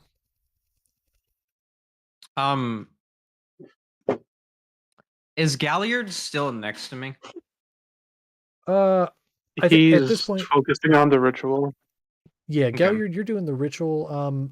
Would you have done it in like one of the chairs? Is it like a sitting down thing that I should do, or can I You just like can. find a I nice? mean, you can really do either. Well, like, he'll just find like a quiet spot away from everything, so he's not a bother, and he'll do that. Okay. Kingsley is, as you're going by, gonna just offer you a cup of tea for your ritual, cool you down, let you relax. Oh no, no time for food or drink. I have work to do. Come on, it's really good though. Ah, that's fine. Yes, I know. I'll have some later. There'll be some left. Enjoy your reading. And goes and sits back down.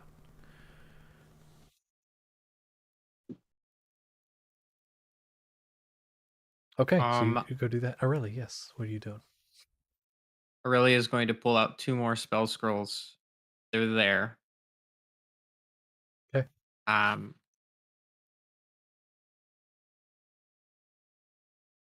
You're going to send me. Perfect. That way I don't forget what they are. Sure. And Okay. then, with that, he will look to the rest of the room, pick up the books that he has grabbed, put them in his bag, and then walk out. Sounds good. All right, Kingsley. Then in that case, I'm going to hop over to you for real quick, and then I got Galliard. Gotta let you know what you find. Well, here, let me ask. We got about 7 minutes till 11. We've gone an hour past normal time. Do we want to finish up this section and then end for there? Could be another about 30 minutes. I want to keep going. Okay. Yeah, I'd be fine with that. Okay. I don't care either way. I will. Because I, at the very least, like, if any of you have to go, that's fine. I, at the very least, do want to finish up Kingsley and Galliard at the very least. Like, I would go way much longer. I'm loving this. But I'm okay I want to going at least get them longer. done. Yeah. But if you have to go, please do not feel like you have to stay. The video is always going to be up on both YouTube and Twitch. So if you need to catch up on something, just go to about when you left and you can catch up. So, Kingsley, voice back in your head. All right, back. Hello again. So, I'm so sorry. This must be so awkward for you. But, yeah, train. Connor, you look, you good? Give a sec. Okay. Ah, got it. It could be me. I have no idea. I can Is just hear my good. brother shouting off in the distance. Say something. Hello. It's yes. better now. Okay. You cool. said. Okay. Comes back in and is like, hello, this must be so awkward for you. Hi. How are you doing? Are you holding up okay? I don't care. Anyway, so you had questions. Please ask away.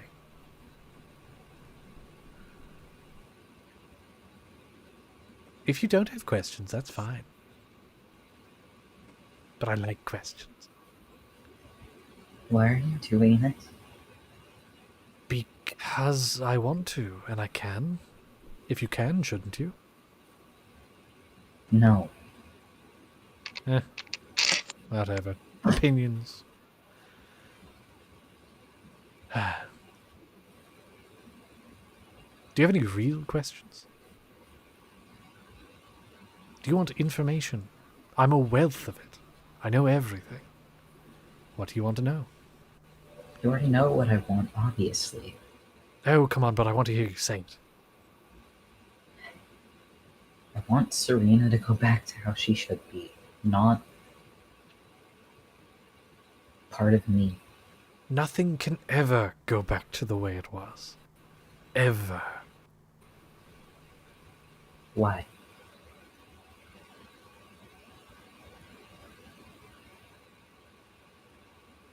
Our soul and our body were ripped apart. And now they're separated forever because our body is gone. We need a new one. And we've got yours. And it's quite comfortable. You can't keep it. Stop me.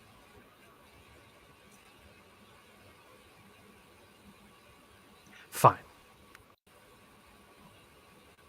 How about this? You get 3 questions from me. I'll leave. I'll give you her back, but you get 3 questions. I will answer them exactly how you ask them. And then I'll leave. She is weak Where's and has catch? no information. Is that one of your questions? All right. There is No. no catch. You have 2 questions left.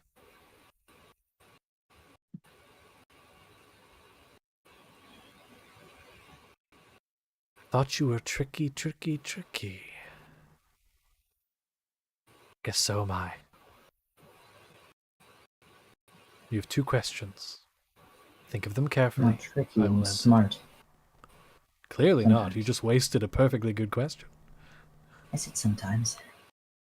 Now, I have more information than your version of her does, because I'm still in tune with most of my things. So I can answer whatever you want. Anything. But after this, I'm gone.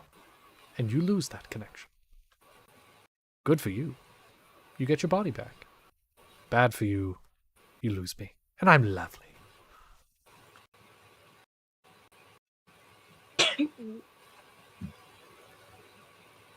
I disagree heavily with that. Well, that's more of a statement than a question. Time's ticking. Your friends are getting ready to leave. 2 of them are already gone.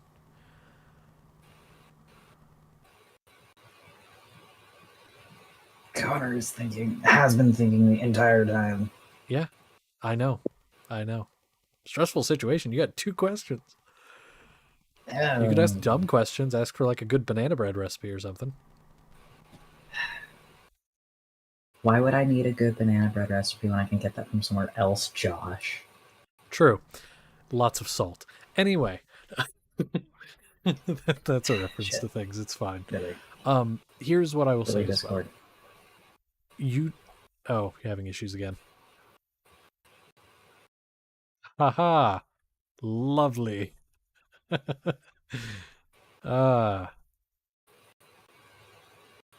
It's okay, Connor. You're fine. No, not fine.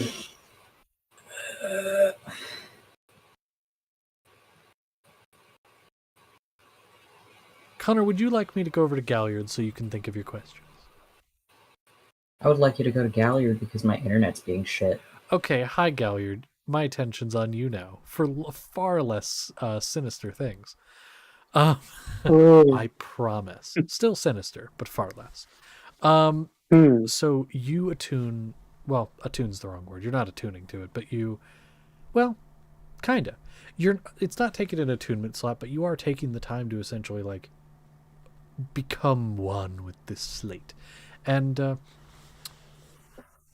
you start to get this flood of information in your mind. You're not reading words as much as it's weird.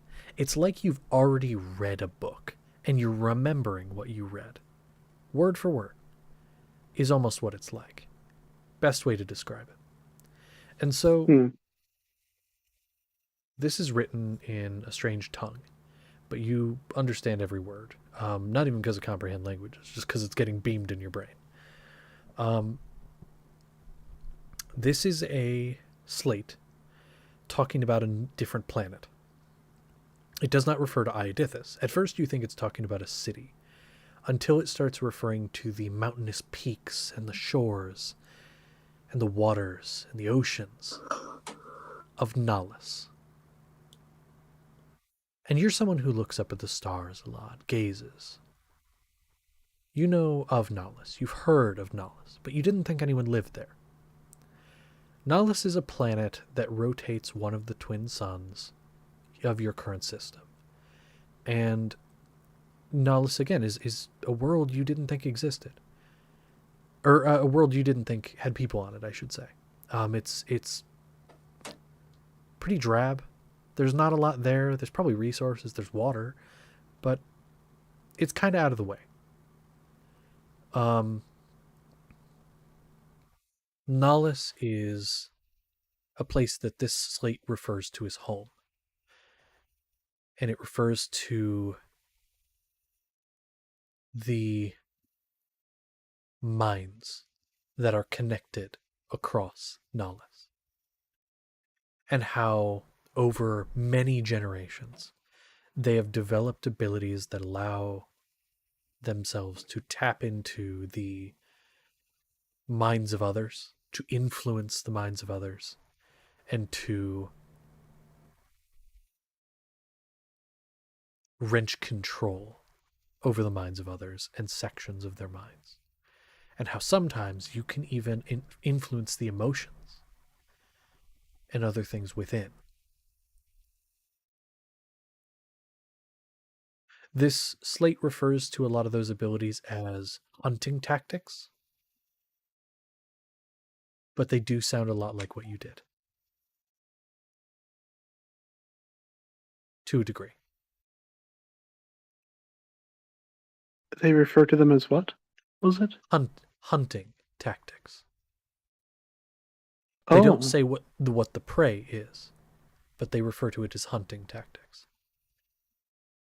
And one of the things that it does mention is using a sort of psionic scream in order to paralyze a target, which, if you recall, and I think it's reasonable you would, is what Morzog did to you in the alleyway.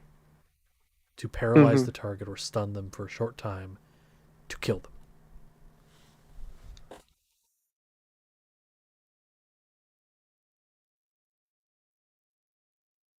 That is what you get, is that these abilities from the creatures on this planet are able to be used in that way.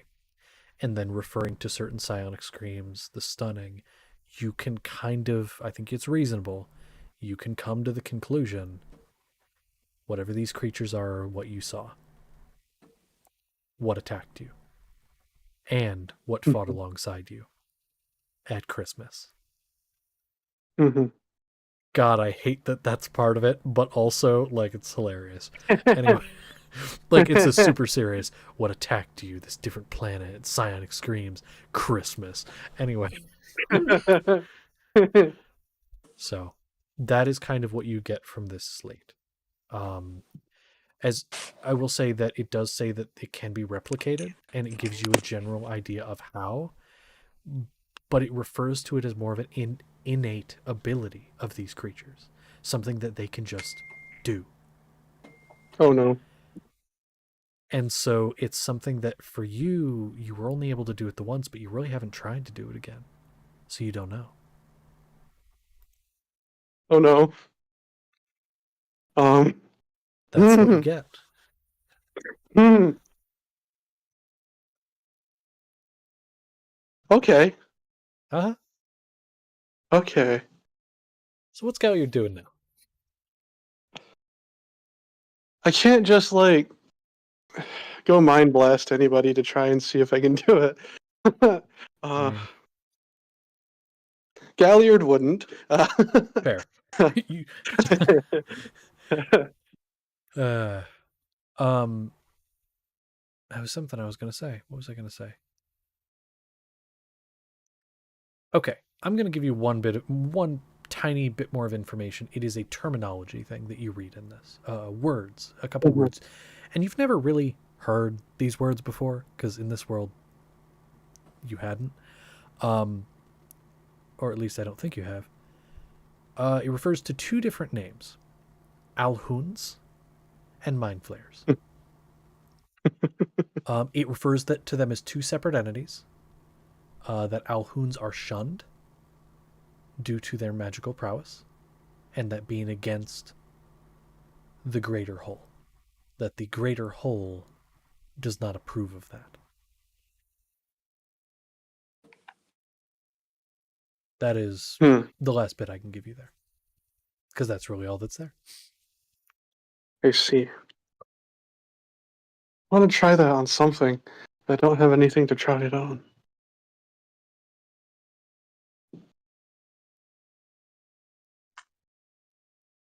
I'm having a blast. I'm just having a complete blast, Josh. Yeah? Are you sure? Was? Considering where I am, pun. Oh. Yeah. I'm glad that you like it there. That's awesome. It's funny. But Can I keep Gallard, you this? get. Oh, say again? Can I keep this I mean, slab? you saw everyone else taking things, so I mean, you totally could, yeah. Wait, Heck, I have a question. even the elven guy who came in here is taking things. Yeah, what's your question? He kind of stops for a moment, thinking. He looks over to Kingsley. Kingsley, I have a question for you and Serena. Kingsley looks over in your direction. Yeah, what's going on? I don't exactly remember, and seeing everyone else is doing it, they're all taking things from here. Is that like, will that affect anything? Or is that like permissible? Or like, are we violating some sort of divine law? Or what exactly is this here? Like, if we go like a certain few like feet away or miles away, does it like disappear? Or like, does it get magically recalled or something? Because these things just teleported to us. So I was wondering if this is something that we can just take. Yeah, sure, you can take it. I mean, I I don't think she'll mind. Do you, Serena? Kind of sits for a minute silently. No, doesn't matter. All right. I'll be taking this then. Just making sure you know, and by proxy, Serena. So, thank you, and he'll just kind of pocket the little slab in this like little pouch off to the side that he has, Of course, and then not a he'll problem. quickly, awkwardly go off and try to find Zernus. Love it. Welcome, Maldet. I will give you an extensive recap of what has happened here shortly. But now that you're here, I do want to offer you the opportunity. You are currently in the library of Serena. It looks like a small cabin. Rather than rows and rows of books, there is a single bookshelf that when you go up to it and request any information, it appears. a hand comes through the bookshelf and sets a book or tome or binder or pages down with the information you seek. Is there anything Maldet wants to know? Off the top of his head, no. That's perfectly Not right now. fine. Okay. So, if you do think of anything later, you can send it to me and I'll say that you grabbed it in post because you weren't here and didn't have the opportunity before. So if you do think of something later, that's fine. Just let me know. Will do. Just quick recap. We are going to be ending soon just because we've gone later than normal, but I want to get a couple things done. But you guys traveled into the bunker, fought the big flesh abomination thing that showed up last session. You got I had you do a couple attacks, but just because I didn't want the party to think Maldet abandoned them, I thought that was I probably reasonable. would have 30 seconds. Yeah. And so you ran through the halls that had shifted direction, shot the thing a couple times, and good damage. And then the elves appeared. Drawson went down, got brought back up. It was a tough fight. But the elves showed up, one of them being led by a guy named Kilkalad, and he seems to be a sort of captain, general, whatever you want to call him, military commander leading the elves. He led you down into the library, just letting you down there, walking with you, and you're currently there. And a lot of people are getting a lot of different information. You as a character don't know this, but the players know. Kingsley's currently fighting his inner demons and is not himself right now and has been talking to you guys, but it's not him. You don't know that though, but you as players do. And if you wandered by him, he offered you some tea. He did offer you some tea. Did you take the tea? It's very good. It's like apple pie kind of smelling with lavender. It's really good. Yes. Hell yeah. Okay. Everyone's enjoying the tea. Almost everyone. Yeah. So, also, there were a lot of nat 20s during combat, like an ungodly amount. That table that I posted today got a lot of use. Okay, what all got used off of it? I want to know. The getting knocked prone one, which is 1 to 10, got used twice. The one that reduces speed to 5 feet got used on the big creature, which was awesome. Where's another one that got used? Oh, the -5 to armor class. 73, whatever that one was. I got knocked back / disarmed. Yeah, Drawson, that's actually how Drawson went down, was the creature used one of its many arms and uppercutted Drawson. Didn't have a weapon at the time, so got knocked back 10 feet and was unconscious. It was fucking awesome. Nice. Yeah, that was great. I actually love this list so much. But yeah, I like it a lot. Also, when the big creature died, it died and then started to move again toward Kingsley and crashing through the ceiling. Do you know Warhammer at all? Yeah. Okay, you know I always forget their name. The big hulks. What are Dreadnought. their names? Dreadnought. Yeah, a thing that kind of looks like that crashed through the ceiling, and using the rotating rotary gun on its arm, rather than shooting down into it, used it to bore a hole through the center by rotating the barrel really quickly, and just bored a hole through the creature's body. Valid. It's fucking awesome. But yeah, and that was a guy with the elves, and they led you down. Question. Yeah, they're getting information. Yes, question away. We haven't seen that other elf that I nearly beat to death, right? Oh, you totally did. And he's healed up a little bit and really bitter, and basically told the lead elf guy, was like, hey, these guys are real tough, but also I'm sorry I abandoned my post. So he's there. He's totally there. And you actually he's kind of staying away from you guys, but also there's respect there. There is respect. But you did see him briefly. And he did offer to train with Galliard, because both mages. There was tension, of many kinds. Many I think kinds I'll of speak tension. to him in post. Okay. Okay. Not a problem. Real quick, I do want to hop over to Kingsley. Do you have your questions to ask I do. the person in your head? What is your first question? You have 2 left because you wasted one by accident. Good job. Sure, thanks. Listen, Kingsley is not intelligent, and neither is Connor. I love it so much. Literally gets 3 questions. First one is, what's the catch? And then realizes after what happened. It's so good.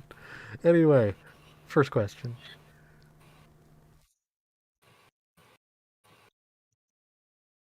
This part is not the question, Josh. It is a statement. If you phrase it as a You know question, my it's a friend, question. Yes, Siren. go ahead. Something to do with his soul is wrong. I want to help him, but I don't know how. How can I help him? Make him better? Heal him?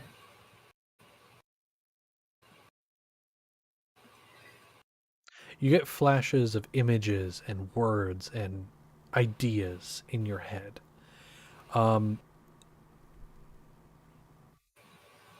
Siren is not sick, and it's not even his soul necessarily. It is his mind, his body, every essence of his being. He is cursed, and it is a strong curse.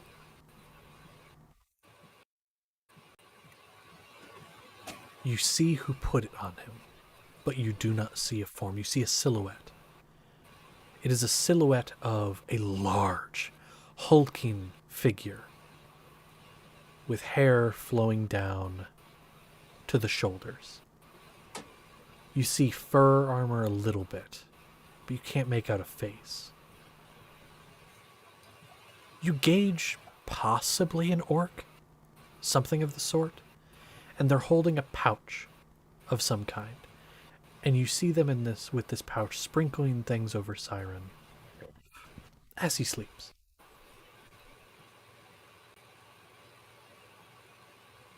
As for how to help him, high level remove curse, high level, or wish, or greater restoration possibly. High level magics would remove it, or finding the person who did it and getting them to undo it. That is your first question.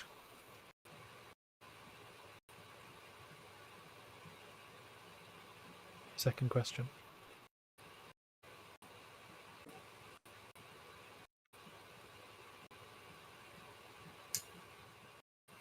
Out of game, I have a Okay. question for you people because I'm a little iffy on a thing that I don't remember for sure.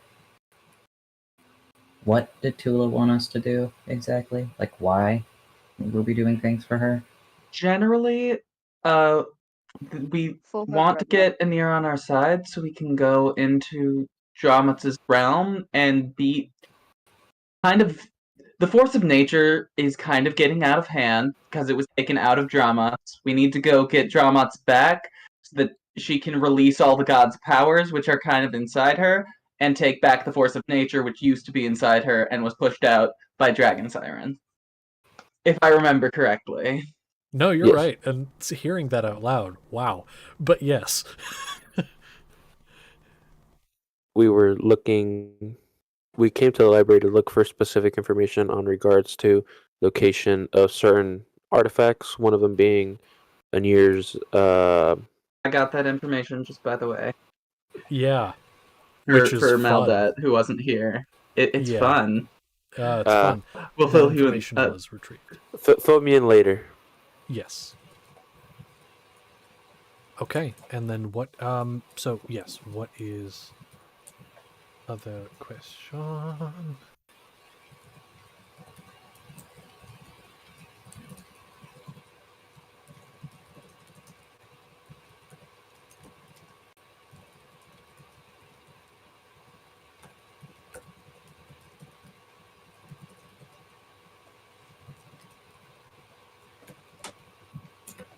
Ah, I'm being messaged. Interesting. I saw Connor frantically typing, and I didn't know who was being if I was being messaged or someone else.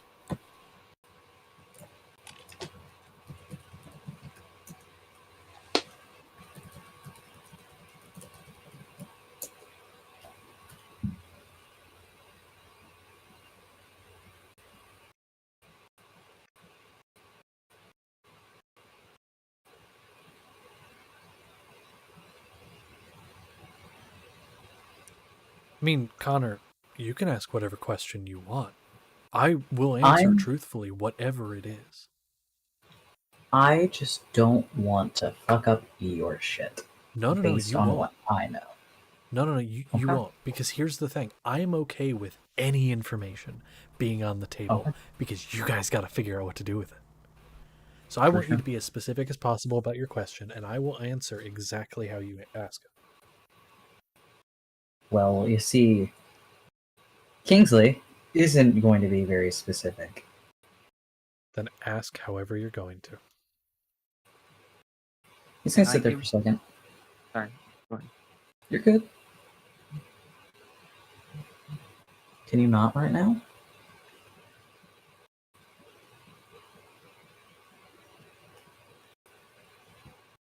He's going to sit there for a second, thinking. Stop messaging me. My dad, sorry. Yep. Is Tula lying to us? I'm going to throw my phone. Shut up. I think this voice is going to say, I need you to be a bit more specific, dearie. I'm not sure what you're referring to specifically. So that means she's lying to us in more than one way. Lying to you about that was something. not a question. That was a that's fine. statement. This is more of a asking for clarification, so we'll allow the questioning in that. There are lies being told, many lies, on many sides. To you, to others, to many people. So I need you to be more specific about your question, so I can answer properly.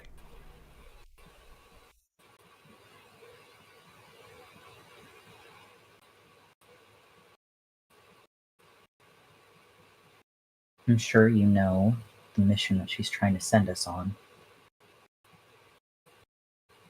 And I know you know about the dream as well, if you are Serena, like you say. Yes.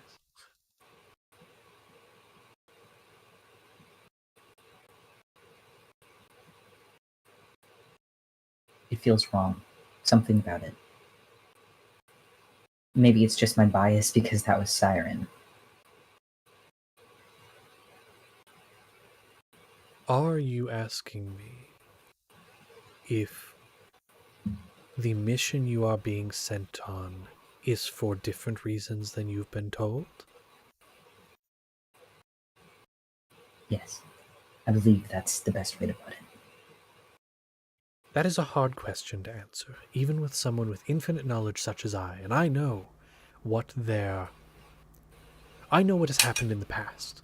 I know what is happening now, even as we speak, all of the many books and notes and journals and words being said and everything being written, I know. But the future I do not. That is fate and time, mostly. Mostly fate. She's not here. It's not really the future. Hold. I do not know what is going to happen. But I do know this.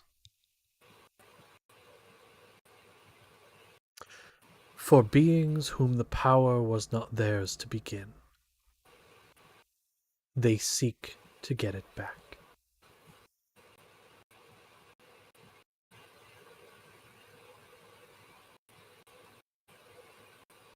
I don't really know what else to say. I feel like that's enough for you to chew on. Do you want a deal? For one more question? What do you offer? You're already giving so much.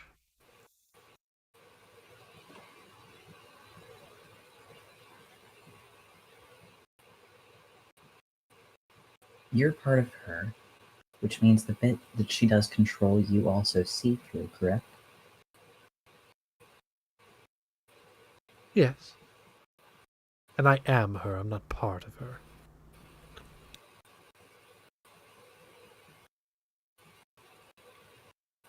I'll give a little more control for this question.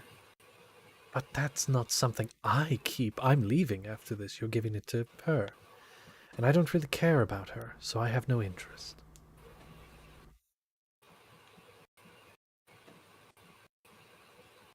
Give me something more substantial than that.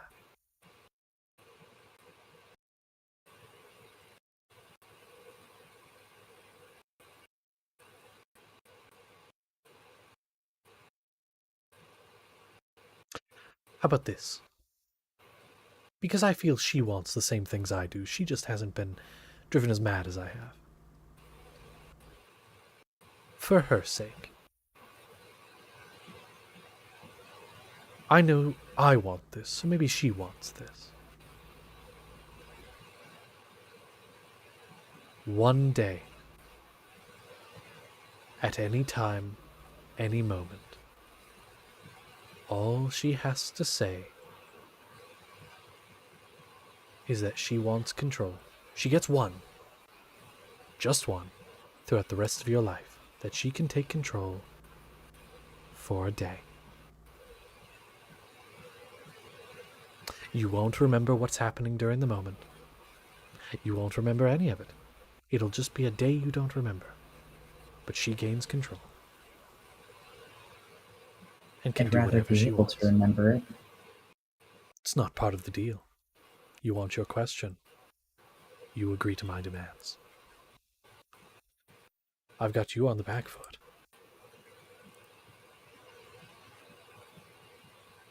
Fine.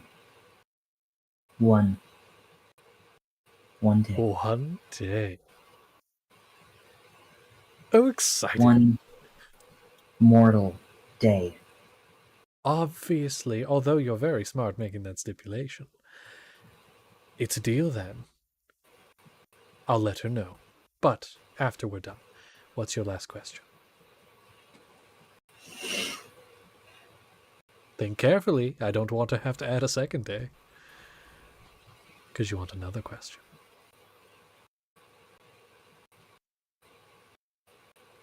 Connor, not Kingsley.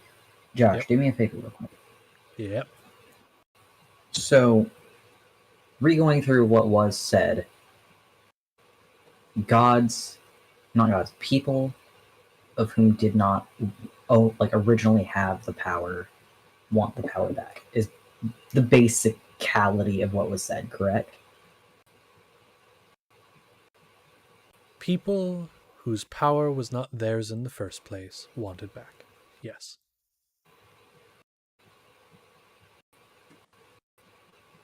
Which falls in line with what you know. If power wasn't the gods originally, where did it come from? Oh, you already know that, but I suppose that's your question. It came from the gods preceding them. Where did they get it, is what I mean. That's another question. It's not a question. It is specifying, as you put it earlier. Fine. The power before your current gods, there were gods before them. The power came from them, and before those gods, there was the primordial gods. Or really, to be more specific, current gods, now. Before them were the primordial gods, the beings of great energy and power, the force of nature being one of them. You've already met that one. But there were others. There was light, which Aeneas sort of took over. There was chaos, which also embodied the abyss. And there was the god of connections, which oversaw relationships, connections between the planes, anything embodying any kind of connection, physical or otherwise. There were a couple others, but those are just some for an example. That is where the power came from.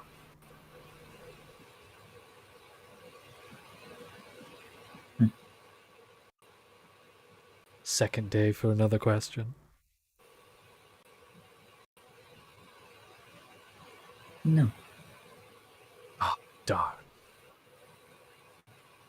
Why would I want to ask more questions when I can get books and read? Who do you think puts the books there, smart one? Yeah, but Maybe I it's just not a won't. question.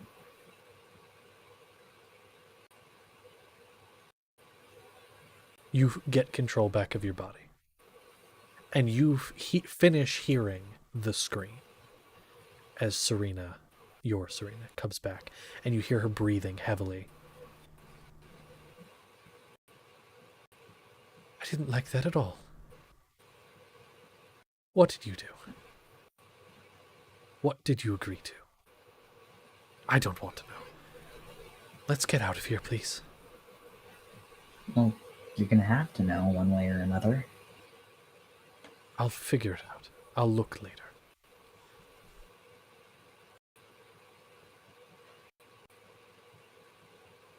I have to do one thing before we leave. What do you do, Kingsley? He's gonna go up to the bookshelf. Okay. What do you request? And this is a stretch. Oh boy. All right. What are you stretching? There's a specific item that we most likely will need. And there's only one person who can have it. But she's dead. So where else would it be? But in her own library.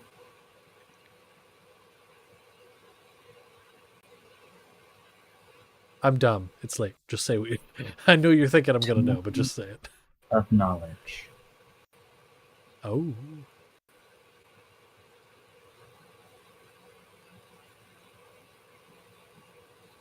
Are you sure?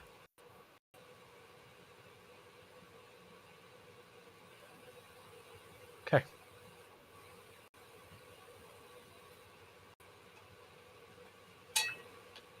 So you request this book, and there is a pause, a pregnant pause for a moment as nothing happens. And then the hand, and you hear a chuckle from the void, places a book down. It has almost a wooden frame to it, a sort of tan leather binding.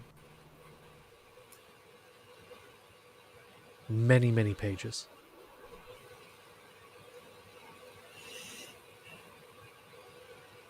And on the front is the symbol of Serena. What do you do? He's speaking out loud now, rather than Okay. just in his head. Is this it, Serena? There's a pause. I think so. Looks like what I remember. Would it be stupid of me to touch it with bare hands? I don't know. I really don't know. My memory of it is foggy, especially this. Most things are blurry, but this especially. But I feel like it's it. I feel a pull. I think it's it.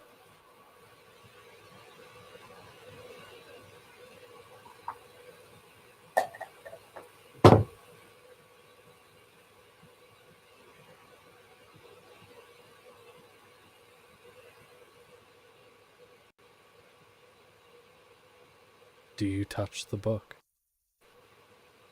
You see, here's the thing, right? Connor's like, I'm scared to touch it because things have happened to other characters who touched mysterious books.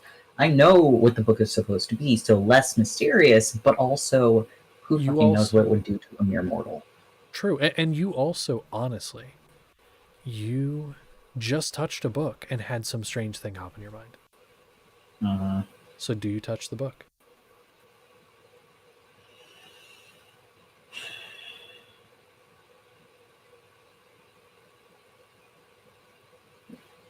before he does, I hope you know, no matter what happens,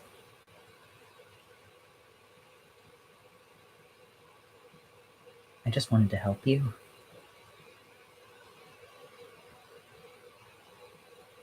I thank you for everything you've done. I really do appreciate it.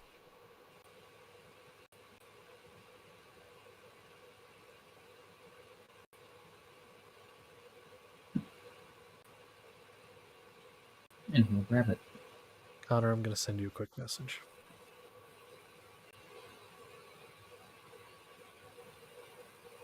Kingsley chat or personal? This is going to be just personal because it's what I had open. Okay. This works for me. If I need it in Kingsley chat, I'll move it myself.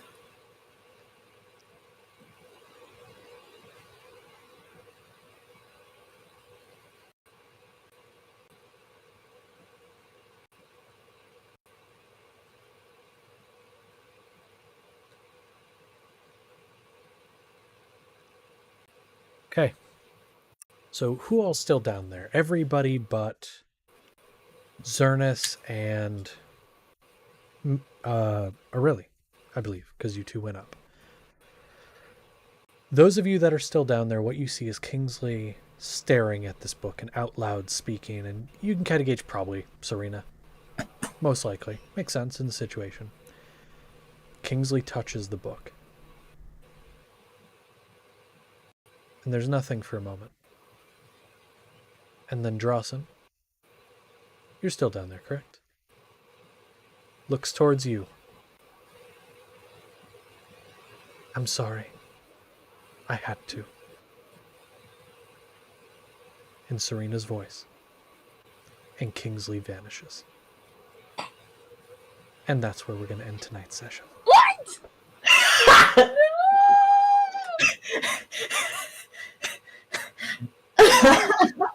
I'm sorry, the random what out of nowhere after all the silence. And the best part is Connor. Connor didn't vanished? even know that was coming. That is...